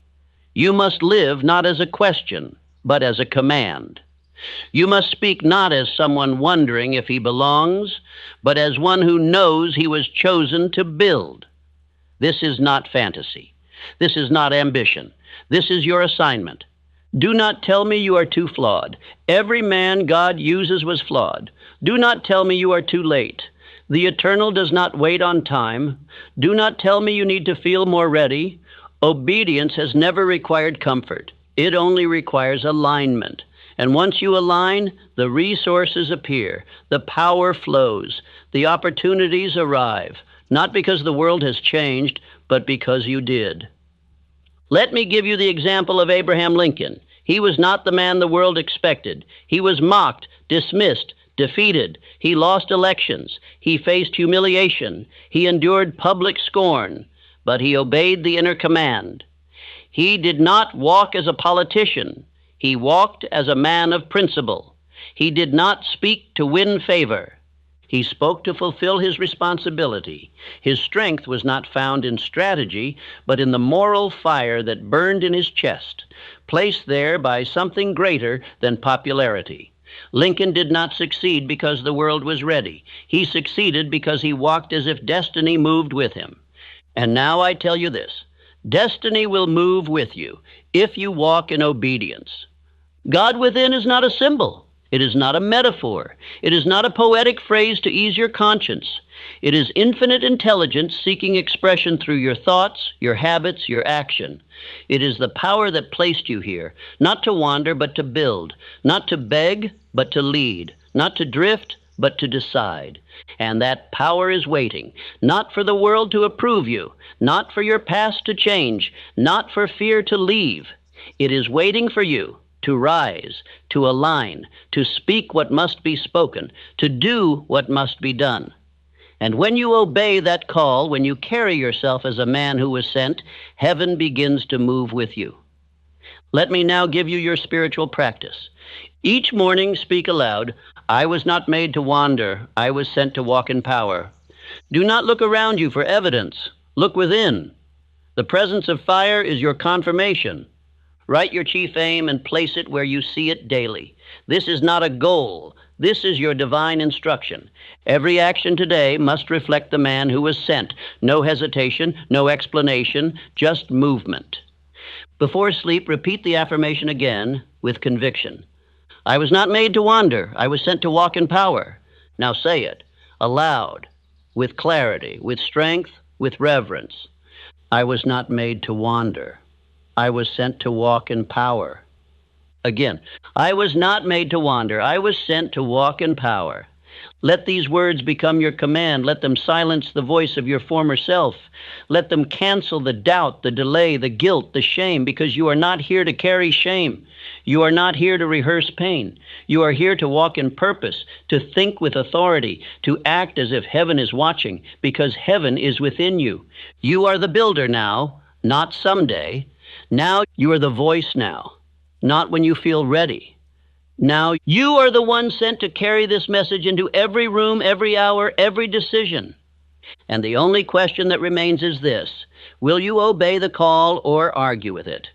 Because the power has already been placed. The law has already been written.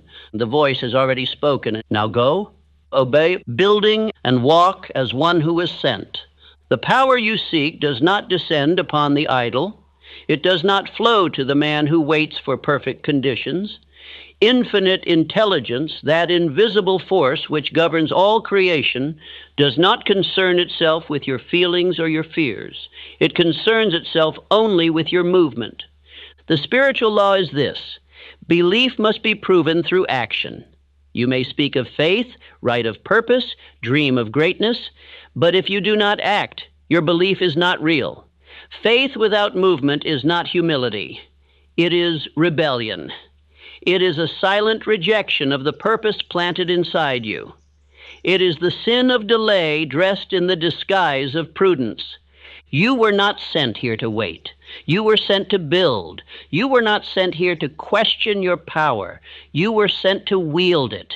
The man who walks as if heaven walks with him unlocks the gates of provision, not because of privilege, but because he acts before proof arrives. You must understand this law. Action confirms belief. Waiting denies it. If you say you believe but refuse to move, your subconscious records that contradiction. And because it does not argue, it simply obeys, you begin to shrink. You begin to hesitate more. You begin to act less. And soon, belief itself is no longer a seed, but a memory. But the man who moves, even while afraid, even while uncertain, begins to multiply his own strength. Because movement attracts power. Boldness activates response. Heaven honors the man who honors the purpose by walking in it. Do not confuse stillness with wisdom. There is a time for reflection, yes, but the reflection must always lead to decision. And decision, if genuine, must be followed by action. The law of growth begins the moment you obey. Look at Thomas Edison. He did not wait for the perfect design. He did not require applause. He did not demand certainty. He simply believed in what he saw in his mind, and because he believed, he acted. Over 10,000 failed attempts, but every time he moved, every time he worked, every time he reached again, he was confirming belief. And eventually, belief turned to result. Vision became invention. Imagination became history. And you are no different. You carry within you the power of creation. You have been visited by the same infinite intelligence. You are not waiting for a miracle. You are the miracle when you begin to move. But if you disobey this law, if you continue to speak without action, to plan without execution, to pray without pursuit, you will remain where you are, not because you are cursed, but because you did not act. The world yields to the man who does not wait. It watches the one who does not hesitate. It responds to the man who moves, not with panic, but with conviction. You must now become that man, the one who walks forward even when the path is unclear, the one who builds before he sees the reward, the one who trusts the voice within more than the noise outside. Let me give you the law again. Action confirms belief. Waiting denies it. And I give you now the discipline that will transform your life. Each morning, write one action aligned with your chief aim and take it. When hesitation speaks, repeat aloud, I walk in obedience. I move before I feel ready. I walk as if heaven moves with me. Record your proof daily. You must show your mind that you are not a man of delay. Do not explain your action to the hesitant. Their permission is not your requirement. You may say, but I'm afraid. Good. That means the command was clear. Fear is not a stop sign. It is simply the echo of the old self dying. And the only cure for fear is not comfort. It is obedience. Now say this aloud with conviction. I walk in obedience. I move before I feel ready. I walk as if heaven moves with me. Again. I walk in obedience. I move before I feel ready. I walk as if heaven moves with me. This is not a phrase. It is your new rhythm. It is your law. It is your identity. From this moment on, no more hesitation. No more waiting. No more negotiating with the dream placed inside you by infinite mind. Now you move. Now you obey. Now you act. And when you do, watch how heaven follows your steps. You cannot carry divine power with a divided mind. You cannot walk in authority while entertaining every voice, every fear, every contradiction. The man who has been sent must protect his thought with the same intensity a king guards his crown, because thought is the seat of your authority. And if your thought is polluted, your actions will betray you. Most men do not fall because of failure. They fall because their thinking was unguarded. They permit every suggestion to enter. They allow every doubt to speak. They open the gates of their inner world to the noise of the outer world and wonder why their power fades. But the man who has been sent, the man who walks as if the voice of God speaks through him, does not treat his thought casually. He disciplines it, he commands it, he directs it, and in doing so, he becomes unshakable. Let me now give you this law. Controlled attention is the bridge between infinite intelligence and definite achievement. If your mind is open to every noise, every fear, every imagined threat, then infinite intelligence cannot speak clearly. God cannot move through clutter. The divine cannot direct a distracted mind. You must now ask yourself this question, daily, hourly, moment by moment. Does this thought honor the call that lives within me? If yes, then you think it, you speak it, you obey it. If no, it is rejected, removed, and replaced. No emotion, no argument, no explanation. You are not here to negotiate with limitation. You are here to build from obedience. This is the practice of the man who has been sent. Let me give you an example of this law in motion. John D. Rockefeller. During the great financial panics that shook the world while others collapsed under fear, Rockefeller remained still, calm, focused, controlled. He did not absorb the panic. He did not let headlines rewrite his aim. While the world screamed, he listened only to his purpose. And because his attention was disciplined, his results were inevitable. He did not have more luck. He had more focus. You must now become that man. A man whose thoughts are trained, not random, directed, not reactive, rehearsed, not impulsive, because your mind is the channel through which the voice of God will act. And if you keep it cluttered, you will delay every miracle meant to find you. Let me now give you the practice that builds spiritual clarity. Begin each day by writing one question on paper. Does this thought honor the call that lives within me? Review your dominant thoughts. Remove anything that contradicts your chief aim. Every time a fearful or doubtful thought appears, interrupt it with this statement. I think in alignment. I speak with purpose. I obey the voice that sent me. At night, write a short note on how your thoughts either honored or resisted your calling. This is your inner audit. Let me give you this truth. The world will never speak louder than the man who knows why he was sent. But if you allow the world's volume to overtake your inner voice, your life will follow the wrong instruction. From now on, no more mental wandering, no more casual thought, no more entertaining internal noise that contradicts the one who made you. You are a vessel of infinite intelligence. You are not a dumping ground for doubt. Say this aloud now. I think in alignment. I speak with purpose. I obey the voice that sent me. Again. I think in alignment. I speak with purpose. I obey the voice that sent me. This is your mental law. This is your spiritual firewall. This is the standard you rise to every morning and defend until night. Because when your thoughts serve your purpose, everything you touch will begin to prosper. When your mind becomes clean, your decisions become sharp. When your attention is fixed, your voice gains weight. When your mind is disciplined, heaven can trust you with more. You are not here to think as the world thinks. You are not here to repeat the noise of the distracted. You are here to channel power through purity of thought. And that begins now. The man who has been sent cannot speak like a man who doubts. He cannot use the language of hesitation. He cannot dilute his command with the vocabulary of fear. If heaven has placed a calling within you, and it has, then your words must be forged in alignment with that calling. Every time you speak, you instruct the subconscious. And the subconscious, being the seat of all action, obeys whatever is spoken with emotion and repetition, whether truth or lie. This is the spiritual law of autosuggestion, and it governs every result in your life. You may not be aware of it, But the law does not care whether you know it or not. It works either way. The subconscious does not argue, it does not evaluate, it does not question your statements. It only asks, have I heard this often enough, and was it spoken with belief? And if the answer is yes, it goes to work, shaping your decisions, your posture, your emotions, your momentum to match the command. So understand this clearly. If you speak doubt, you instruct weakness. If you speak command, you activate power.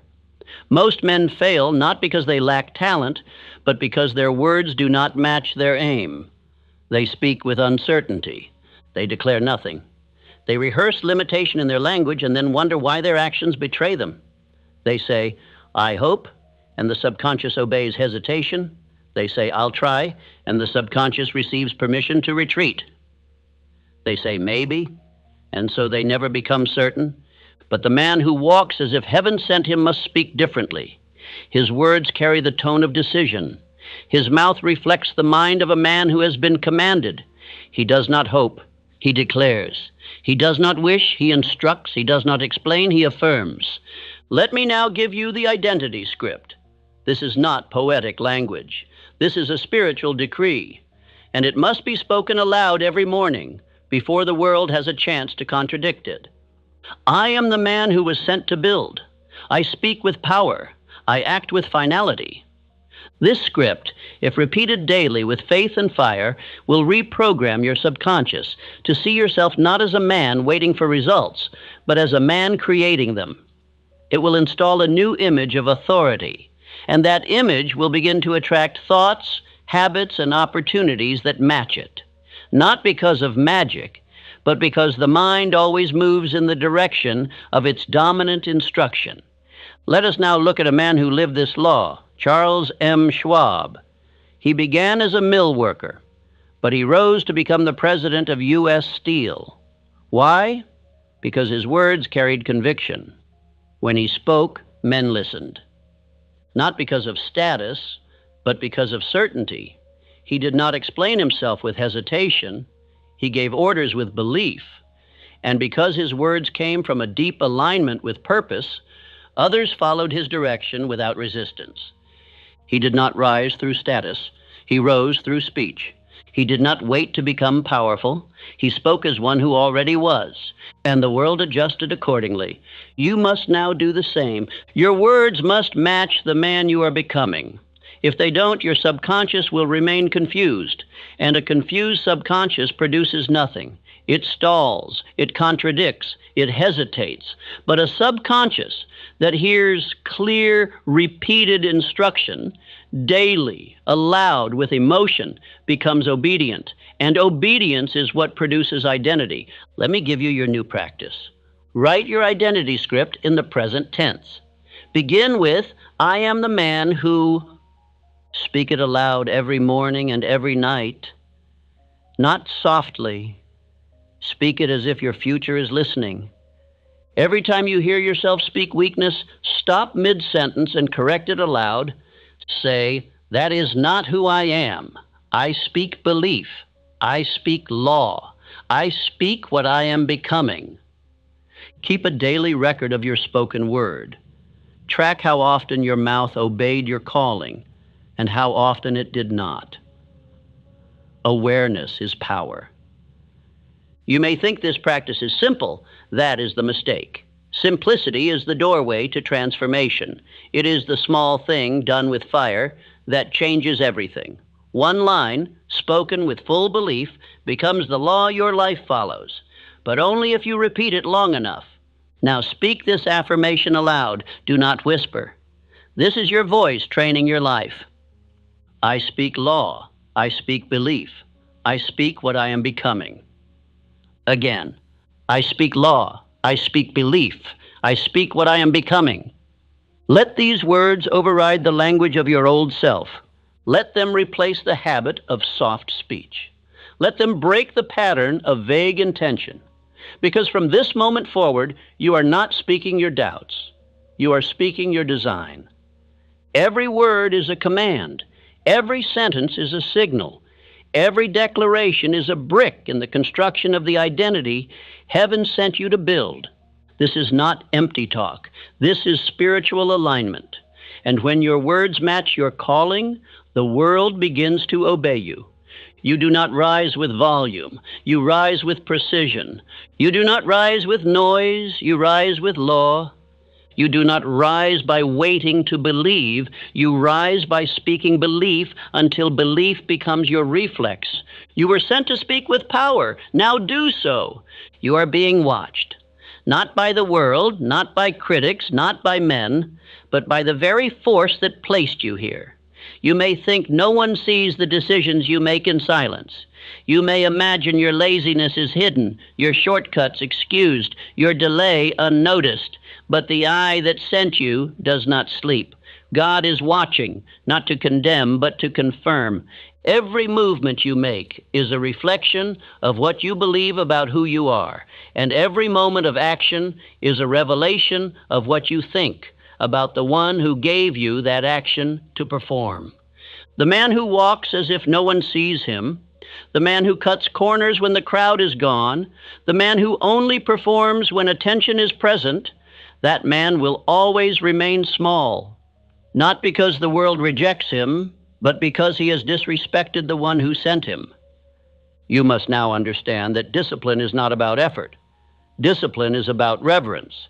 It is not simply about doing more.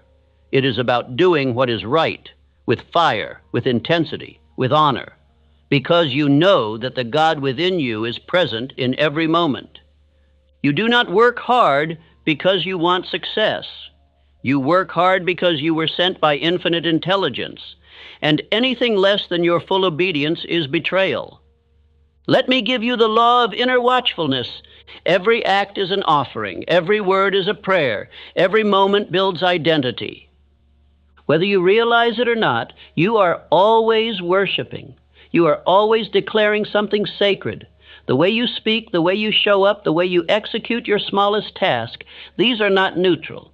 They are either aligned with the mission you were sent to fulfill, or they are evidence that you have forgotten who you are. And when a man forgets who he is, he begins to live as if no one is watching. He begins to compromise in silence. He begins to lower his standard. He begins to excuse what once would have enraged him. And over time, his identity dissolves, not because the world attacked him, but because he chose casualness over reverence. But you are not casual. Not anymore.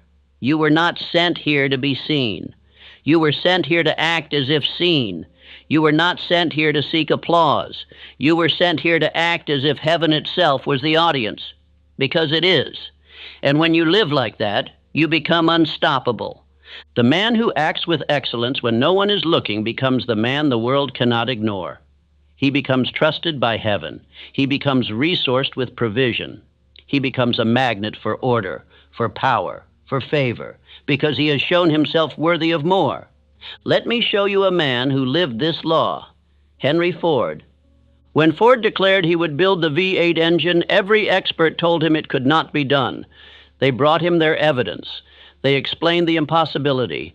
They advised him to abandon the task, but Ford did not flinch. He did not waver. He did not adjust his belief to suit their facts, because he did not treat his decision as a gamble. He treated it as a divine command. And when you treat your decision like it came from God, you do not retreat when others panic. Ford obeyed the voice within him, not the voices around him. And because of this, the impossible bowed. Reality bent. The experts were humbled. And a new invention was born, not because he was lucky or clever or favored, but because he moved with reverence toward the instruction he received. That is now your standard. Every decision you make, every task you complete, every word you speak must be done as if God is watching. Because he is, you do not need eyes on you to act with fire. The fire is in you already. The eye that matters most is already observing. You must now train yourself to walk in the fear of dishonoring your calling, not because of guilt, but because of alignment.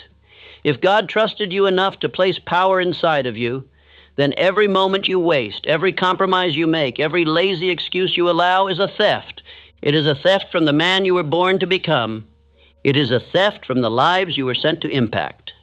It is a theft from the source that placed his breath within you. You are not here to play with power. You are here to steward it. And the man who stewards well in silence is the man heaven will promote in the open.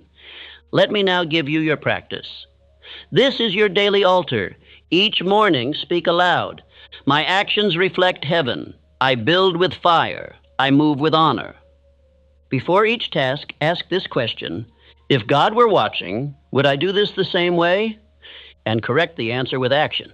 Write down one moment each day where you gave more than was required. Let that be your private offering. Before sleep, kneel, not to ask, but to declare, I have honored my instruction. I will rise again tomorrow in obedience. You are now a man of the altar, not of public worship, but private reverence, and your excellence in the unseen will build a reputation that cannot be shaken in the seen. Now say this aloud. This is your command. This is your reverent standard. My actions reflect heaven. I build with fire. I move with honor. Again. My actions reflect heaven. I build with fire. I move with honor. Let these words govern how you clean, how you write, how you speak, how you respond, how you breathe, because your assignment is not casual. Your movement is sacred. Your voice is sacred. Your labor is sacred. And if you act like that every day, you will rise like no man can explain. You will succeed like no man can copy. You will walk as if guided by something higher, because you are. From this day forward, live with the conviction that everything you do is watched by the one who sent you. And live with such fire that even heaven must take notice. The world does not follow titles. It does not obey empty ambition. It does not kneel to the man who waits for validation. The world yields to the man who believes he was sent, not by man, not by chance, but by heaven itself. The man who walks in that belief carries a different atmosphere. He does not ask for space. Space is made for him. You have seen this. You have felt this. One man walks into a room and the room shrinks him. Another walks in and the room adjusts. Not because of charisma, not because of fame, but because of certainty, because of inner conviction, because the man carries himself like one who is on assignment. And when a man moves with that awareness, the world cannot help but notice. This is not superstition. This is law. The inner belief of a man determines how the outer world treats him. Your energy, your presence, your tone, your very walk, they do not emerge from circumstance. They emerge from identity. And when your identity is anchored in divine purpose, you become immovable. You must now train yourself to walk like a man with divine instruction. You are not wandering. You are building. You are not seeking. You are executing. You are not questioning. You are obeying. And when your walk reflects that order, everything around you begins to conform. Let me say this clearly. Faith creates atmosphere. Discipline creates credibility. Repetition creates inevitability. Faith creates atmosphere because the man who believes he was sent carries no apology. His energy is decisive. His speech is aligned. His presence does not shrink to comfort others. He does not need to speak loud to be felt. His silence commands respect. Discipline creates credibility because when a man is consistent, the world begins to trust his voice. His repetition trains others to take him seriously. He says what he means. He finishes what he begins. He does not start and stop with every mood. He is reliable, and reliability is the armor of the chosen. Repetition creates inevitability, because no matter how long it takes, the man who repeats the law of his purpose cannot be stopped. He may be delayed, but he is never denied, because the world must eventually adjust to what is permanent, and the man of discipline becomes permanent. Let me give you a man who lived this truth, Andrew Carnegie. He was not born into riches. He was not educated in elite circles. He had no great inheritance, but he walked as if something larger had placed him on earth to achieve something larger than life. He did not wait to feel worthy. He acted as if he had been chosen. And that belief shaped every decision, every habit, every relationship. Carnegie expected greatness, not out of pride, but out of alignment. He believed heaven had planted the seed of empire in his spirit, and because he believed it, he moved in faith. He built in silence. He gave direction to others long before others believed in his vision, and the world, slowly, then suddenly, obeyed him. You must now adopt the same law. Do not walk with apology. Do not seek permission to believe. Do not wait for someone to tell you that you are allowed to think like a man sent by God. You are already authorized. Your desire, your vision, your inner unrest, these are not signs of arrogance. They are evidence of assignment. They are proof that you were not born to blend in, but to become. Let me now give you your new mental instruction. This is your daily rhythm of thought and behavior. Each morning, stand and speak aloud. I walk as one sent. I work as one assigned. I finish as one chosen. Move through every environment with the awareness that your presence is divine. When you sit at the table, sit like a man building something eternal. When you enter a room, speak only what aligns with your mission. Do not ask if you are welcome. Act like you belong, because the one who sent you has already cleared the path. When doubt rises, do not argue with it. Declare this aloud. I was sent. I am qualified. I do not retreat. Keep a journal of confirmations. Each day, write one moment when your belief influenced your environment. You are not here to fit in. You are here to establish law. You are here to be the example of what happens when a man believes that his life is the result of divine intention. And when you begin to live like this, the world begins to respond. Your posture shifts. Your eyes speak louder. Your silence commands. Your presence changes the temperature of every space. And it has nothing to do with personality. It is spiritual identity in motion. Now speak this aloud. This is your identity. This is your truth. I walk as one sent. I work as one assigned. I finish as one chosen. Again, I walk as one sent. I work as one assigned. I finish as one chosen. Let these words become your filter, your standard, your atmosphere. You no longer walk like a man hoping to be seen. You walk like a man carrying the orders of heaven. And that kind of man always makes the world yield.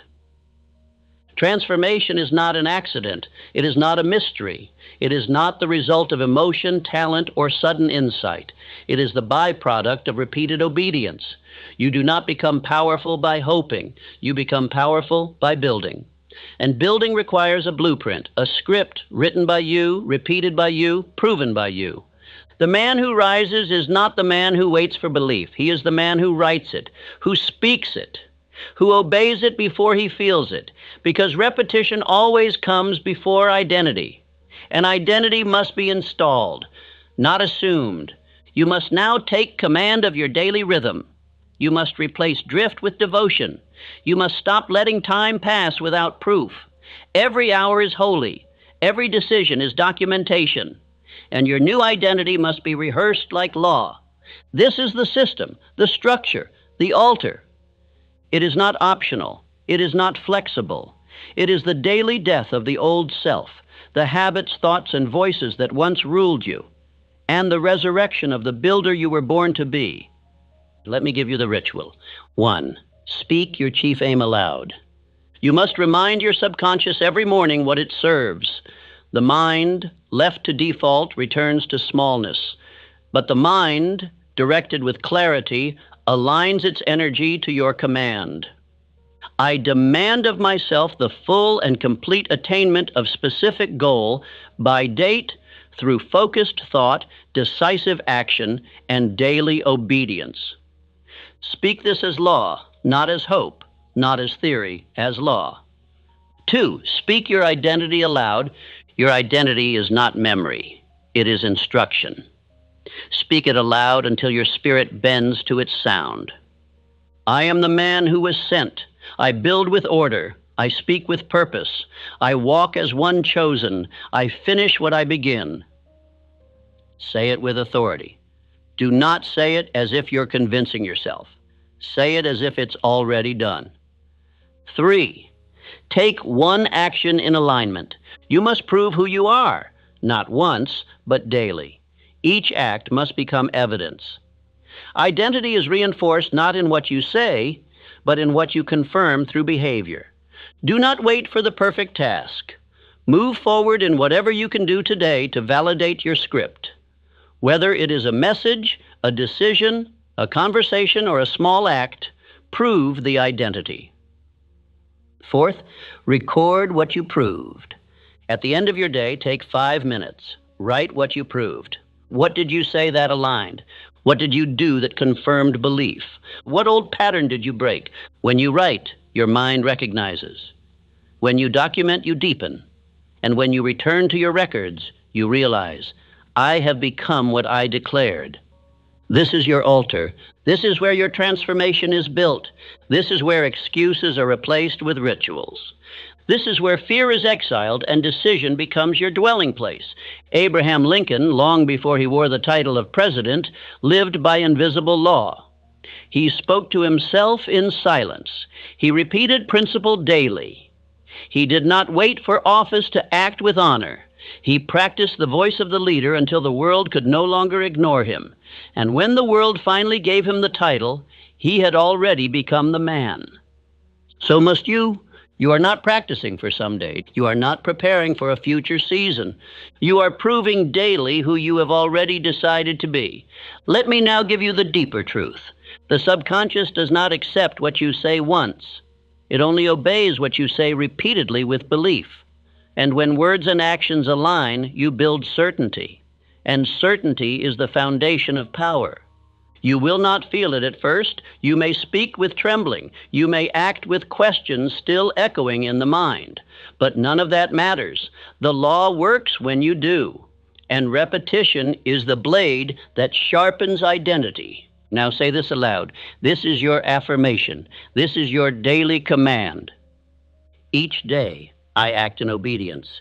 Each day, I prove who I am. Again, each day I act in obedience. Each day I prove who I am. Let it be said until your old self falls silent.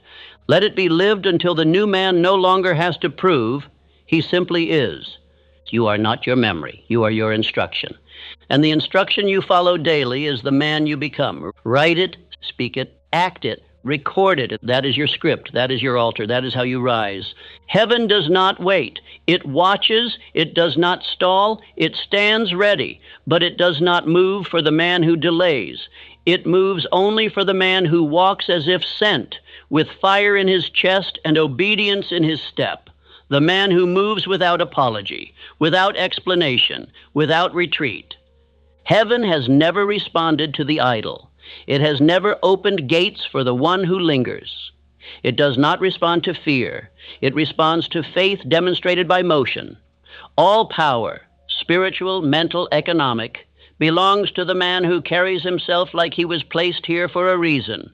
And the moment you walk like that, speak like that, live like that, doors begin to open.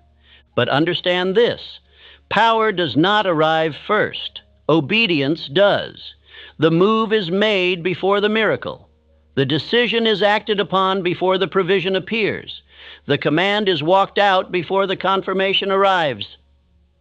Because obedience is the evidence of belief. And belief is what heaven watches for. You cannot live as if you are here by chance and expect a life of direction. You cannot speak like a beggar and expect the favor of a king. You cannot wait for signs and then declare that you believe. Heaven does not move by your words alone. It moves by your alignment. And the man who lives by law, daily, consistently, with discipline, becomes unshakable. He becomes immovable. He becomes undeniable. Not because the world wanted to bless him, but because heaven demanded it. You must now stop praying for movement while remaining still. You must stop asking for confirmation when you have already been called. You must stop living like a question and begin living as the answer. The law is this: heaven moves when you do. There are no exceptions. There are no shortcuts. There are no excuses. You have been instructed. You have been assigned. And if you have listened to this message, you have now been commanded. The days of wondering are over. The time for wavering has passed. You do not need another reminder. You do not need another sign. You need only to act, to walk as if God is within you, to build as if heaven is backing every brick, to speak as if your words are shaping worlds, because they are. Let me now give you your final command. You will speak this not just once, but every day until your bones believe it. Act as if God is within you, because He is. Act as if heaven sent you, because it did. Say it again. Act as if God is within you, because He is. Act as if heaven sent you, because it did. Let it cancel the voice of your old self. Let it burn away the language of delay. Let it baptize you into the man you were born to be, not later. Now you are not behind. You are not too flawed. You are not missing anything. You were sent with everything you need to begin. But heaven will not move until you do. So go now, not in noise, but in law, not in haste, but in discipline, not in arrogance, but in divine certainty. Now speak your final affirmation. This is not a sentence. This is a decree. I walk in divine command. I move as if sent. I build with obedience. I become what heaven intended. Again, I walk in divine command. I move as if sent. I build with obedience. I become what heaven intended. This is your new identity. You are not a man who wonders. You are not a man who wavers. You are a man who walks with purpose, with power, with presence. From this day forward, everything you touch will rise because you no longer wait for heaven to move. You are the movement. And now it begins.